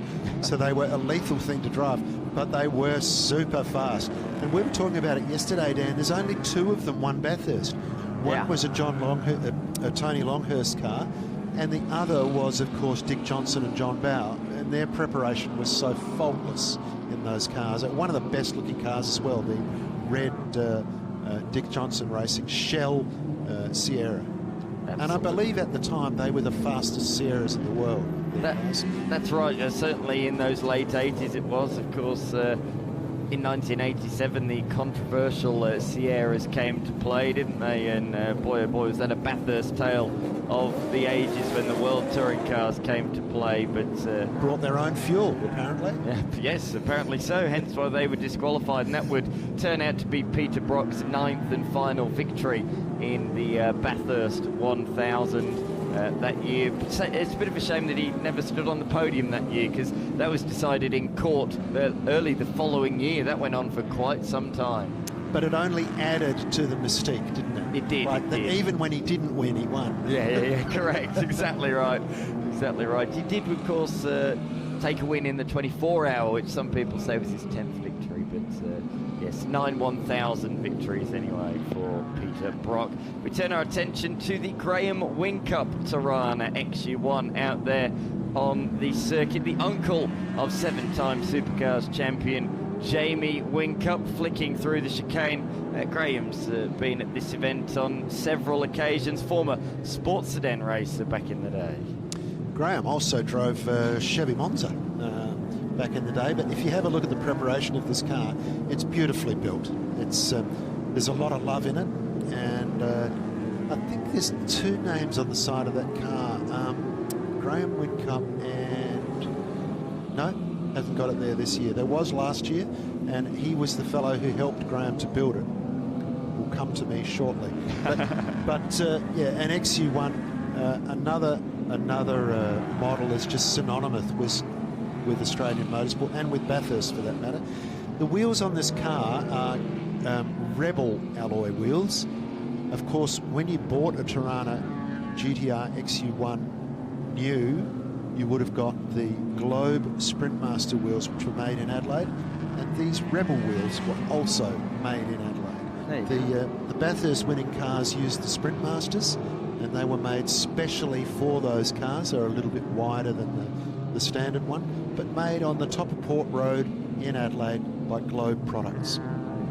Very cool. Of course, it was a bit of David versus Goliath at that sort of time, wasn't it? The tiny little XU1 against the XA of Alan Moffat and those guys. The Fords would absolutely obliterate the Holdens down the full length of Comrod Straight as it was back then. Of course, the Chasers are not in existence at that time, and up Mountain Straight as well. But over the top of the mountain and in wet conditions, that little XU1 would come into its own. And speaking of small horsepowered cars, it doesn't get much smaller than this, the 1990 Ford Laser TX3. You might be thinking, well, why is that out there? Well, it does have huge significance in the Australian motorsport landscape, a factory Ford car. And as you pointed out yesterday, Dan, it brought Ford back into touring car racing as a manufacturer, because they had withdrawn. They had a long hiatus from the sport, and they got an offer, would you like to run this car in the Bathurst endurance race? And Kent and Brett Youlden, together with Ken Douglas, campaigned the car. It finished second behind the far more powerful Toyota Supra Turbo, which was driven by Bryce Fitzgerald and Arkell. So it was a bit of, I think it probably delivered way above anyone's aspirations. But the interesting thing is that a Laser TX3 Turbo is still a choice for gravel rallying and classic rallying, even track days, circuit sprints. They can be made quite a quick little car, even by today's standards.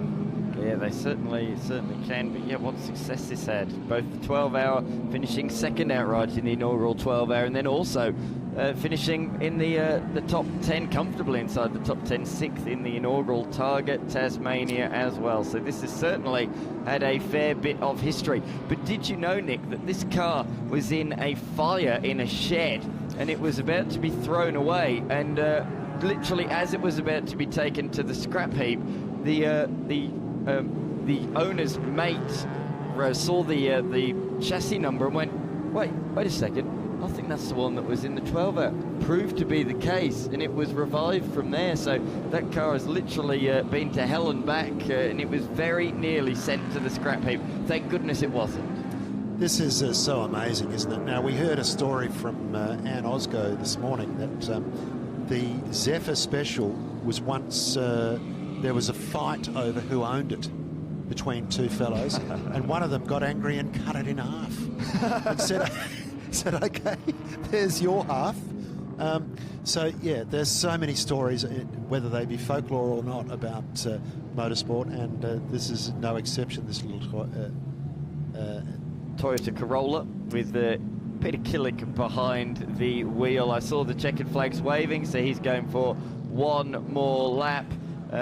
You know, we've spoken about some of these big banger cars and these Bathurst winners, but it's nice that we do have some of these class cars like the Ford Laser and like this car as well that competed in the smaller, the lower class categories of the 1000 back in the day. This competed in no less than 5 Bathurst 1000s. Wow, and the classes were such a big part of Bathurst. Yes.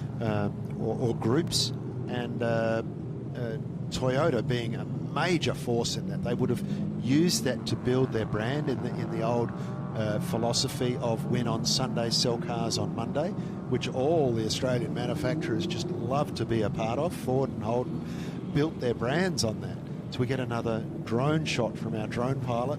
We love these shots because it gives you some perspective of what it's like to be at the Adelaide Street Circuit.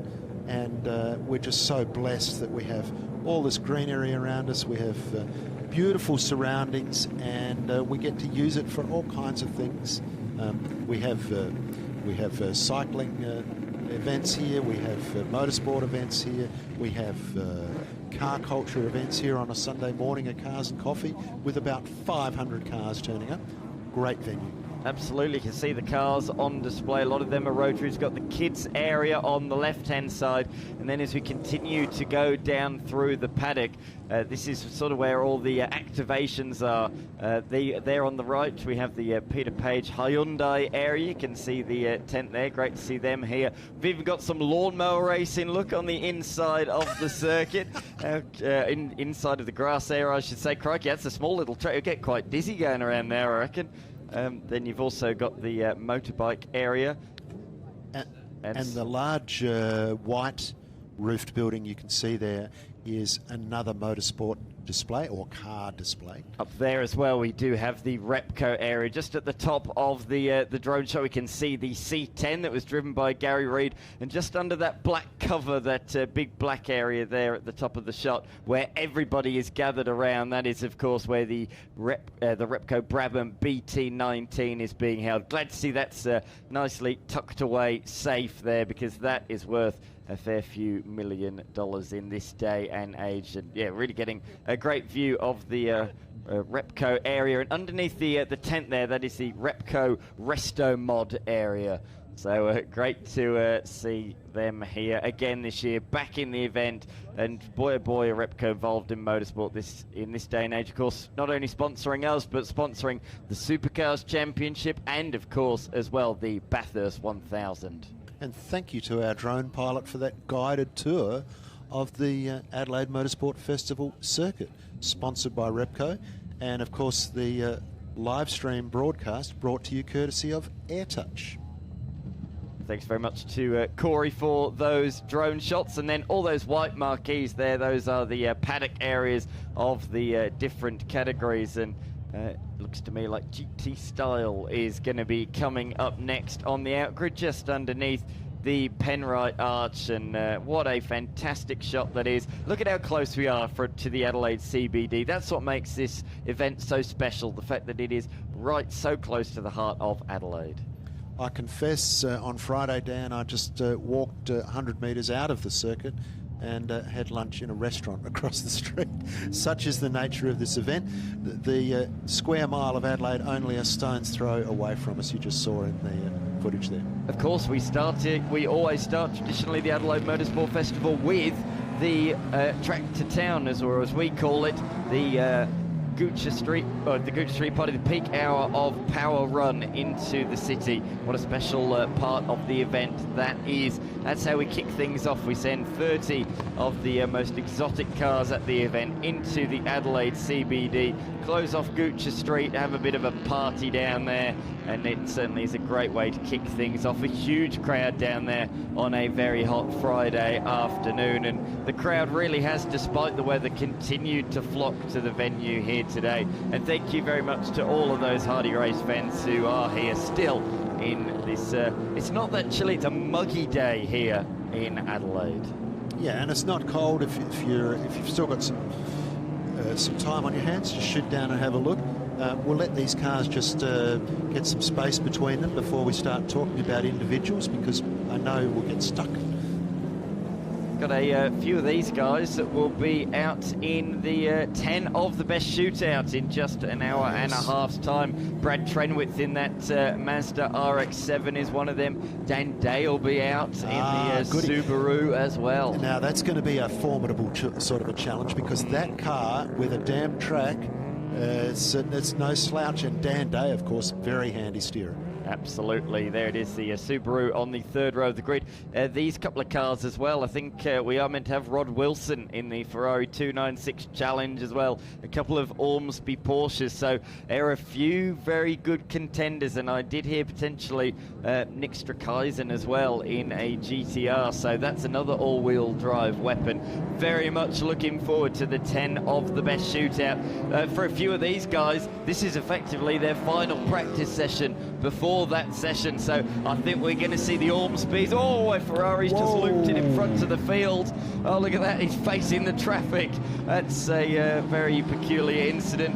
Ormsby will go around it. Good evasive action from him, and good evasive action from the rest of the field as well, because that is in a very unopportune position there as Wong looped it around at the exit of the final corner. Here is a replay of it. Just lost the rear, cold tyres, cold track, and around he goes. And well avoided by the ensuing Porsche. Keith Wong, come on. He knows better than that. Can't do that on the telly, mate. How good is it to have the AirTouch broadcast this year? It's really elevated, I feel, the Repco Adelaide Motorsport Festival, and showing it to a new audience. If you are watching on the Adelaide Motorsport Festival YouTube channel or on Speed Cafe, thank you ever so much for joining us. Hope you are enjoying the action with myself, Dan McCarthy, and Nick Lenthal providing a lot of the commentary, and of course thanks to a huge thank you to TASA for providing us with this broadcast. They've done a magnificent job, haven't they? We've had drone footage, we've had onboard cameras, and they've certainly been keeping James and Mark busy out there around the track. They have, and I had a look inside the truck, Dan, and I immediately shut the door, because all the things in there I wouldn't understand. There's so much electronic wizardry right behind us in this commentary box. that I'm best to just stay in here in front of my screen.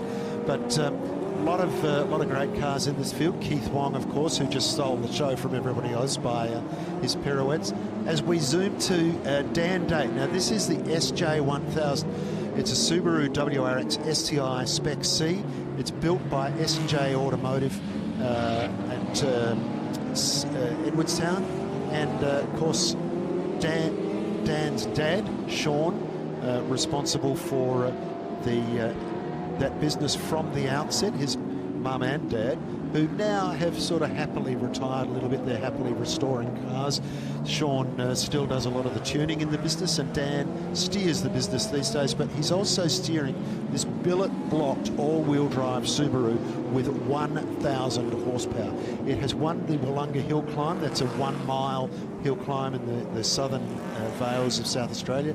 He has won that 8 times. So that's really putting his stamp on it. It's been to the Legend of the Lakes hill climb down at Mount Gambier, and you can see it's making light work of this damp circuit. Dan just feeling the grip out. You can see he's exploring the levels, but it's getting all that power down. And Dan, 10 of the best, it's going to be well fought. It certainly will be. In this, I think, in these conditions, could be one of the very favourites as he flicks it through the centre chicane and into the centre hairpin. He is giving it a red hot crack, as is this driver, who will also be in the 10 of the best, Brad Trenwith in the RX-7. Look at the rear wing on that thing, Nick. That is producing ludicrous downforce, and the splitter as well at the bottom of the car. The whole thing is just built for time attack. That's very slippery, isn't it? You can see the wind just getting around that superbly. It's just such a svelte car, and that colour helps the svelte aspect of it. I don't think even radar could pick up that car. Even the way the headlights are, the cracks have been sealed up. You know, this does not run at night time. This car, it has been so aired at every little piece of bodywork you can see, solely designed to make this car faster. So very, very cool to see what that can do later on this afternoon. It's going to be a good mix of cars, Dan, because we're not. Last year it was very much about hypercars. This year it's more about the cars that we've seen racing all weekend. Or I use that word racing loosely because there are no trophies and there is no winner. Although when you get to 10 of the best, bragging rights comes into it, and we might have to announce a winner on the day. But Brad Trenwith just really enjoying these wet conditions. You can see the tyres siphoning out the water, and whatever dampness there is, they're getting rid of, which of course makes a big difference for the following classes when they get out. Absolutely, it does. As we look at Rod Wilson in the 296 challenge, he's meant to be the driver of this car in the 10 of the best. However, we did see earlier on today, we did see Rod Wilson. We did see Josh Buchan behind the wheel of this machine. So not sure which one it is at the moment behind the wheel of the 296 challenge car, and which one it'll be taking the wheel in the 10 of the best. In fact, just looking at that helmet, I know that helmet well. That is two-time TCR Series winner Josh Buchan. So maybe he might be driving the car instead in the 10 of the best shootout. And if that's the case, a proper pro driver who, let's not forget, last year won a world TCR race. He is no slouch. That is also a contender if he's going to drive that in the 10 of the best shootout. The competition's hotting up, Dan. I mean, this is anybody's really, because we've got unusual conditions, which is a bit of a leveler, really, isn't it? I mean, all-wheel drive is going to make a difference, but having all the horsepower is not such a force when it's hard to get it down on the ground. And these guys, I'm sure, as you said, they're treating this as actually qualifying for probably taking times of their own, and they know when they're getting better. They know just how to use the throttle to get the most out of these cars in the damp. Here's another one of those contenders, Jordan Ormsby. Definite contender. Absolutely. In the 2008 Porsche GT3 Cup S. Yes, this was the Porsche GT3 car of the era. We talked, Dan, a few times about the different sounds of cars this weekend. Of course, we've had some peripheral port rotaries. We've had the Mercedes flat plane crank engine. But I've got to say, I didn't do the Supercars with you because you had AVL with you, but I went out and watched them on the track. And the 427 Monaro has a sound all its own. It's quite unique, completely different to the V8 Supercars because it is a bigger engine.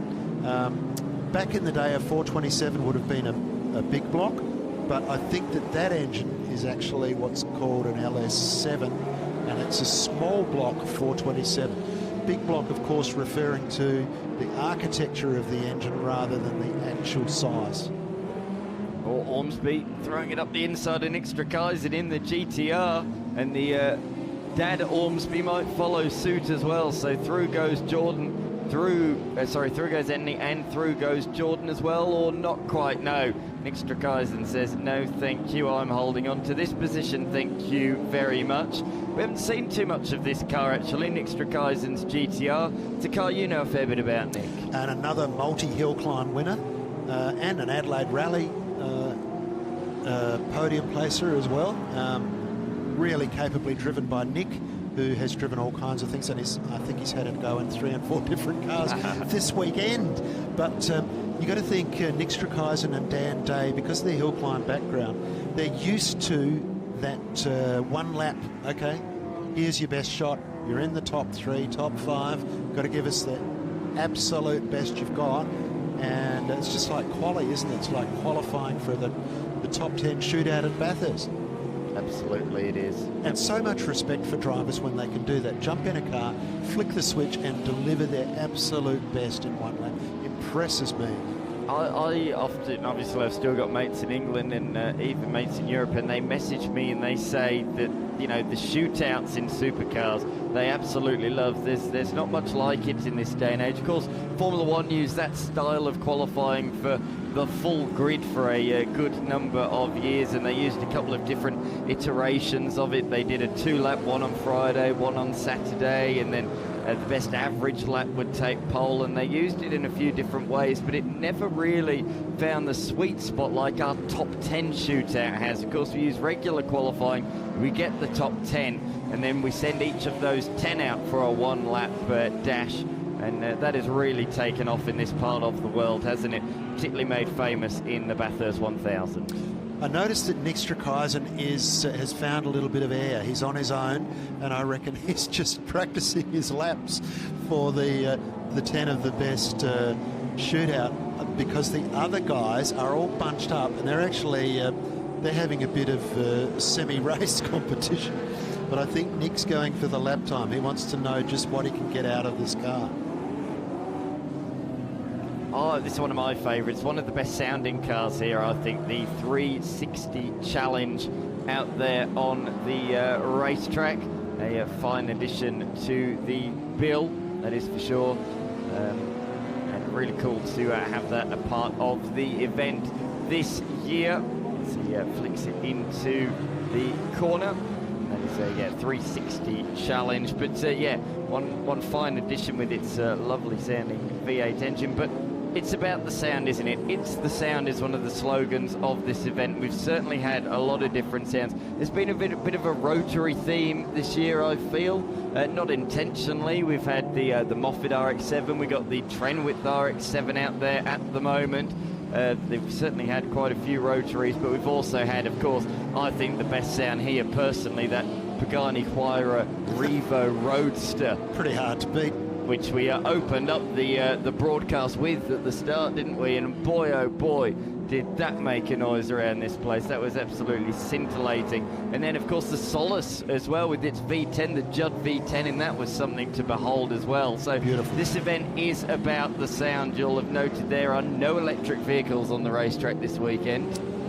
No, although the one that we did have last year was the equivalent of about 1,000 horsepower. It's more than that, in the form of a black Ford Transit van. But I can tell you, as in the words of Monty Python, that's no ordinary van.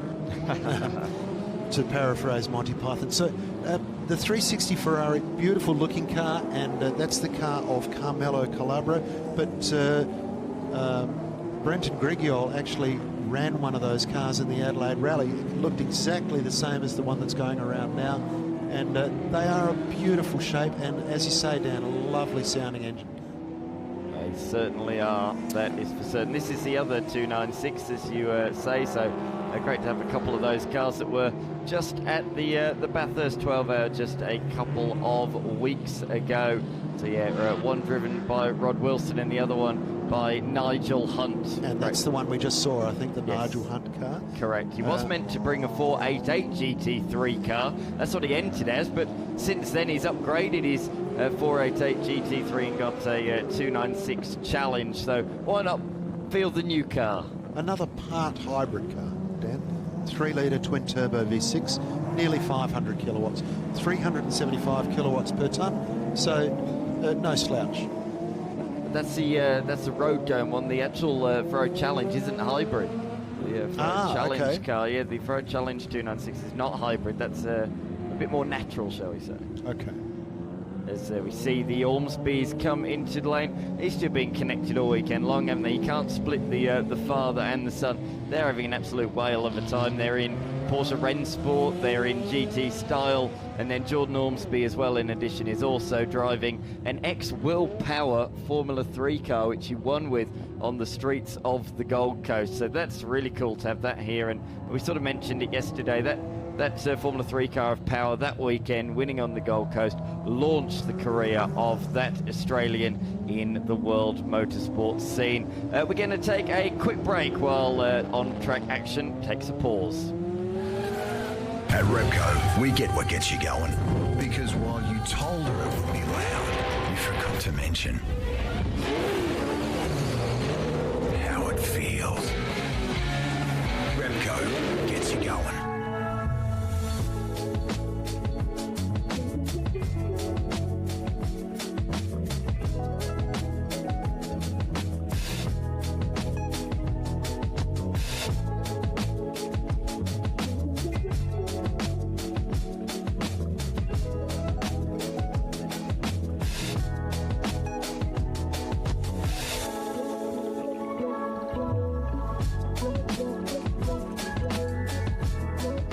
Speedcafe.com, your #1 motorsport source for all the latest motorsport news and features. Breaking news, unprecedented global motorsport coverage, anywhere, anytime at speedcafe.com. We've come a long way in 40 years. With our new generation of controllers, engine management has never been easier.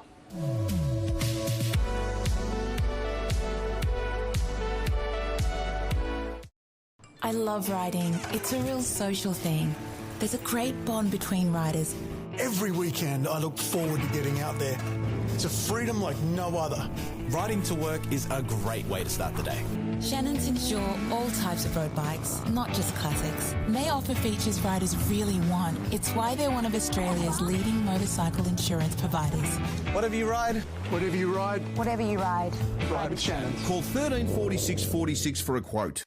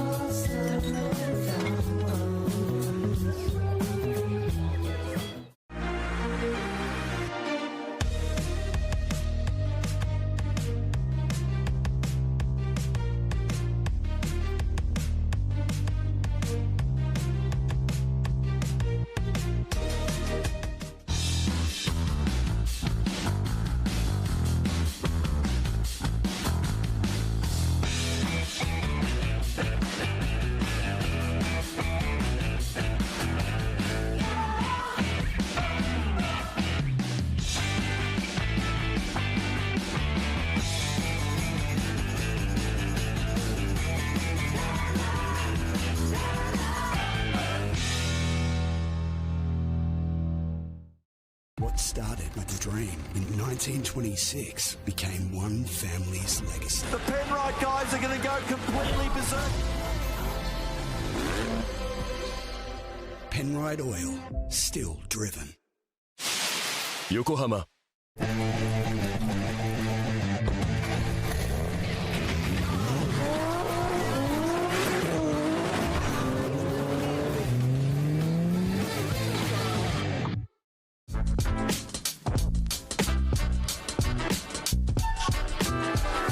tell you what, one man who's had a busy weekend is Tim Possingham, who is the event director. Tim, you've got to be thrilled when you look around, and the weather at some stage last week, you were just a bit, I don't know, but boy, the crowds come out in force. The stars are here in big numbers. The cars are sensational. You've got to be a very happy man. Well, absolutely. I mean, our ticketing target we've exceeded, so the weather certainly didn't deter anyone. I mean, everyone's just caught up in the passion. Like they're so driven to be here, obviously, in these sorts of conditions. We've got a little bit of rain, but to see these things that they wouldn't normally see anywhere else, possibly on this side of the earth. So I mean, you've got to be here, right? I mean, things like the Valkyrie and that Pagani, Quaira R, Revo, they're just unobtainium. You just can't see them anywhere else unless you're travelling to Goodwood or something like that.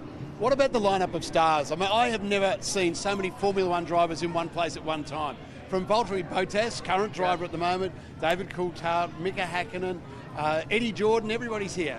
Well, that's right. I mean, I just ran into Eddie Irvine. From Jordan.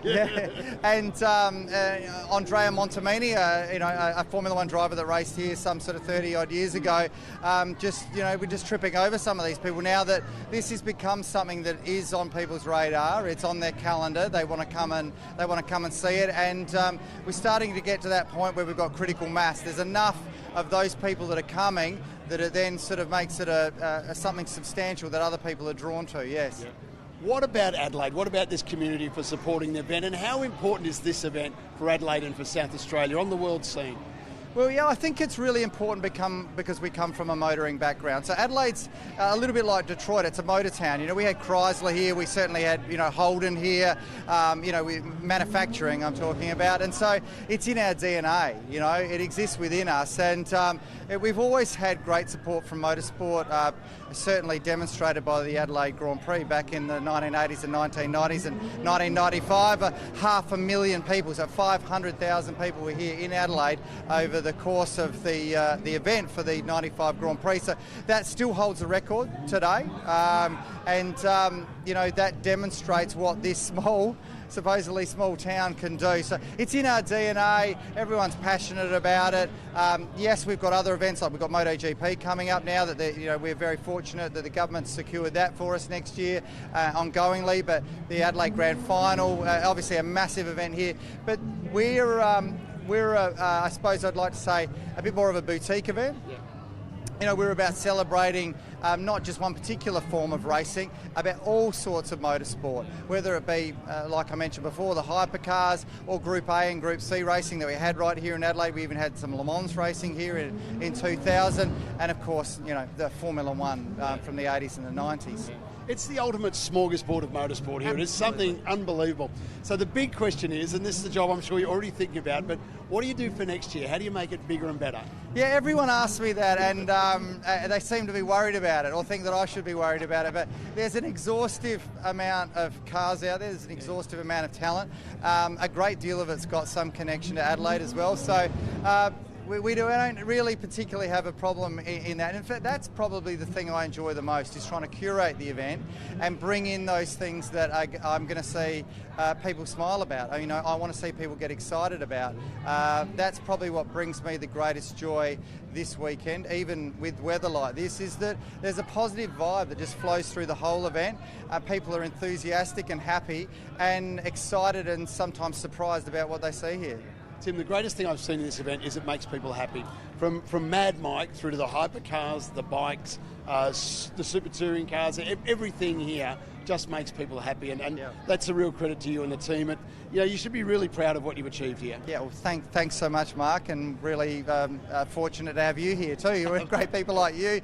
I'd like to come back, Tim, if I can. Yeah, absolutely. Enjoying the event, and it's an almost infectious thing that we have people come here once, they get the bug, and then we see them come back. And as you were mentioning before about Formula One drivers, we have people here this weekend, like Stefan Johansson has been here repeatedly. Thierry Boutsen came a couple of years ago, and now just won't miss it ever again. And the list goes on and on and on. So it keeps building, and like we see here, this weekend, the crowds building, the interest building, particularly international interest is building. And the timing the week before the Melbourne Grand Prix is also really important to us.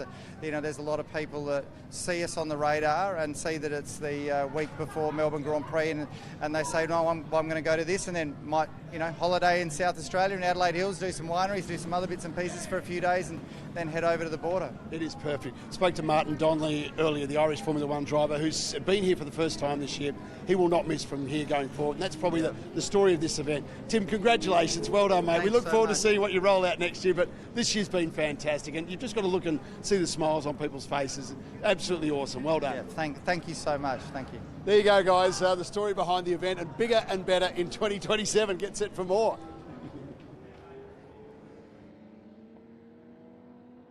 Static displays, because we've got heaps of traders here at the Adelaide Motorsport Festival as well, and Haltech is just one of the coolest brands that is on site today with Anna from Haltech. Welcome back to the Repco Adelaide Motorsport Festival. It's really good to be back, James. We obviously came here last year, had a great time, and so it meant, let's come back bigger and better. Tell us about Haltech, because you do some really cool things. We just heard some really loud cars here. That's not everything that is about Haltech. You do so much more than just that as well, don't you? No, so fun little fact for you, Haltech is 40 years this year, so from 1986 to now we have been obviously trying to involve so many more people into what we do, and we like to focus on the normal guy.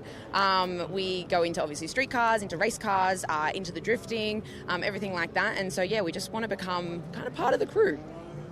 So motorsport-wise, here for the Motorsport Festival this weekend, we're just talking about drift cars.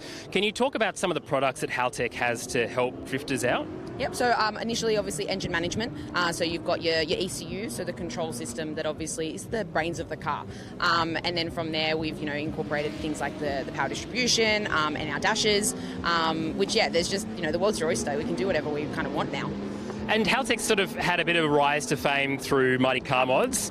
I was talking to Josh Buchan earlier, who's also had a slight weird rise to fame through Mighty Car Mods, even though he's a racing driver as well. But Haltech's being able to work, I suppose, with brands like them, because Mighty Car Mods is now a brand, must be good for you guys as well. And coming out of 40 years, with content creation and other people making great builds, like Benny Customs Works as well, like that would be really cool to be part of too. Yeah, we love the boys. Mighty Car Mods, obviously Marty and Blair, they're just a bunch of dudes that just enjoy cars. And then obviously Benny as well, the kind of people that you just want to always be involved in. And that's something that we really kind of work towards, in the sense of we don't want people to be ads for us. We don't want ad campaigns about why Haltech is fantastic.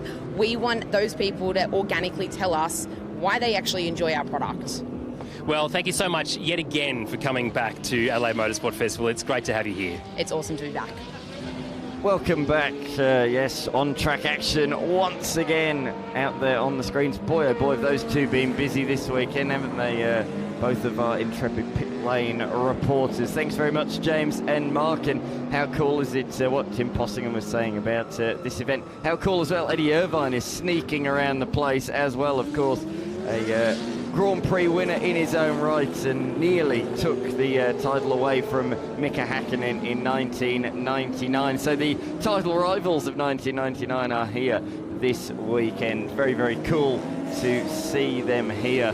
And as well, out there on the circuit, we are nodding to our sports car era. Let's not forget that as well as Formula One, as well as V8 Supercars, we did run an international sports car race here on the streets of Adelaide. It was the race of 1,000 years, and it took place on New Year's Eve in the year 2000.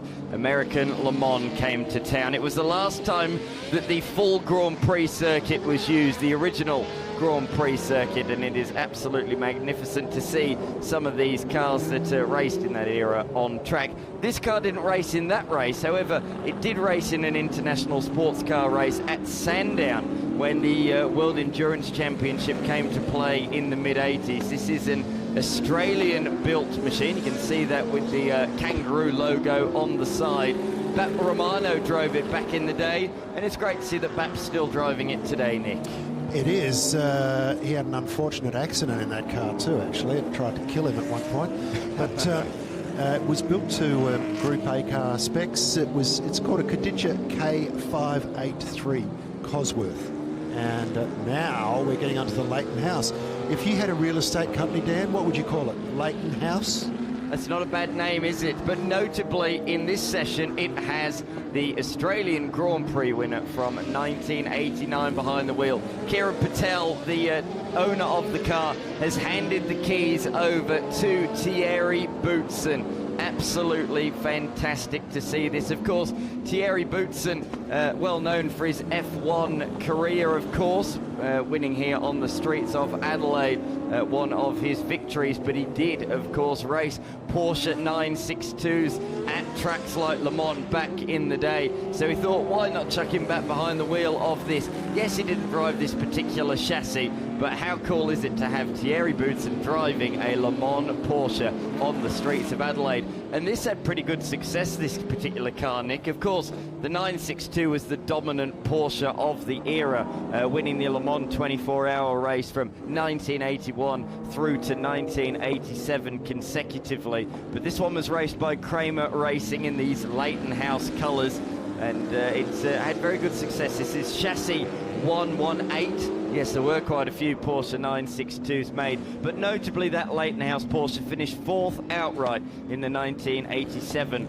Le Mans 24-hour race, and finished 9th as well the following year, which back then was an achievement, quite frankly, just finishing. The attrition rate at Le Mans in those late 80s was off the scale, so the fact it's got 2 top 10 finishes makes that a very, very good car. It does, Dan. We're looking now at the McLaren M1A of Luke Warwick. That's chassis number 13 of 20, built by Bruce McLaren. The car was built in 1965, so it's a much older car. And in 1966, the car was bought by Bobby Olthoff, who raced and won the 66 and 67 South African Sports Car Championships. So quite an accomplished car, this one. It was then hidden away, and this happens so often with these race cars, Dan. They just disappear. And it was away for many years, about a decade. Discovered in 1983 in a workshop in England by Max Warwick, and he was searching for parts for another car, and he saw this in the corner undergoing a resto, so he actually let them complete the restoration, and it arrived in Australia in the middle of 1985. It's a 4.7 litre V8. 4 downdraft weavers, you can see them, the ram tubes sticking out the top there. 420 horsepower, Hewland 4-speed, of course, the choice of champions, and that is a 1965 built car. What a beautiful little car. Absolutely it is, absolutely. 61 years old, Nick. 61 years, and it still looks as good as ever, doesn't it? This car out there on the track, the Pro Sport, good to see that out there. We haven't seen too much of that this weekend. Graham Hughes in the LM3000. We saw the Argo out on track yesterday. It's a really good mixture of sports cars from the old and the new. So got sports cars and Can-Am cars out there. But a really fine addition, as he's just been overtaken by Scott Borman in the brand new Ligier JSP325 LMP3 car. Very, very cool to have that here on the racetrack this weekend. But let's keep our focus on this one for a minute. The Pro Sport. Yeah, it's been around for a while. It's been at this event a good couple of times as well over the years, Nick, hasn't it? Graham Hughes, of course, in his other life, rallied Ford Escorts in the Adelaide Rally for a number of years. Had a bit of a incident in one of them where he went off the road, and that car was then later restored locally. I've just found my notes on this car now. So chassis 11 of 21, built by Pro Sport in 1993. 3-litre Cosworth V6 engine, 350 brake horsepower.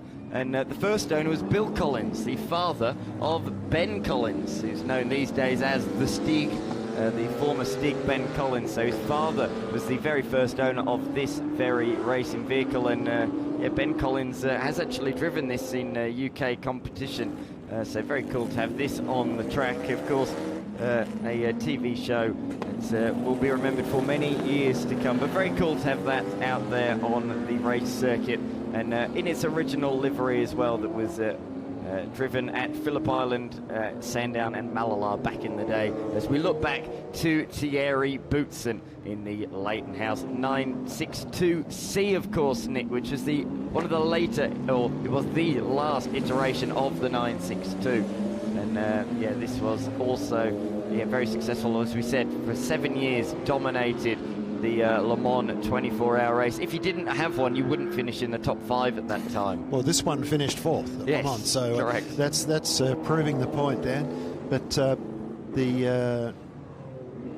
from there, it raced at many tracks. This one even raced at Spa and Fuji and the Nürburgring, so it's had quite a life, this car, but it's immaculately presented. As was Graham Hughes' car. I was thinking while you were talking about it, it's just superbly presented, that car. It did actually win a World Sports Car Championship race on the Oostenrijk ring, as it was known back then. Of course, it's had a few name changes since then. It was then known as the A1 ring, and now known as, for many people at this track, the Red Bull ring in Austria. So very cool that 962 is here. Now for something a bit more modern, one of the most modern cars we've got here this weekend. This is the Ligier JSP325, driven by Scott Borman, who generally races in the Australian Prototype Series. So he's used to downforce, but probably not this level of downforce. This is a current LMP3 machine, and it's come into the championship and really started kicking along. So it's very cool to have that out there on the circuit. It's being used at the moment in Asian Le Mans Series, in European Le Mans, and in Le Mans Cup as well. And as I say, it's been a very, very good chassis already in its first year of competition last year. Great to have that here in Australia. As we say, Nick, you know, it does make you think, looking at a car like this, of the race of 1,000 years 26 years ago. Of course, we celebrated 25 years of that last year here at the Repco Adelaide Motorsport Festival. Very, very cool. I think you went to that event, didn't you? At the original one? Yeah, the race of 1,000 years. Yeah, I was there, and of course Audi were there, and the guy who pioneered the nicotine patches, I'm trying to think of his name, but he was a big part of that event. Sorry for that mental block for a minute. It'll come to me in a second. But just watching this Ligier go around, French manufacturer Ligier, this car looks like something out of a science fiction show. Like the colour scheme, the look, the downforce, it's just quite incredible. Of course, Ligier, a successful Formula One team as well in the early 80s in particular, was a very purple patch for them, and even took victories right up to the 1996 Monaco Grand Prix in the hands of Olivier Panis. So a very successful Formula One team, unfortunately no longer with us. Checkered flag is waving, but great to have this car out on the circuit. We've had a couple of modern LMP3 machines. We had the Ades 03, which is about 7 years old. That was in the hands of Alex Rouleau yesterday, but he kept having a problem with the door. If you tuned into the broadcast yesterday, the AirTouch broadcast, you'd have seen that Alex Rouleau couldn't keep the door closed for more than a lap, so he had to make several unscheduled pit stops, and he kept circulating, but the door kept coming open no matter what they did. When I saw it in the paddock last night, though, when the rain was pouring down, I did note that the door was finally closed, so that was good news at least. But yeah, very good to see modern machines here this year as well as the old stuff. We've always had old sports cars, but great to see the Ligier there as well. Look at that, Nick. 60 years between these two cars, the McLaren M1A and the Ligier. A lot of technology difference between those two, that is for sure. Of course, the McLaren's basically just a shell with an engine stuck in it, whereas this is all mod-cons, modern technology, as safe as houses, those things, that is for certain. And the crowd is still here. Great to see such a huge crowd still around, and hopefully this track will dry out shortly, and you can see some F1 cars on the circuit. In fact, I'm looking at the commentary box and it looks like we've moved the Hypercar session forwards a little bit, because I can see a Solus on the front of the grid. So the team at the Adelaide Motorsport Festival, Tanya Wearing, she does a fantastic job. She's constantly running around seeing who wants to run, when they want to run, in what conditions, to try and maximise how many cars we can get on the track in the current conditions. So she's moved the Hypercar session forwards while it is dry on the circuit. So we've got the Solus back and we've got the Senna back out there as well. So great work from the Repco Adelaide Motorsport Festival aficionado team down there in the pits. And Don Panos was the man I was trying to think of. Oh, Don Panos, Dan, yes, right. Not only was he a builder of sports cars, but he was an entrepreneur who founded 2 pharmaceutical companies, and I think probably his biggest claim to fame was his nicotine patch that you put on your arm to stop smoking. There you go. I did not know that. I know Dan Panos for other things, but not that is for certain. Anyway, let's turn our attention to this. This is much more interesting than that particular line of thought, but the McLaren Solus and the Senna GTR. Earlier on today, of course, piloted by David Coulthard and Mika Häkkinen.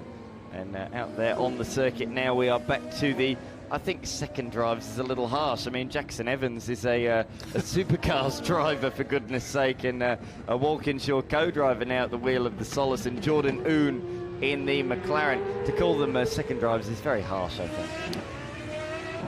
You're a hard man, Dan. Jordan Oon, of course, is the driving force behind Arise Motorsport and the GT team, which he steers, and himself a driver, but also a team manager, team principal, and they are a team that comes out of Western Australia, and they're doing a great job. They certainly are, absolutely. Down into the centre hairpin goes the Senna GTR. Don't these things look great? They don't just sound great, but they look great as well, Nick. They do. They're track only, as are all the Hypercars. Only 75 built. Twin turbo V8, 607 kilowatts. And as always, top speed well above 300 kilometres per hour. Weigh a bit more than your average MX-5. And they generate 1,000 kilograms of downforce. So they would be pretty well pinned down on this damp track today. That is absolutely ludicrous. As I said earlier on today, David Coulthard and Mika Häkkinen were behind the wheel of these machines, and our mate Mark Beretta caught up with them earlier on. Individually, they are absolute legends of Formula One, but together it's great to see Mika Häkkinen and David Coulthard here in Adelaide. Gentlemen, welcome. Mika, great to have you back. And what are your memories of this place? Well, it's good to be back, to be honest. I have lots of memories, of course, of Adelaide. It used to be a last Grand Prix of the season. So everybody from the racing team was always very happy to come here. Hospitality of the people here in Adelaide is absolutely fantastic. You have great bars, restaurants. Just everything is right over here. Of course, I got some heavy memories, of course, quite a bad memories, because I had quite a big accident here in '95, but motor racing is dangerous. We know the risks, but I survived. I'm here. It's good to see you. We're all glad you're here as well. David, for you, memories of Adelaide over the years? Well, you know what's interesting, when Mika was saying about the great restaurants and bars and everything, we get to appreciate them more now because we're not racing. But look, I did one Grand Prix here. I had all the joy of leading that race, but then I crashed out coming in for my pit stop, so it was a bittersweet. But what I understood is this was an amazing part of the history of Formula One. People love to come here. It was the last race of the Grand Prix season. I've just met one of my old mechanics, Gary, who was working in my Williams car. A lot of guys have moved here and live in Adelaide and the surrounding area. So I think that it really tells us much about how much we love coming to Australia. The only thing I'm disappointed with Formula One is we always have the Australian Grand Prix at the beginning of the year. We loved when it was the end of the season, we could all stay here for a couple of weeks and take some vacation. Absolutely. Mika, the Adelaide Motorsport Festival, have you enjoyed it? What have you been up to while you're here? Well, I tell you what, I came here a couple of nights ago, and we've been at the hotel, and back here at the event, and anyway, all kind of different cars, loads of motorsport fans, and it is, you can see that there's a very high passion for motorsport from the people over here, and you know, adults, young kids, you know, it doesn't matter how old they are just super excited. So happy to see that. This is a motorsport city. Must be nice, David, to see the reaction that you both get from the fans here in Adelaide. I mean, they really love you two guys. They've got great memories of seeing you both race over the years. Yeah, of course. It's going to be famous, huh? Yeah, no. But, you know, for people of our generation, and maybe like 10 years before or 10 years after, you can kind of understand if they're motorsports fans. But there's been a lot of younger generation who've become into Formula One, you know, the Oscars and the Landos, through Drive to Survive, who then, once they've used up all that, they start reading about the history of the sport. And, you know, Mika's obviously been a champion of this sport in an era that was marked by the dominant period of Ferrari and Schumacher, and, you know, Lewis came into the sport, Fernando, at the time when we were racing, and of course they're still racing today. So it feels like we still have enough years ahead of us to still have you know, a place and a part to play in Formula One. Have you enjoyed the Motorsport Festival here? Yeah, you know, I was lucky enough to come for the V8s at the back end of last year, and that is a huge sporting event, and love that. But actually this reminds me more of a Goodwood style event where you've got all of the historic cars and bikes and memorabilia stores. People just have another energy, and it's a very chilled. I think we're all here as fans. You know, you guys are working, but you're a fan of this industry, and we're all very lucky to be part of it. So, you know, hats off to everyone that's put this together. Mika, I've got to ask you about Formula One and Oscar Piastri, our Australian driver. We thought he was so close to getting a World Championship last year. How do you think his year might go this year? Well, more you get experience, better you get. That's how it goes. And for me, it took 7 years to win the first Grand Prix, so that's a long time. So I'm talking from the experience. Like I said, you know, I think the Formula One season these days is very demanding. It's 24 Grand Prix. It's very tiring. So I think Oscar is also getting stronger, understanding how to balance everything around the Formula One.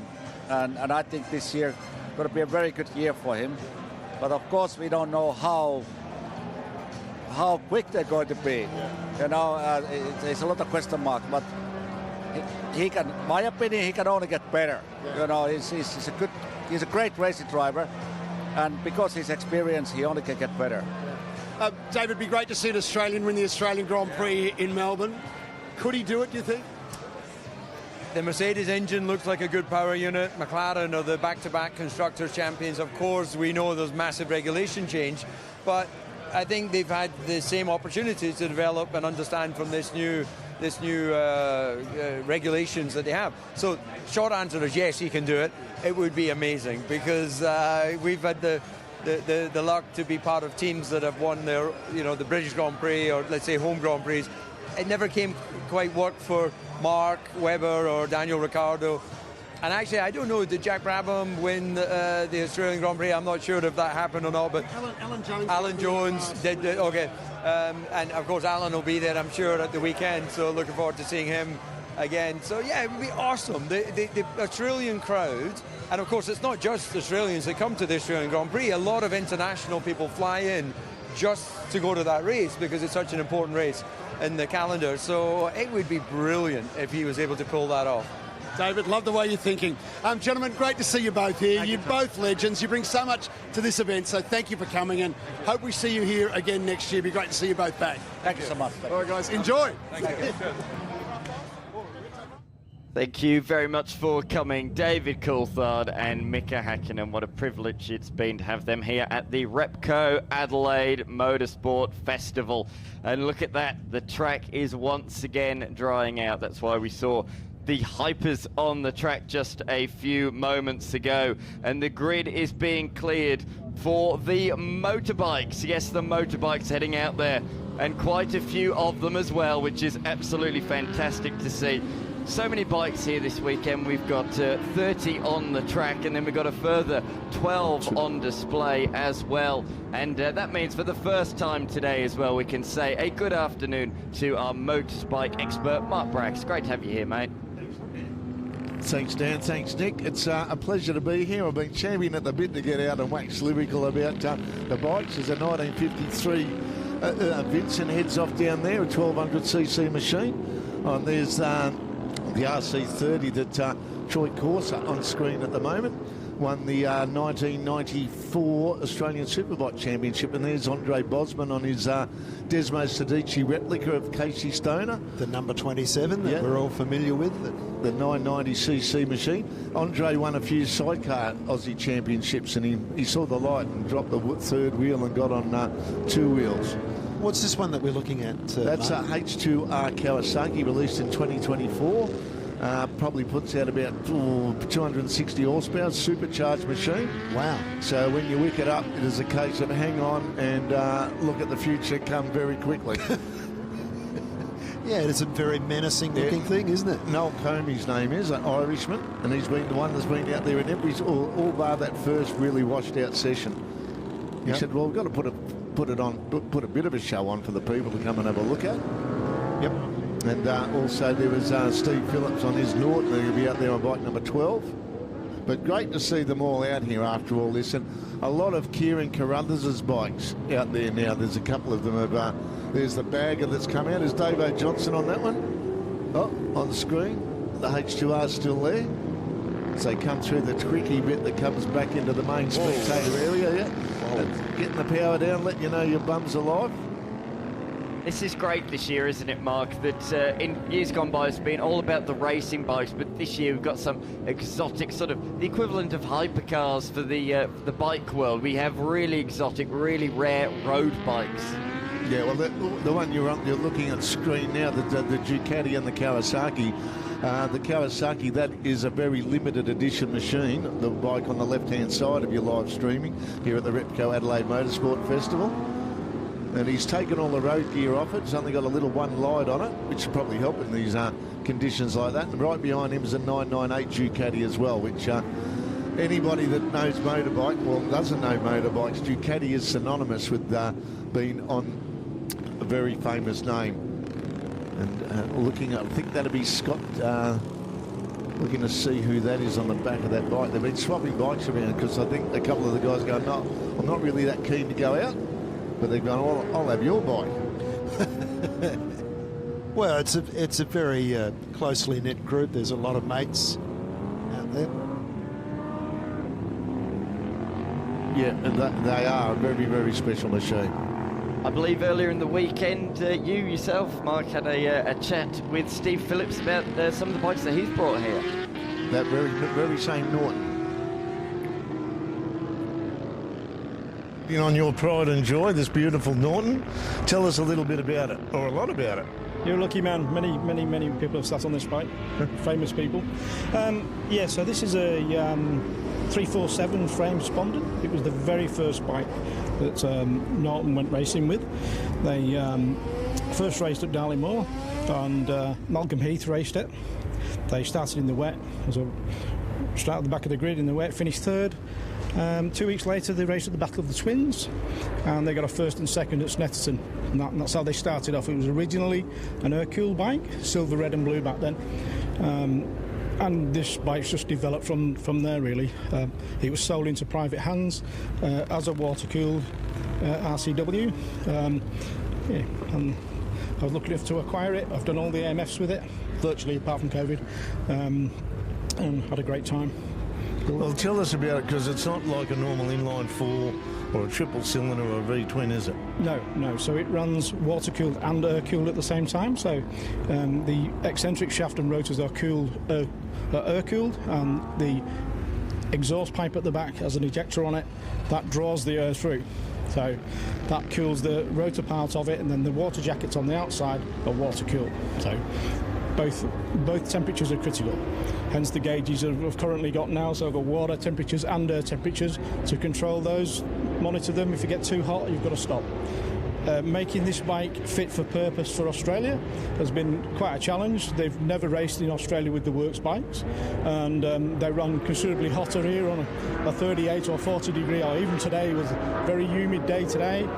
It runs hot, so it's been a challenge to fix it, to make it run cool enough so we can go out and enjoy it. So why is that with the rotary? Why is it so critical in that regard? They generate heat. They fire at every single corner of the apex.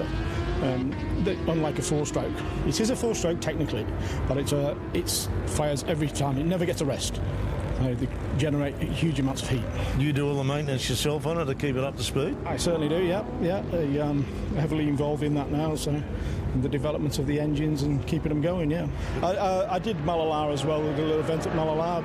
I don't get the chance to go out on it too much, but what we go to are just pretty casual events like this, really. It's not a competitive race bike, and I wouldn't really want to put it to those punishing levels. Some parts are difficult to get. I mean, I can pretty much fix anything on the bike, but, it's got so much natural history with it.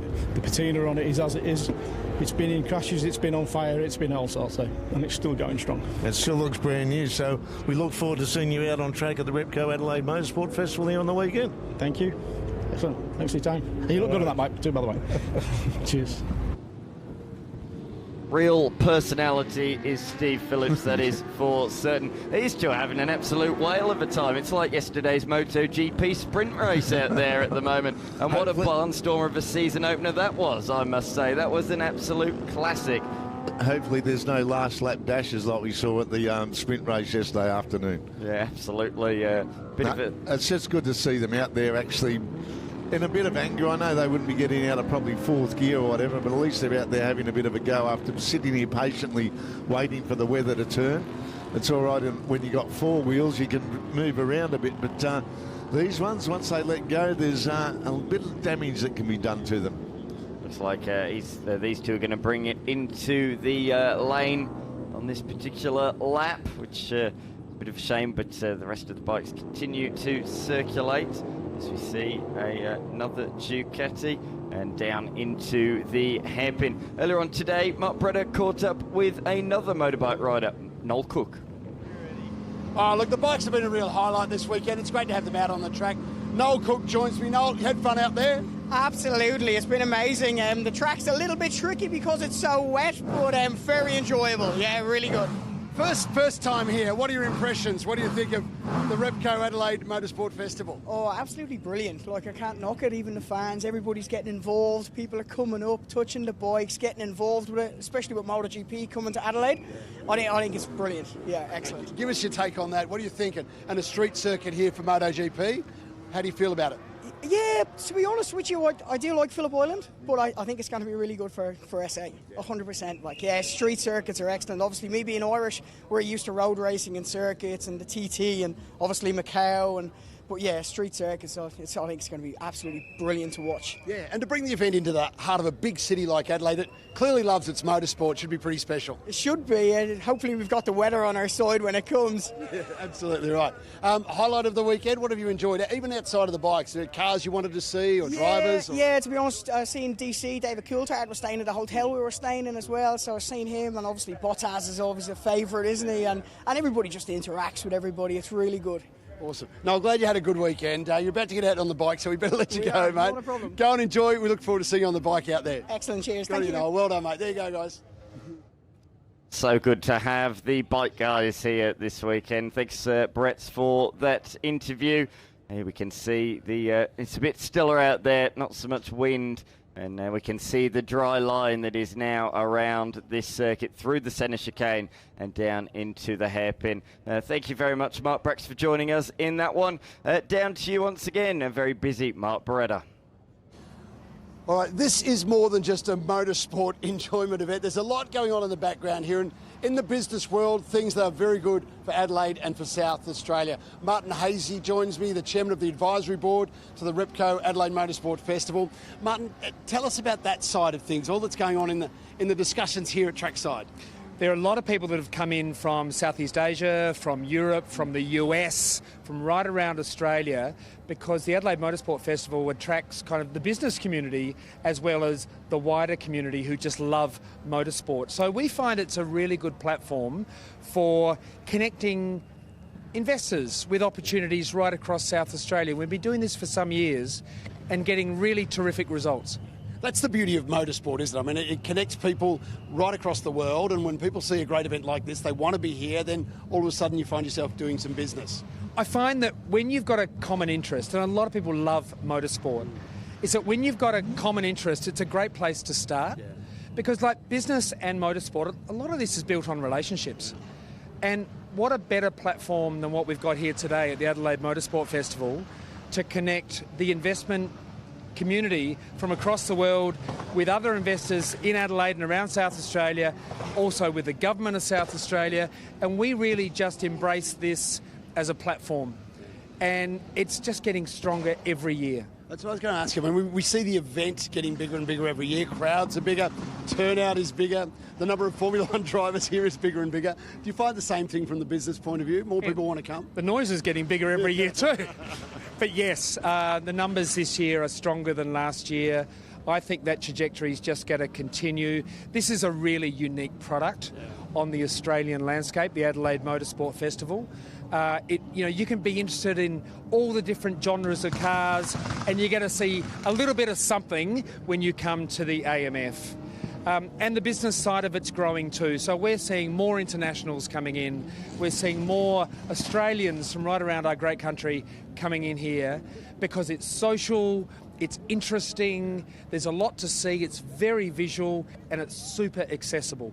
Yeah, and Adelaide is such an easy place to get to now. If you're in Southeast Asia, direct flights in from certain parts of the world and, of course, from all over Australia. It's an easy place and a very comfortable place to come and visit because the food is so good and your wines are sensational, Martin. Yeah, well, I mean, you've got good food and you've got good wine. You've got a good head start, don't you? I mean, it just kind of attracts people like a little bit of a magnet.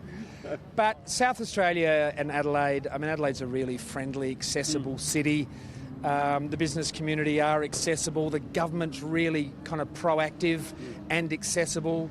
We've got government ministers down here. We've got investors down here. We've got motorsport enthusiasts. We've got former Formula One drivers. I mean, what more could you ask for? So it's a little bit of everything at the AMF. And I think trackside, when you've got the whole kind of, everything's changing every 20 minutes on that track. So you've always got something different on the track. You blend that all together and you've got something magic. Yeah, Martin, we love it. It's great to be here. Great. Thanks for having us all. Absolute Look forward pleasure. to a bigger and better event in 2027, but this is going to be hard to top. See you next year. Thanks, mate. Thank you. There you go, guys. Thanks very much, Brett, for that. As you can see, still people enjoying the action here at the Repco Adelaide Motorsport Festival, sinking into some local wines, and on the grandstand as well. You can see no umbrellas up, which is fantastic news. And there's just a little bit of a breeze as well, which means the track will be drying even more. No rain scheduled for the next half an hour. As we can see, the Liqui signs, of course, a sponsor of the event this year. As we see the fans enjoying the action, and for the first time this weekend we see the Chevy Monza out there on the race circuit. Fantastic that is on the track, and we've been waiting patiently for that one, owned by Willy Van Werch. And he's been waiting for the dry weather conditions, and he's had to be patient. Let's be honest, there's not been too many dry sessions. He can see exactly why he's been waiting for the dry sessions.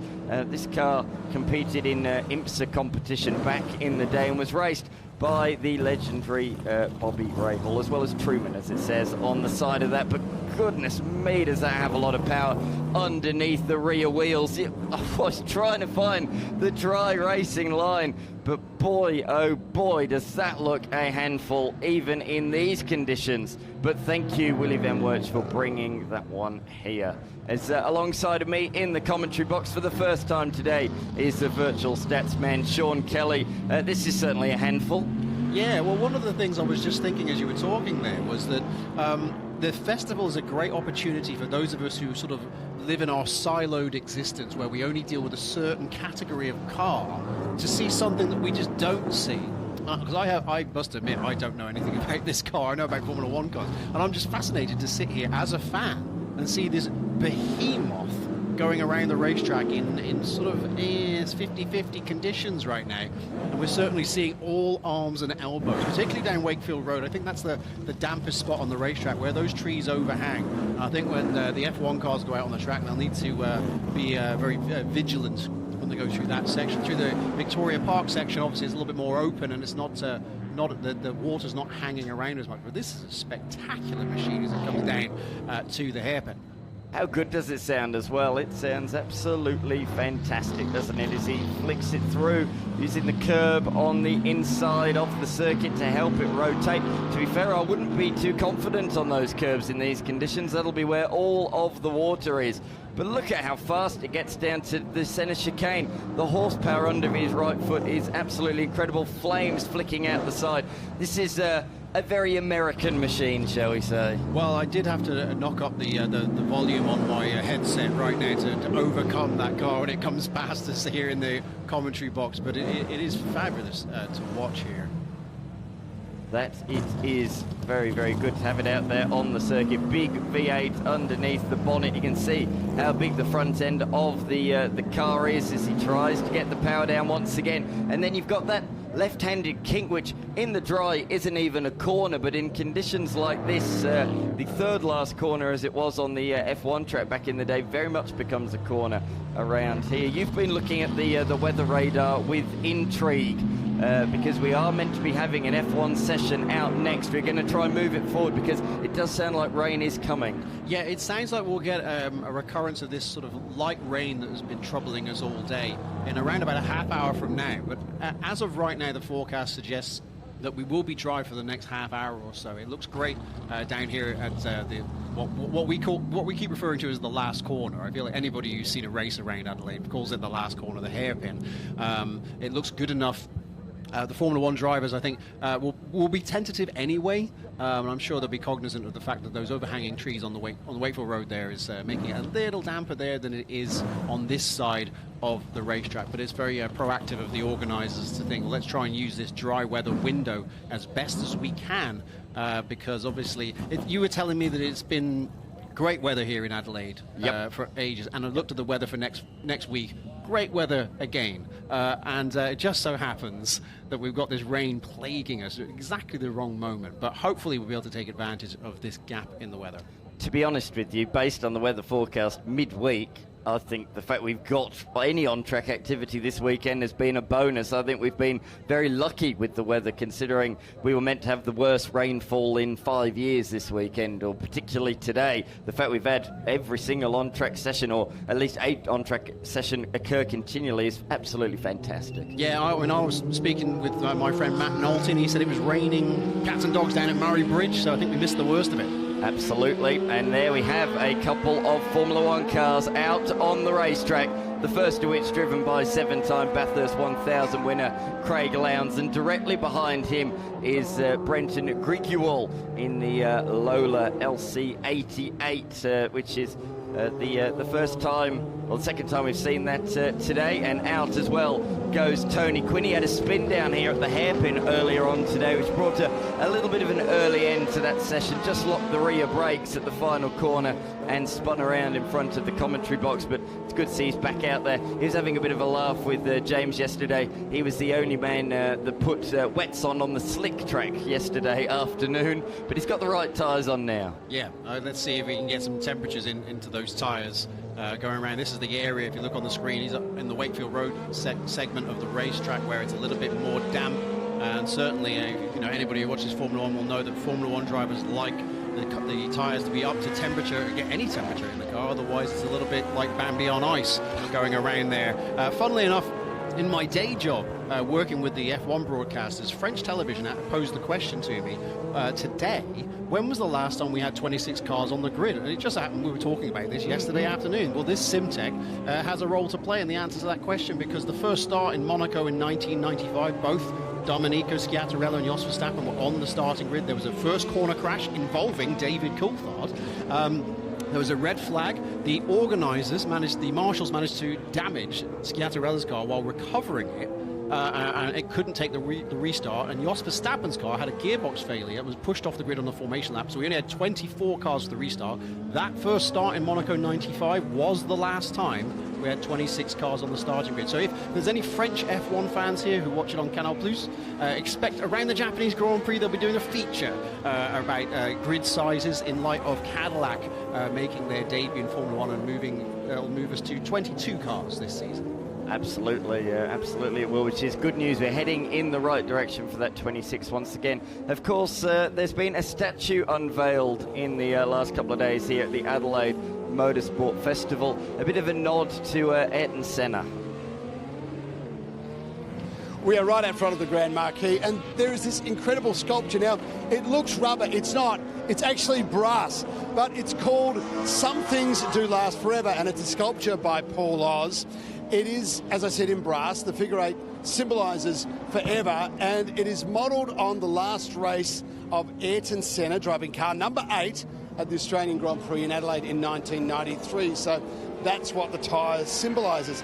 It's 280 kilograms of solid bronze. It was formed using 3D scanners based on the tyres from Ayrton Senna's actual McLaren Formula 1 car. It's mounted on a brass plate, and that sculpture, of course, tells the story of the 1993 Adelaide Grand Prix. By way of each cut, scrape and ball of rubber now preserved forever in this 4-foot-tall, impossibly twisted sculpture. It is magnificent, and as I said, it symbolises Ayrton Senna's last drive for McLaren and his last Grand Prix win, which was right here in Adelaide. It is an incredible piece of art. We get what gets you going, because while you told her it would be loud, you forgot to mention how it feels. Repco gets you going.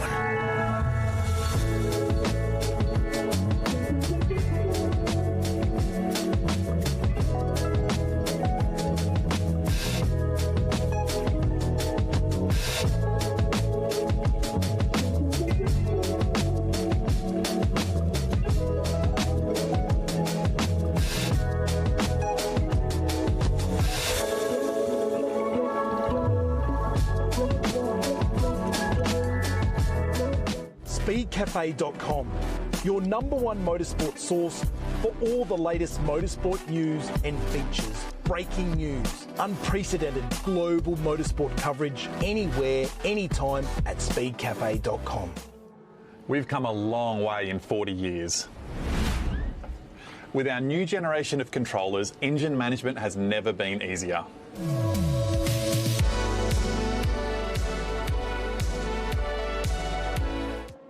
I love riding. It's a real social thing. There's a great bond between riders. Every weekend, I look forward to getting out there. It's a freedom like no other. Riding to work is a great way to start the day. Shannons insure all types of road bikes, not just classics. They offer features riders really want. It's why they're one of Australia's leading motorcycle insurance providers.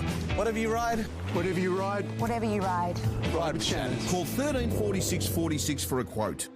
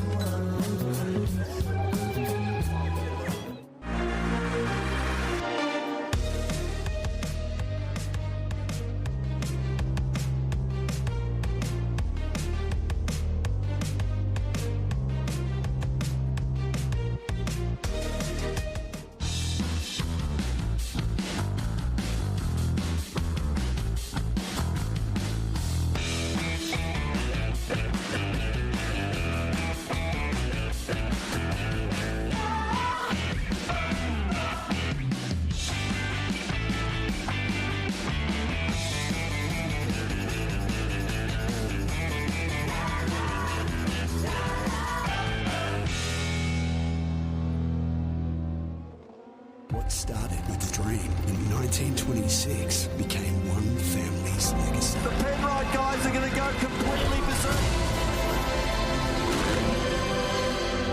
Penrite Oil, still driven. Yokohama.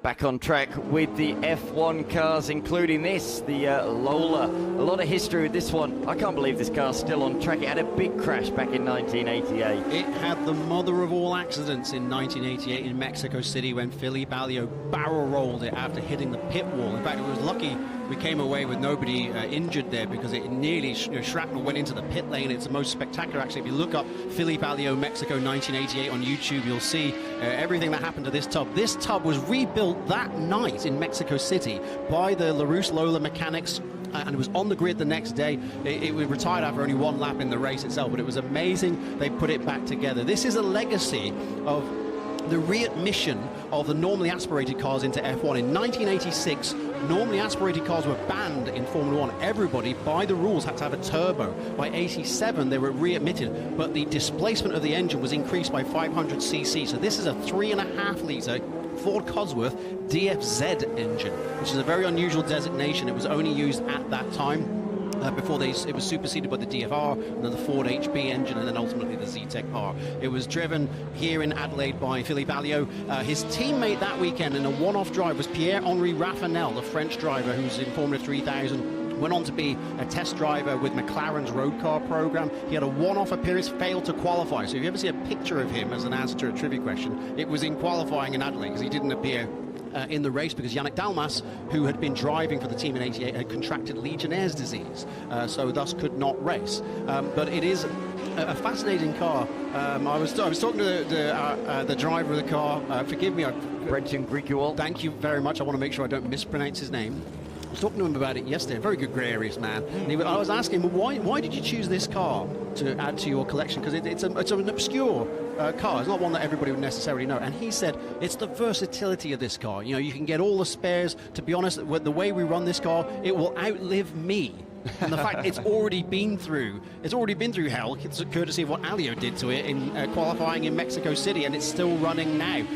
And he said it's such a pleasure to drive. You might notice it's striking sparks off the front wing. That's one of the only things on the car that is aftermarket. He told me that this car is actually, other than that, is in the spec, as we're seeing it now, is in the spec in which it raced here in the 1988 Australian Grand Prix. Even the paint job is still the same as it was from Adelaide 88. So other than those skid plates, you can see it striking sparks off the front wing, and now he's starting to push it there. And we mentioned that that's probably the dampest section on the racetrack, so he's probably getting a little bit of locking there as the ambition overcomes adhesion, to borrow a phrase from Martin Brundle.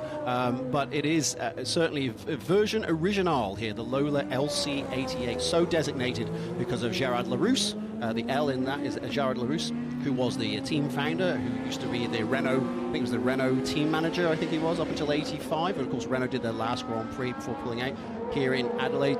And the C comes from his business partner, Didier Calmel. And I won't get into his interesting history, but look it up, ladies and gentlemen. If you have a little bit of downtime, look up Didier Calmel. He had a very colourful existence, it's fair to say. That's to say the very least, for certain, as he exits out of the hairpin. Great to see a few machines out there. He's just overtaken by Craig Lowndes, who continues to lap the Arrows A10B at some rate. So two cars from the 1988 Formula One season that raced here on the streets of Adelaide in period, doing laps. It's so good to see. And here he is, the great man, the 7-time Bathurst 1000 winner and 3-time Supercars champion, and one of the only cars where you can see the flames underneath. Yes, and you can also tell from the way that Lowndes is driving it here that he's one of the few people who doesn't own the vehicle they're driving. Yep, definitely. Because he is driving that with the confidence of a professional racing driver. It's certainly the way he's coming around the Victoria Park section of the racetrack. He looks like a man who's getting temperature in the tyres and is starting to really push it. As you mentioned, you can see the blowback of the turbo as the car comes towards you. There it is again, as it comes under braking for the hairpin. I mentioned yesterday how this car raced in 87 and in 88. This is the 1988 spec, driven by Eddie Cheever and Derek Warwick on the podium at Monza that year.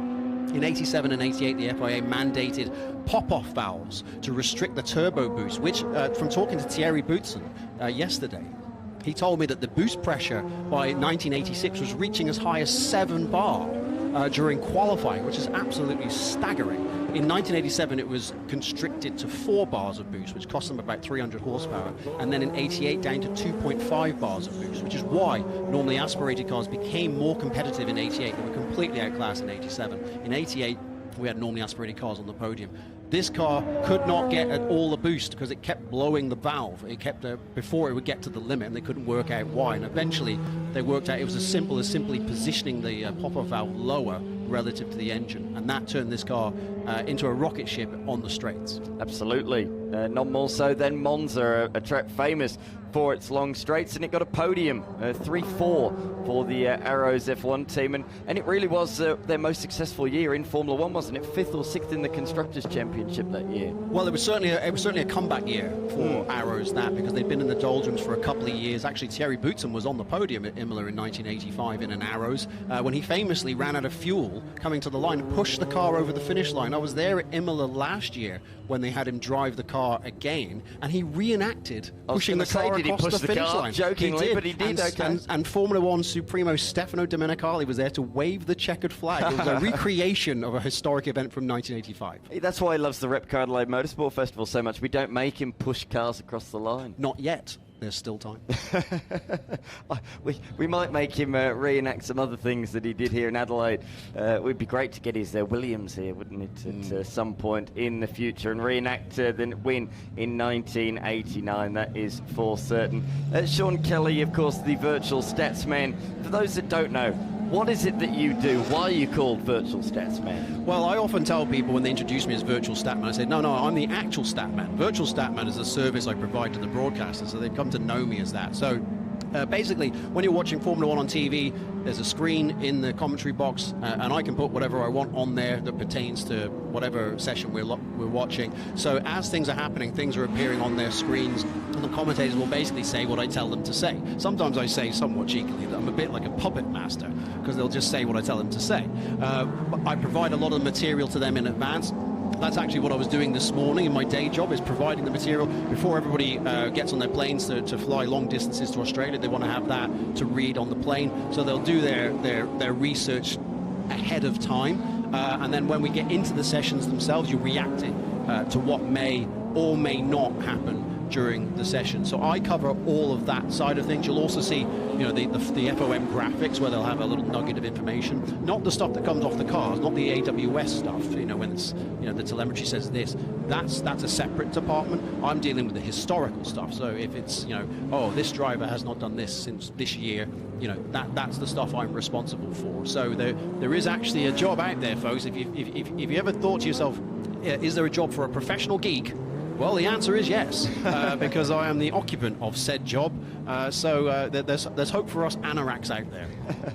That's good news. That is good news for me as well, as we turn our attention to Porsche Rennsport. Thanks very much, Sean Kelly, for joining us on the AirTouch broadcast this afternoon, and look forward to seeing you again in the future. All right, thanks very much, and great job everybody in the booth. I know you've had some long shifts here, and we've not been helped by the weather, so great job all round. Thank you very much. Nick Lenthal will jump back alongside me for the Porsche Rennsport category, and what a category it is. We're not too far away from the 10 of the best shootout in the not too distant future, but yeah, before that we are going to throw out the Porsches, and a few of these Porsches will be out in the 10 of the best session very, very shortly, including this one, the Ormsby GT3R that raced at Macau 10 years ago.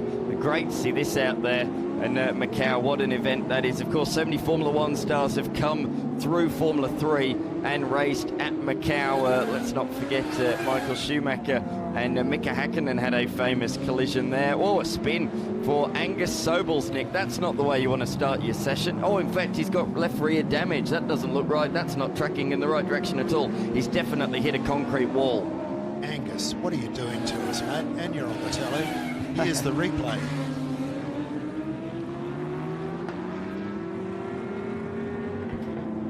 Looks like he's hit the wall as well in the on the front. So the first bit of concrete that has been slapped all weekend long. Car number 47, Angus Sobels, has had an incident. He's going to get that out of harm's way, I hope, and he has done very nicely there. So that's very good news, and that means this session can remain green, Nick.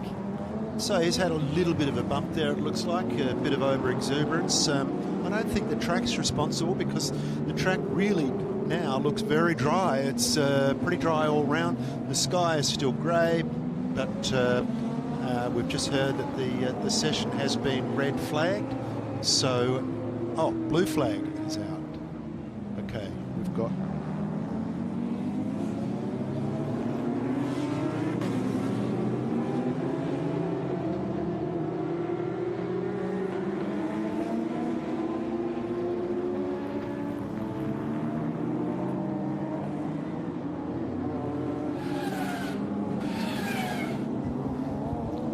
Sorry about that little gap. Just back to the Porsche Rennsport category, and I thought for a minute we had a red flag, but it was actually a blue flag, which is simply to indicate that you're about to be passed by another car. So those cars bunching up a little, and hence the reason for the blue flag from the marshals. So we're just looking at the replay of Angus Sobels' spin in the VIP Pet Foods car, one of the well-known Tony Quinn brands. We see it just marooned there on the infield, but that's okay. It's not going to cause any problems there. Wonderful local bird life, just having a good look at it.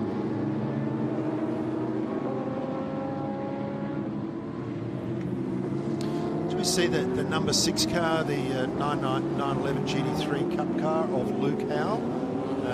A lot of GT3 Cup cars in this category, also driven by Simon Della Malva, and there's Ben Auld, and also driving the same car.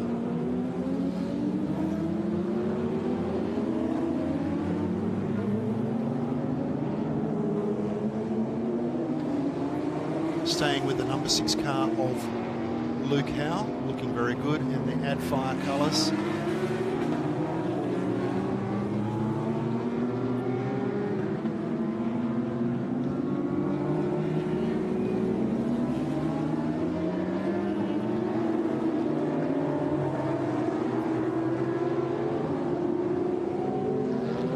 So a GT3 Cup car is just a way that customers can access a track-ready car built by Porsche.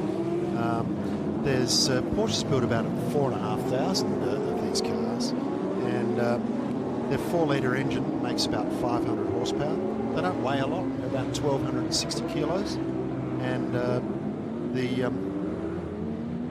it's just, as I said, a way of providing your customers with an entry to motorsport. So we look at the Peter Spiridis number 28 992 Carrera S. Great looking car in the Guards red colour scheme. Closely followed and chased by Nick Strakheisen in something different. Front engine Porsche 944 Turbo. That's a car that Nick has used for tarmac rallies to great effect. And you can see that it's a worthy contender with the in keeping up with the Peter Spiridis car.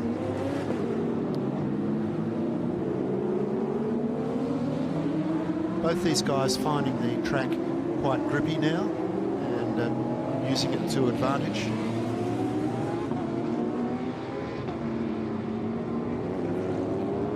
All right, Nick, I am back. I've been told the 10 of the best shootout competitors, and what a 10 it is. very much looking forward to that, which is up next. So some big names in the category, both stars of the sport, but also the cars that they will be driving as well. I will tease a couple of them in the next few minutes, but it's cool to see this car out there in the hands of an Ormsby, and there will be an Ormsby in a Porsche in the 10 of the best shootout in a few moments' time. We've got some sports cars, we've got a few time attack cars as well. We've got even a couple of road cars and some cup cars. There is a real mixture in the 10 of the best, and there's a cat amongst the pigeons as well, because the weather is getting a little bit worse. Notably though, the slowest cars will be out first, or in theory the slowest will be out first and the fastest towards the end. So the question is, will the weather play a decisive factor in that? We will have to wait and see. But at the moment, the Porsche Rennsport cars are on the circuit. We're about to find out which one's going to be the slowest and which is the quickest. I did notice, Dan, I was just about to say how good the track is for them, that they're going to enjoy a dry track, and then I saw that little bit through the S's there, where there is still a lot of standing water sitting on the road, just outside the dry line. If you get off the line, you're going to be stepping out quite quickly. The virtual stats man said around about half an hour ago it would have rain in half an hour. Well, he's not just good at his F1 stats, he should also become a weather person. Right. Because unlike most people in this country, he's actually got the weather correct. We don't want too much of that. That's just going to throw a spanner in the works. We much prefer guessing at it all day.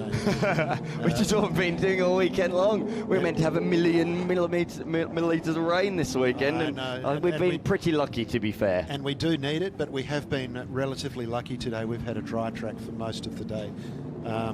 As we watch this car continue to run around, that is the number 8 GT3R car.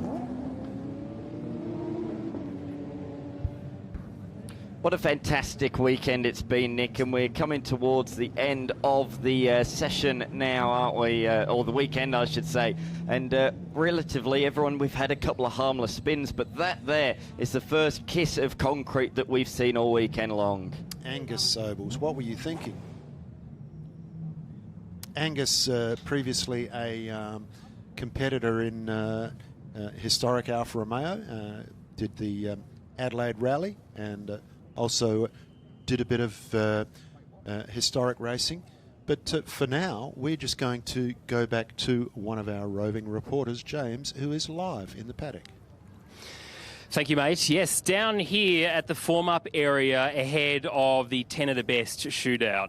Now, this weather is definitely going to throw some cat amongst the pigeons, as you quite rightly said, Dan. Tell you what, though, there's some pretty exciting cars lined up here. I don't fancy being in an open cockpit car, sir, if I'm perfectly honest. That's not going to be the best thing for you. But we have, towards the back there's Jono Webb that I can spy, and Josh Buchan.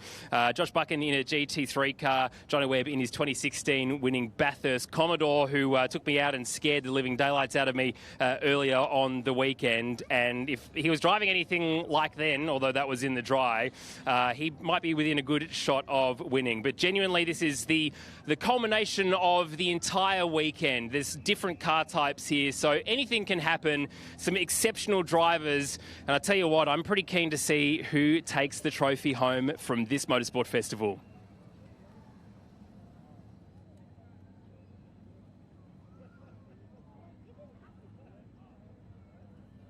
As we're back on our track coverage, we can see the spectators have not left the scene. The weather looks a little bit menacing, but we have the lively part of the afternoon about to start with the 10 of the best shootout. So those cars just about to enter the track. They're already lined up, and they'll be coming out one at a time, of course, and given the opportunity to put in their absolute best lap straight up. Not an easy thing to do. I have so much respect for drivers who can do this, just flick the switch and put in their absolute best run. Great when you watch the top 10 shootout at Bathurst and you watch those guys deliver those hot laps. It's just fantastic to watch. The same when you have a hill climb and you get down to the last 5 or 10 and they've just got to do their absolute best performance. Guys like Dan Day are used to that sort of thing. Nick Strakheisen, they're used to it. But we also have a few championship winning drivers in this field, and in some very, very quick cars. Some of them are all-wheel drive, and we're going to find out very shortly who's going to be the quickest of them. They're coming out in a perceived order of slowest to fastest, but you really can't be sure about that until they've put in their best efforts. You can see some of the cars there. There's a McLaren M1, there's the Ligier, and Dan Day's SJ1000 Subaru. I thought I could see a bit of drizzle, but I think it's just overcast, really. As we see the bird life not at all perturbed by this. They're just taking it all in. But that's the nature of having an event in your parkland circuit, and one of the reasons why we all enjoy the event so much, that we have such beautiful surroundings, only a stone's throw from the square mile of Adelaide city centre, and with the mapped out symmetrical streets, and we just happen to have a racing circuit on its perimeter. So part of this will be used for the MotoGP circuit when it comes to fruition in 2027, but of course we will see it used in November for the Adelaide 500 V8 supercar race. They'll be coming right past us, but when they do that, there'll be pits and grandstands and so on. Now you can see on the screen there, we've got Scott Borman in the Ligier, Alex Rouleau in a Porsche GT3, Julian Newton in a 992 GT3, Jordan Ormsby in a GT3, Dan Day in the SJ1000, Luke Warwick in the McLaren M1, a much, much older car, but a quick car, Nick Streckeisen in the Nissan GT-R R35, David Russell in a Lamborghini Temerario, which we talked about earlier, 900 horsepower of all-wheel drive, hybrid Temerario. We've got the Ferrari 296 Challenge in the hands of very handy steerer Josh Buchan, and Max Vidot to round out the group in his Porsche Cup car. What a list that is. Some really big names there. Alex Rouleau, of course, Supercars, ex-Supercars driver, now races in Tarmac Rally. Max Vidot is down there as well in his Cup car, and I think Mark Brett is down there with him. I certainly am, and he is ready to go. Max, what a fantastic weekend. You enjoyed the weekend? Yeah, 100%. I'm an Adelaide local, but I've been living in the state for quite a few years, so first time I've actually been able to come here, bring the car out, and have a bit of fun in front of the fans.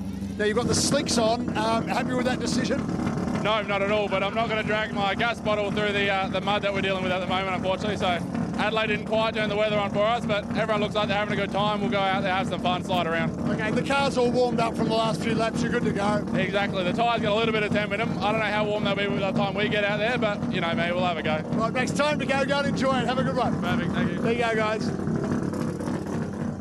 Thanks very much, Brett. Great to chat with Max Vidot. This is going to be a fascinating session, particularly with weather looming. So, who is everyone's money on? This is going to be very, very tasty indeed. I tell you what, I think a potential joker in the pack, Nick, I said to you, could be Nick Streckeisen. I'm hearing that Nissan GT-R R35 might be out as one of the first cars, and if that's the case, you might have the best track conditions, and yeah, I think that could be a real threat. Dan, my money's on the car that goes out before it rains. Yes. That's the most important thing of qualifying is go out before the rain, as we see that Lamborghini Temerario has gone out. Yes, it's not quite in the order that I was informed it would be, so that's interesting. I thought David Russell would be out a little bit later than this. Luke Warwick as well going out in the McLaren M1A. All right then, everybody. This is what a lot of you have come to see. Some real time lapse, some professional drivers really pushing it to the limit. And they don't get much more professional than this man, do they? David Russell in a current Lamborghini Temerario. Of course, David Russell, a Bathurst 1000 podium finisher. And he is going to be looking again this year to try and win that maiden Bathurst 1000 crown. An interesting approach through there, really sharpening off the final corner. as he comes to start his first flying lap in this session. Here he comes down into the hairpin. This is where the lap starts, just past those cones on the pit entry. That was nice through there early on the power. A little bit of a squirrel of oversteer on the exit of the corner, trying to get 900 horsepower down onto the ground. The all-wheel drive grip, though, will be helping him. He misses the apex a little bit there, uses all the curb on the second part of the centre chicane, down through the gearbox, turns it into the centre hairpin, back on the power. Oh, again, more oversteer. It is wet down there is no doubt about that, as Luke Warwick starts his first lap in the McLaren M1A as well. So they get back-to-back laps, they get 2 shots at it as around goes David Russell. What's the first lap time going to be? That is the question. I have to say, a very solid first attempt as he loses the rear through the left-handed kink, Nick. That was a very good first lap. It's a very committed drive, so you can see from the headlights that the road is shiny, and that's probably when it's at its worst, to be honest. A lot of drivers would say be happier if it was pouring with rain than being shiny and slick like this. It's like being on a skating rink. Now we watch from one of the latest cars to one of the earliest, the McLaren M1. This is a V8 with 4 downdraft carburetors. This is as simple as it gets. Built by Bruce McLaren.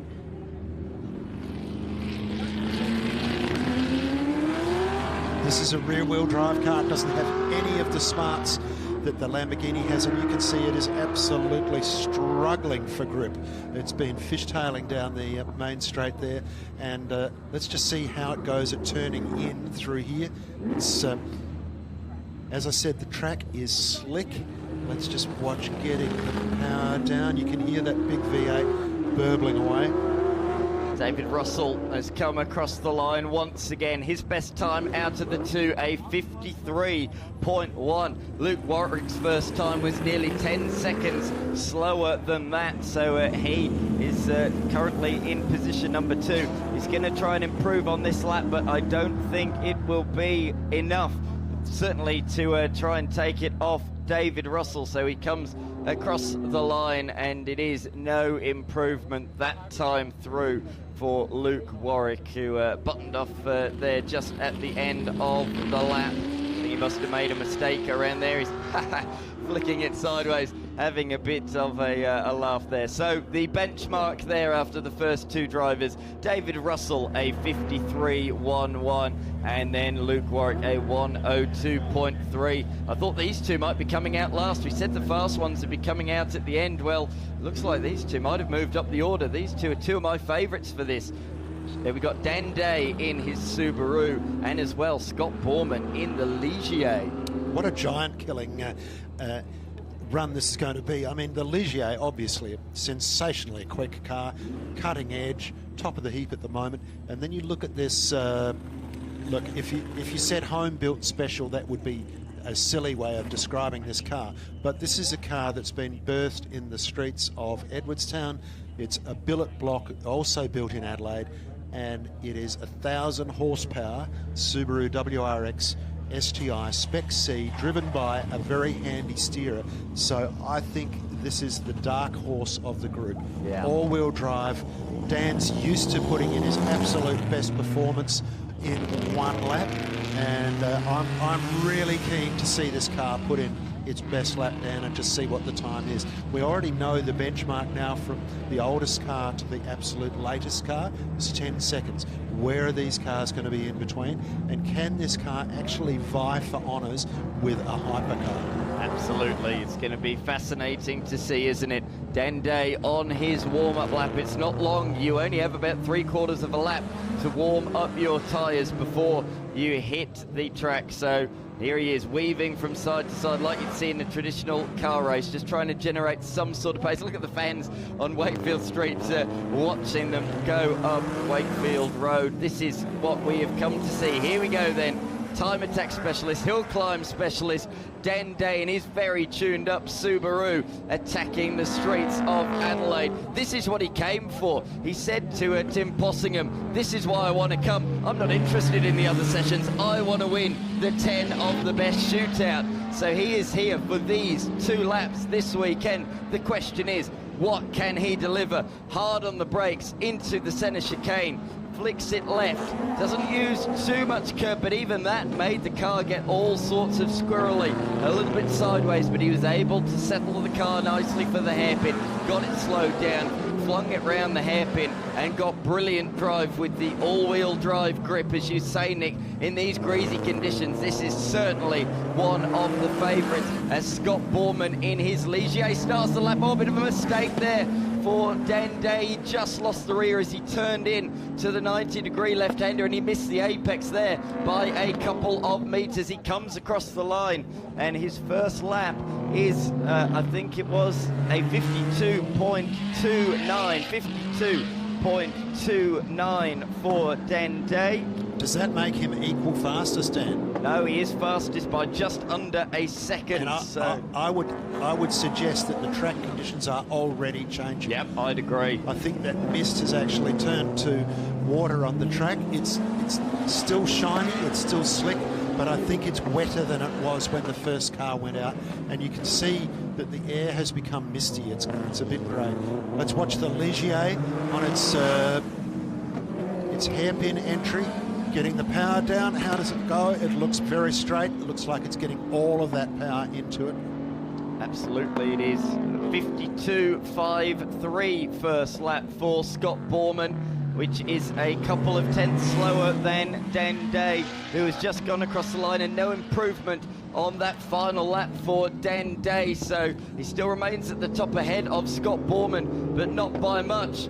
The virtual statsman Sean Kelly says to me that the Ligier finished on the podium here in both the first and last Adelaide Grand Prix. Looking for another podium finish potentially here in this session as he goes around the final couple of corners. He's provisionally P2, 3 tenths away from Dende. What's this final lap time for the Ligier driver? It's a 52.34. 0.05 of a second slower than Dende. Whoa. So close, yet so far. So the local boy still has the edge. Not much of an edge, Dan, but it is an edge. And as I said, I'm sure the track conditions are deteriorating ever so slightly, but let's see if it actually makes a difference. We've got an FD RX-7 about to head out, and we still have... No, that will be the only car on the circuit, I think, right now. No, it looks like we're going to get the RX-7 of Trenwith, and then we're also going to get this car, which is now being driven by Josh Buchan. It was going to be driven by Rod Wilson, who is a very good driver in his own right in Ferrari Challenge, but he's handed the keys. He's normally an AM driver, but he's handed the keys over to a true professional. And Josh is out first. Buchan. Yeah, Josh Buchan heading out onto the racetrack. Of course, the two-time TCR Australia Series winner, and he is very handy behind the wheel of a GT car as well. Let's not forget that late last year, Josh Buchan did several rounds of TCR World Tour, and to tell you just how good Josh Buchan is, he won a race. Josh Buchan is that good. He won a World Touring Car race last year, so he's behind the wheel of the Zagami Autosport sponsored Ferrari 296 Challenge, and then behind him we have the fantastic, again, another time attack car, this one of Trenwith, the Mazda RX-7. And you can see Buchan's taking this very seriously. Not only is he trying to warm up the tyres with a bit of weaving, but he's been very aggressive about getting on the brakes, not only to warm the brake pads up, but also to generate some heat into the rotors, which in turn warms up the tyres. In fact, it's arguably going to warm the tyres up more than just the weaving will. But he is really putting in the discipline to get this car up to all the temperatures on every corner to get this first lap as good as it can possibly be. And he's on his first lap.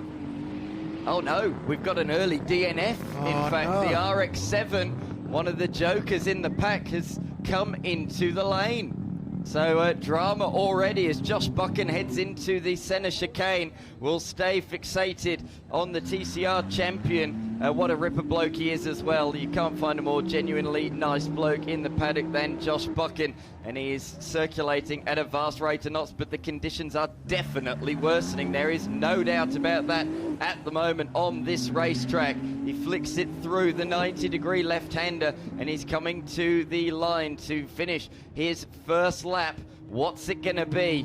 I think the first one, as we've seen so far has always been the best, apart from one in the case of Scott Borman. A 49.8, that's ridiculous. Oh my goodness. That's in another league. That is killing a mosquito with a mallet, Dan. Did I read that correctly? I did. A 49.81. Incredible. By far the fastest so far. That is very quick. Very, very quick. And full marks to this car in the hands of Josh. It's really, really showing its prowess. We did see a couple of mistakes, didn't we, from Dan Day at this corner on one of his laps. So clearly there was another error on his second lap. So I think that's what's cost him. But surely not 3 seconds. That's an incredible time from Josh Buchan, who comes across the line to complete his second lap now. And it's another good one. It's another good one, a 49.81. A 49.81 on the second lap through, Nick. Wow, that is really impressive. So good to see. Josh Buchan, currently the quickest car. Dan Day only just a little behind him on the 52 mark, and 500ths behind that is the Ligier. Good effort, Josh. Well done. We expected big things from you, and we got them. You've delivered.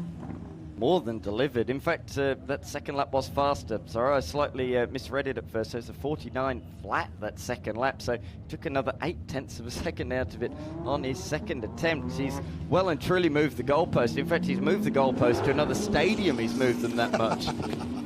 I don't think anybody's going to get close to that one. There's another surprise entrant, I note. It looks like it's going to be an 11 of the best, because the Styx Commodore's just gone out. That's not on my list, Nick. That's not on my list. So well, we're being spoiled. We've got an 11 of the best shootout here today. There's a gap left by the RX-7, so you might as well fill it down. Exactly right. And look, these guys probably only too eager to go out. But look, I can't see a rear-wheel drive V8 supercar being able to mix it with these guys. I know it's a full race car. I know it's purpose-built, but gee, these modern cars with their smarts, they're very, very hard to beat. That they are, as we see the cars coming around. We are getting set for a start here, coming across the line. You can see down there in the lane, it looks like we're going to have an interview in a couple of moments and find out what exactly happened with the RX-7. Down to you, James.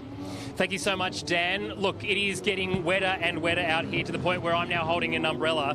Brad, you're with me. What was it like out on track? It was pretty slippery. Unfortunately, we've got no wets today, so we're on full slicks. The lowest power we can run, we can't get any traction. So we decided better off to keep the car in one piece and just call it a day. I think that's a really good call. How do you reflect on Motorsport Festival this year? It's great. I mean, we've been here 2 or 3 times now, and every year it just gets better. The festival, the whole event, the Ferris wheel, everything is just amazing. You know, we love it. Well, that's fantastic. Thank you so much, mate. And maybe we'll bring some wets next year, or maybe some better weather. We'll see. Bring the wets, hopefully, yeah. Thanks so much. Thanks, guys. Back on track, we can see the Porsche coming around the final couple of corners. What's this lap time going to be? Certainly nowhere near Josh Buchan, of that there is no doubt. A 55.96 for the Porsche 992.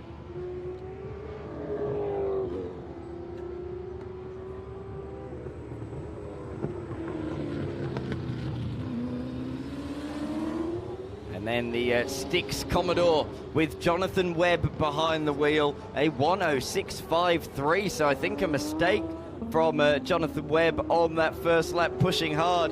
The former full-time V8 supercar driver will certainly be looking for more than that. That's the slowest lap we've seen in the shootout so far. Well, the slowest lap that's actually been completed, we should say. What was the time again for that one? 106 for 106. Jonathan Webb. He just can't get the power down. So that makes the number 15 Porsche, the 992, actually a a pretty good effort in these conditions. Yeah, Julian Newton, he can say he's faster than a Bathurst winner on the same track on the same day. A second lap time of a 56.13 for the Julian Newton Porsche, so that's slightly slower. Well, you'd have to say that's a solid effort up against a 1,000 horsepower Subaru and cutting-edge modern cars. Jonathan Webb does improve, no mistake on this lap, a 55.82. 55.82 for him. Very, very competitive time, I think, in that car in these conditions. And a celebratory bit of sideways action coming out of the hairpin, just to entertain the punters. Now, who's going to be out of this one next? We've got Max Vidot and Nick Strakheisen lined up together. I think they'll be the last two cars. Nick in the all-wheel drive car, Nissan GTR R35, that he is so used to doing this kind of work in. This one-trick pony sort of performance that is required in this. There's tons of cars on that outgrid, isn't there? I think everybody wants a shot. This might end up being a 16 of the best, judging by the amount of cars on the grid. You think it's caught on? I do. Everybody wants to have a shot at it. As off goes Nick Strakheisen. I think this car in these conditions is very, very well suited, but let's not rule out Max Vidot at all, as we say, and we've said many times already, he has won on the streets of Adelaide in Carrera Cup previously. In fact, the most recent Carrera Cup round, which was held here late last year as part of the Adelaide Grand Finale, and Vidot won a race that weekend. Nick Strakheisen, though, a tarmac rally expert. He's used to driving this car on wet Adelaide Hills roads. This isn't too dissimilar. I'm really looking forward to seeing this matchup, Dan. I think it's going to be very, very interesting. One is a circuit driver, and the other is a tarmac rally driver, hill climb specialist, and the car set up to do so. This has got all the good ingredients for a good matchup. So we're watching Nick Strakheisen just heading into his start line for his first time lap. So the R35 just executing the hairpin now, and you can see all the power going down there. Very straight, very composed. Nick would be in his element. He would be loving this, competing for bragging rights against a circuit racer. He'd be right into this, and the R35's looking good, Dan. I don't know. Oh, even that squirrely out of the centre hairpin down there at the traditional turn 3. Let's see in this tricky section now, late on in the lap, flicks it through the right and back to the left. Look at it again, it's just swirling on him under traction. He fires out of the final proper corner through these kinks. What's the first time going to be for local man Nick Strakheisen? Come on, Nico. Oh, that's a good time. That is a good time. That is a 52.83, which puts him up to position number 4. That's a very, very good benchmark for him. No, that's well done in the R35, and I think Nick would have to be very, very happy with that. I know that he's not quickest, but wow, you could see that car was being used to its full as we watch Max Vidot now starting his lap. He's just running down the straight now. He's just passed out our viewing position in the hairpin, and he's just kissing the curbs. Not anything too aggressive there, trying to keep the car online, not too much steering. Whoa! Yeah, that's what's it is costing slippery, him. Dan. That track is definitely deteriorating. It is. Vidot did a 57, which is not what we would have expected. Certainly if it was dry, he'd be right in contention. He's not even in the ballpark. He's a good 8 seconds a lap slower than the best time we've seen so far, and that's why, again, he just can't get the traction down in the rear-wheel drive Porsche. Nick Strakheisen has come across the line once again. And across the line as well comes Max Vidot, so it's all changing out there. Vidot, better lap on lap 2, a 56.55, but the conditions were just not there for Max Vidot, unfortunately, today, Nick. And did Nick Strakheisen improve on his second lap then? Was he better the second time around, or was the track deteriorating for him as well. More of that in a minute, as soon as we can get the information from our timing crew. And you can see Max Vidot just having a bit of fun there with the rear of the Porsche. Did we go quicker the second time around? We did. Nick Strakazin did go quicker, and he has gone to second fastest, a 52.25 in the GTR. That moves him ahead of both Dan Day and as well the Ligier LMP3 as well. So he moves up into position number 2. So the current order, Josh Buchan, a 49.06. Then beyond that, we have a 52-second lap time, 52.25 of Nick Strakazin, 52.344. 52.29 for Dan Day and a 52.34 for Scott Borman. So just 1/10 of a second separating position 2 through to position number 4 at the moment. Oh, wow. So we have Ferrari, Subaru and a Nissan. Yes. Wow, correct. what a mix. And a Ligier. It's starting to sound like the Bathurst 12 hours. Absolutely it Only is. smaller.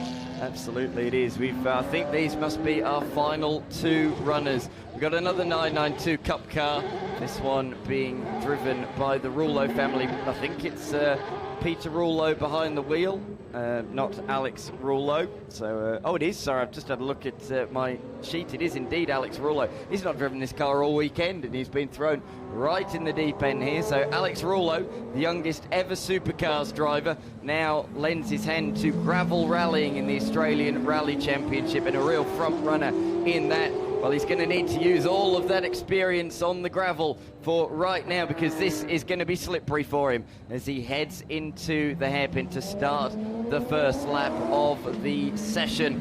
The second car in line is the Ormsby car of Jordan Ormsby. This is a GT3 car, a Porsche GT3 car from around about 10 years ago, and it raced successfully at Macau. Let's see what that can do. I think that'll probably be quicker than a Cup car in these conditions. Let's see how we go as he gets on the power out of the hairpin for the first time in front of the commentary box to start his first lap. Jordan Ormsby came in very hot into the hairpin, Dan, to start that first lap. And that car turned brilliantly.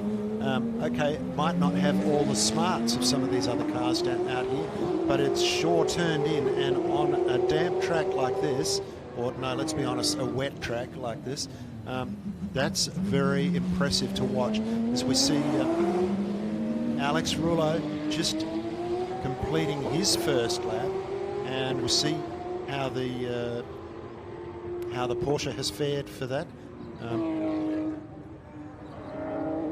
Alex Rouleau driving the car instead of Peter this time. Alex is a dab hand at whatever he chooses to drive, from V8 Supercars to gravel rallying to tarmac rallying.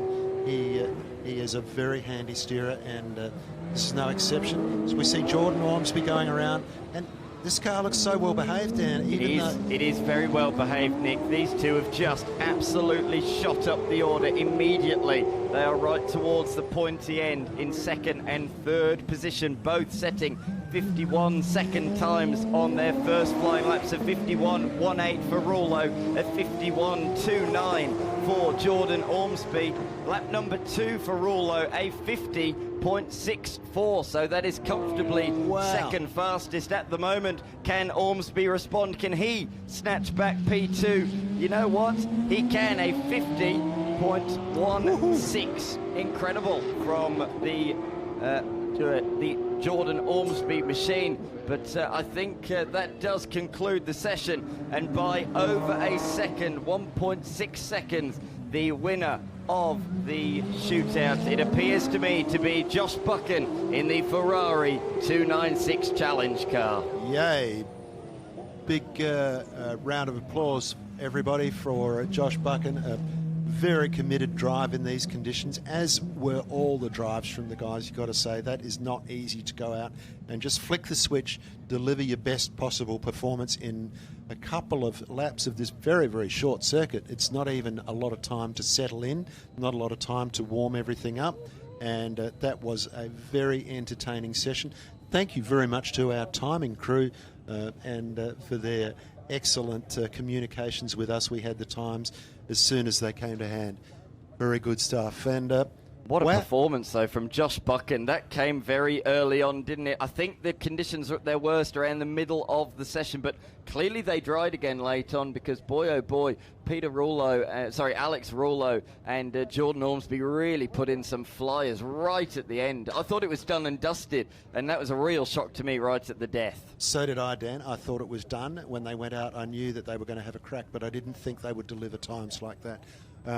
I don't know. Did they put their wets on or something? Did they say something we didn't know about? I was surprised by Dan Dave, certainly lower down the order than I was expecting, but I think he and the LMP3 had the worst of those conditions. Two of the real favourites. The shiniest track. Exactly right. So, yeah, there was a lot of drama in that session. There was a lot going on. But in the end, our winner was Josh Buchan, and Mark Bretta's down there with him.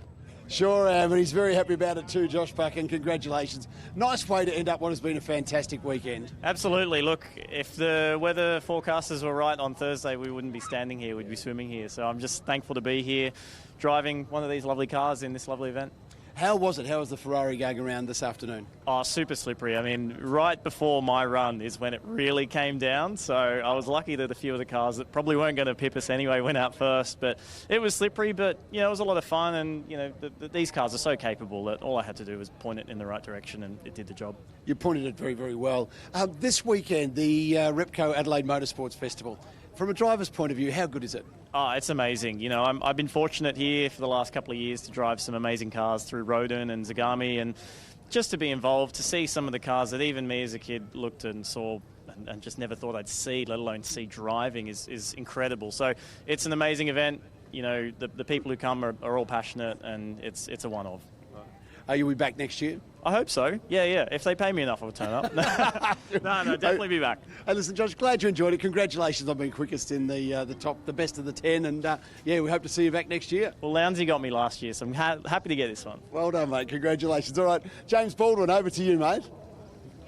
Well, I tell you what, didn't that go right down to the wire? The man standing next to me, P2 in the end, and had absolutely no confidence beforehand. When I spoke to you a little bit earlier, you said you had no idea, hadn't driven this car all weekend, but Alex Rouleau, P2 in 10 of the best, mate. Well done. Yeah, thanks very much. Yeah, didn't know what to expect, and good call by the boys to put the wets on last minute, and this thing's pretty good in the wet. Obviously, it is. How did you enjoy that and then the weekend as a whole? The weekend was awesome. Obviously, we had some car troubles with the other cars, but it was awesome to top it off in this thing. A lot of fun. Might be my new favourite car. I like that, considering the conversation we had earlier. Well, that is Alex Rouleau, P2. Barrett's, let's go to number one position, which is Josh Buchan. Dan Day with you, went third place. Congratulations, mate. That's awesome. What a great result. Yes, very happy with that, considering the level of cars in the top 10. To have our little Subaru up in third place is awesome. So I've been having a blast this weekend, and used to only doing one lap in this car at a time, so to get several laps in a row and learn a bit more about it has been awesome. So I've been having so much fun. The conditions probably played into your hands a little bit, didn't they? They sort of suit the Subaru. Yeah, well, being a rally-bred car, like rainy conditions and slippery and sliding, it doesn't really faze them too much, and I like that sort of driving style as well, so I've been having fun. Yeah, good. You look like you've been having fun. Yes. The Repco Adelaide Motorsport Festival, tell us about it from your point of view. How have you enjoyed it? Yes, very, very much so. It's been a blast. It's been so much fun, really good variety of cars everywhere to look at and see, and to be out there on the track as well amongst them has been fantastic. If you had to pick something other than the Subaru to drive, have you got a particular little favourite or something you've seen you thought, I'd like to have a go at that? I definitely got a soft spot for the Group A old touring cars, the early 90s touring cars. So I think the Winfield R32 GTR obviously isn't here this weekend, but it has been in the past. So I think if I had a choice, that'd be the number one pick. Awesome. We hope you get to drive that at some point. Yes. All the best. Congratulations on third place. Well done. Thank you very much. Good stuff. There you go, guys. Thanks, Brett. Thanks as well to James. They were very pleased, particularly Josh Buchan. I felt very, very pleased about that, taking the victory in the 10 of the best shootout. I thought he was a contender. I said, didn't I, Nick? I thought he was a contender if conditions were good for him. But to do it by that margin was very, very impressive. 1.5 seconds. And wasn't it hard fought, Dan? I mean, we were trying to pick who would be slowest and who would be quickest. And I guess, okay, so you take the McLaren M1 out. Well, that's the oldest car by a long, long, long shot. But the competition up the top was actually very, very fierce. And we had, two-wheel drive cars, we had four-wheel drive cars, turbos, all sorts of things, and drivers who are circuit drivers, drivers who are hill climb drivers, rally drivers, and they all put in their best possible performance just to deliver a really entertaining 10 of the best for us. It was an absolute hoot to watch.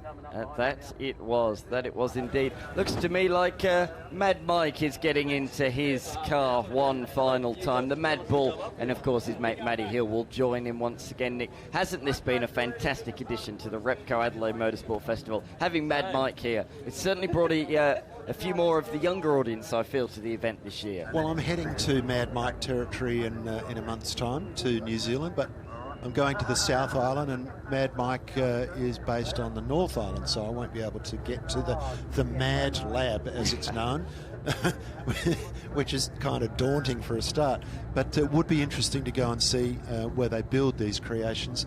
And of course, the Mad Mac car, Mike hasn't used this weekend because he had a problem with it on Friday, but that was a tip of the hat to Bruce McLaren, of course, a famous New Zealander, both in terms of car construction and driving. So as we see the FD RX-7 of Mad Mac, he has a fascination with rotaries and a long relationship with them, and he just lights it up for us as he tries to get some sort of heat into the tyres. Matty Hill, his mate, in the Toyota Supra, following up, and they will put on a show. Rest assured they will deliver a circus act for you in the coming minutes. Everybody else wants to warm up their tyres. These guys probably don't even care because they're going to put it sideways anyway. But you can see the level of negative camber on the front of these cars, typical of drift drive setup cars.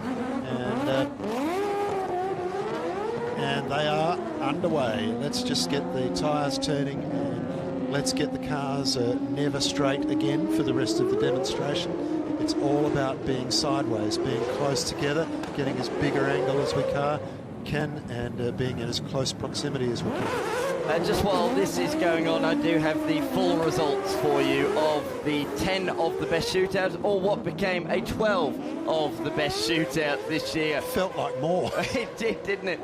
In 12th position, a unfortunate DNF for Trenwith. 11th for the M1A McLaren of Luke Warwick. The wet conditions did not favour Max Vidot. He ended up in 10th.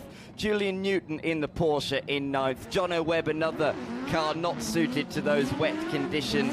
He finished in position number 8, just behind a fellow Bathurst podium finisher in David Russell in the Temerario. Great result for him, I thought. P7 in that Lamborghini Temerario shows what a rocket ship of a road car that is. Beyond that, we then had Scott Borman in the LMP3 and Dan Day in 5th position in the Subaru Time Attack car. So those two cars, two of the favourites, unfortunately plagued by the wet weather. Nick Strakheisen, a big surprise in position number 4 with a 52.25. Alex Rouleau, 50.64 in position number 3. Jordan Ormsby, 50.16 in position number 2. And Josh Buchan taking it out with a 49.06 in his Ferrari 296 Challenge car. And what a hard-fought battle it was. It was great last year, Dan. We had a completely different batch of cars last year. We had some hypercars. But this year, just as entertaining and probably even a bit more relatable for some of the punters to as we watch. Matty Hill and Mike Woodett just about became not friends anymore. They got a little bit too close. But they're close enough to rub paint, and I think they are just giving us all a wave, because I think that has ended their demonstration. We've got Mark Beretta and James down in the paddock, and they're going to sign us off. Hey, Nick and Dan, just wanted to say what an awesome job you two have done over this weekend too. It's a big weekend, and you've added brilliantly to the commentary and the excitement of this event. So thank you very much. James Baldwin, so many great memories from this weekend. I mean, the amazing list of cars here, the incredible turnout of drivers, Formula One, Supercars, all categories. And of course, this crowd that no matter what the weather does, they turn up and they enjoy it. We've just had 10 of the best shootout. The way that the drivers still absolutely commit to wanting to win also shows the type of people that they are. And Brett, mate, thank you so much for joining us too. Having you part of the broadcast has been fantastic. We hope to see more of you doing some cool stuff like this, hey? You won't get rid of me, mate. I loved it. It was great. My first time here, and I'm completely blown away. You know, I had no idea how good it is, how big it is. The variety of cars probably got me. But also, if I just pick a special moment, it's having a chat with Mika Häkkinen and David Coulthard, you know, and the history of those two guys. And they're just such a great pair together. They bounce off each other. They still love coming to motorsport. It's been incredible. Did you have a favourite moment? Yeah, I think seeing Craig Lowndes pushing Tony Quinn's car. Does that make me a bad person? So much on-track action, but it's always great to see drivers who are absolute superstars still mucking in with their old bosses and Tony Quinn and helping Formula One cars out. But no, honestly, to see the crowd interact with our favourite drivers here, our favourite cars, it's been such a pleasure seeing so many wonderful people come out despite the weather and have great time, no matter what they were doing. And the drivers really legitimately enjoyed it. Yeah. They had a ball here. Yeah. And it doesn't matter whether you're Valtteri Bottas or you're Craig Lowndes or you're driving the Subaru like Dan Day. You know, it's just a great place to be. And if you love motorsport, it's a must-do. You've got to be here next year. Absolutely. And we will be back next year for Motorsport Festival. And we hope that you've loved it so far. We certainly have, haven't we, Brett? Absolutely. If you have not been here this year and you're watching and you think, I'll put that maybe on my list, just definitely do it. It's an awesome event. You'll have a great time. If you love great cars, you love motorsport, it is the place to be. Hey, from James and Dan and Nick and all of us, our entire team here, hope you've enjoyed the telecast. We look forward to seeing you next year when we do it all again for the Repco Adelaide Festival of Motorsport. See you soon.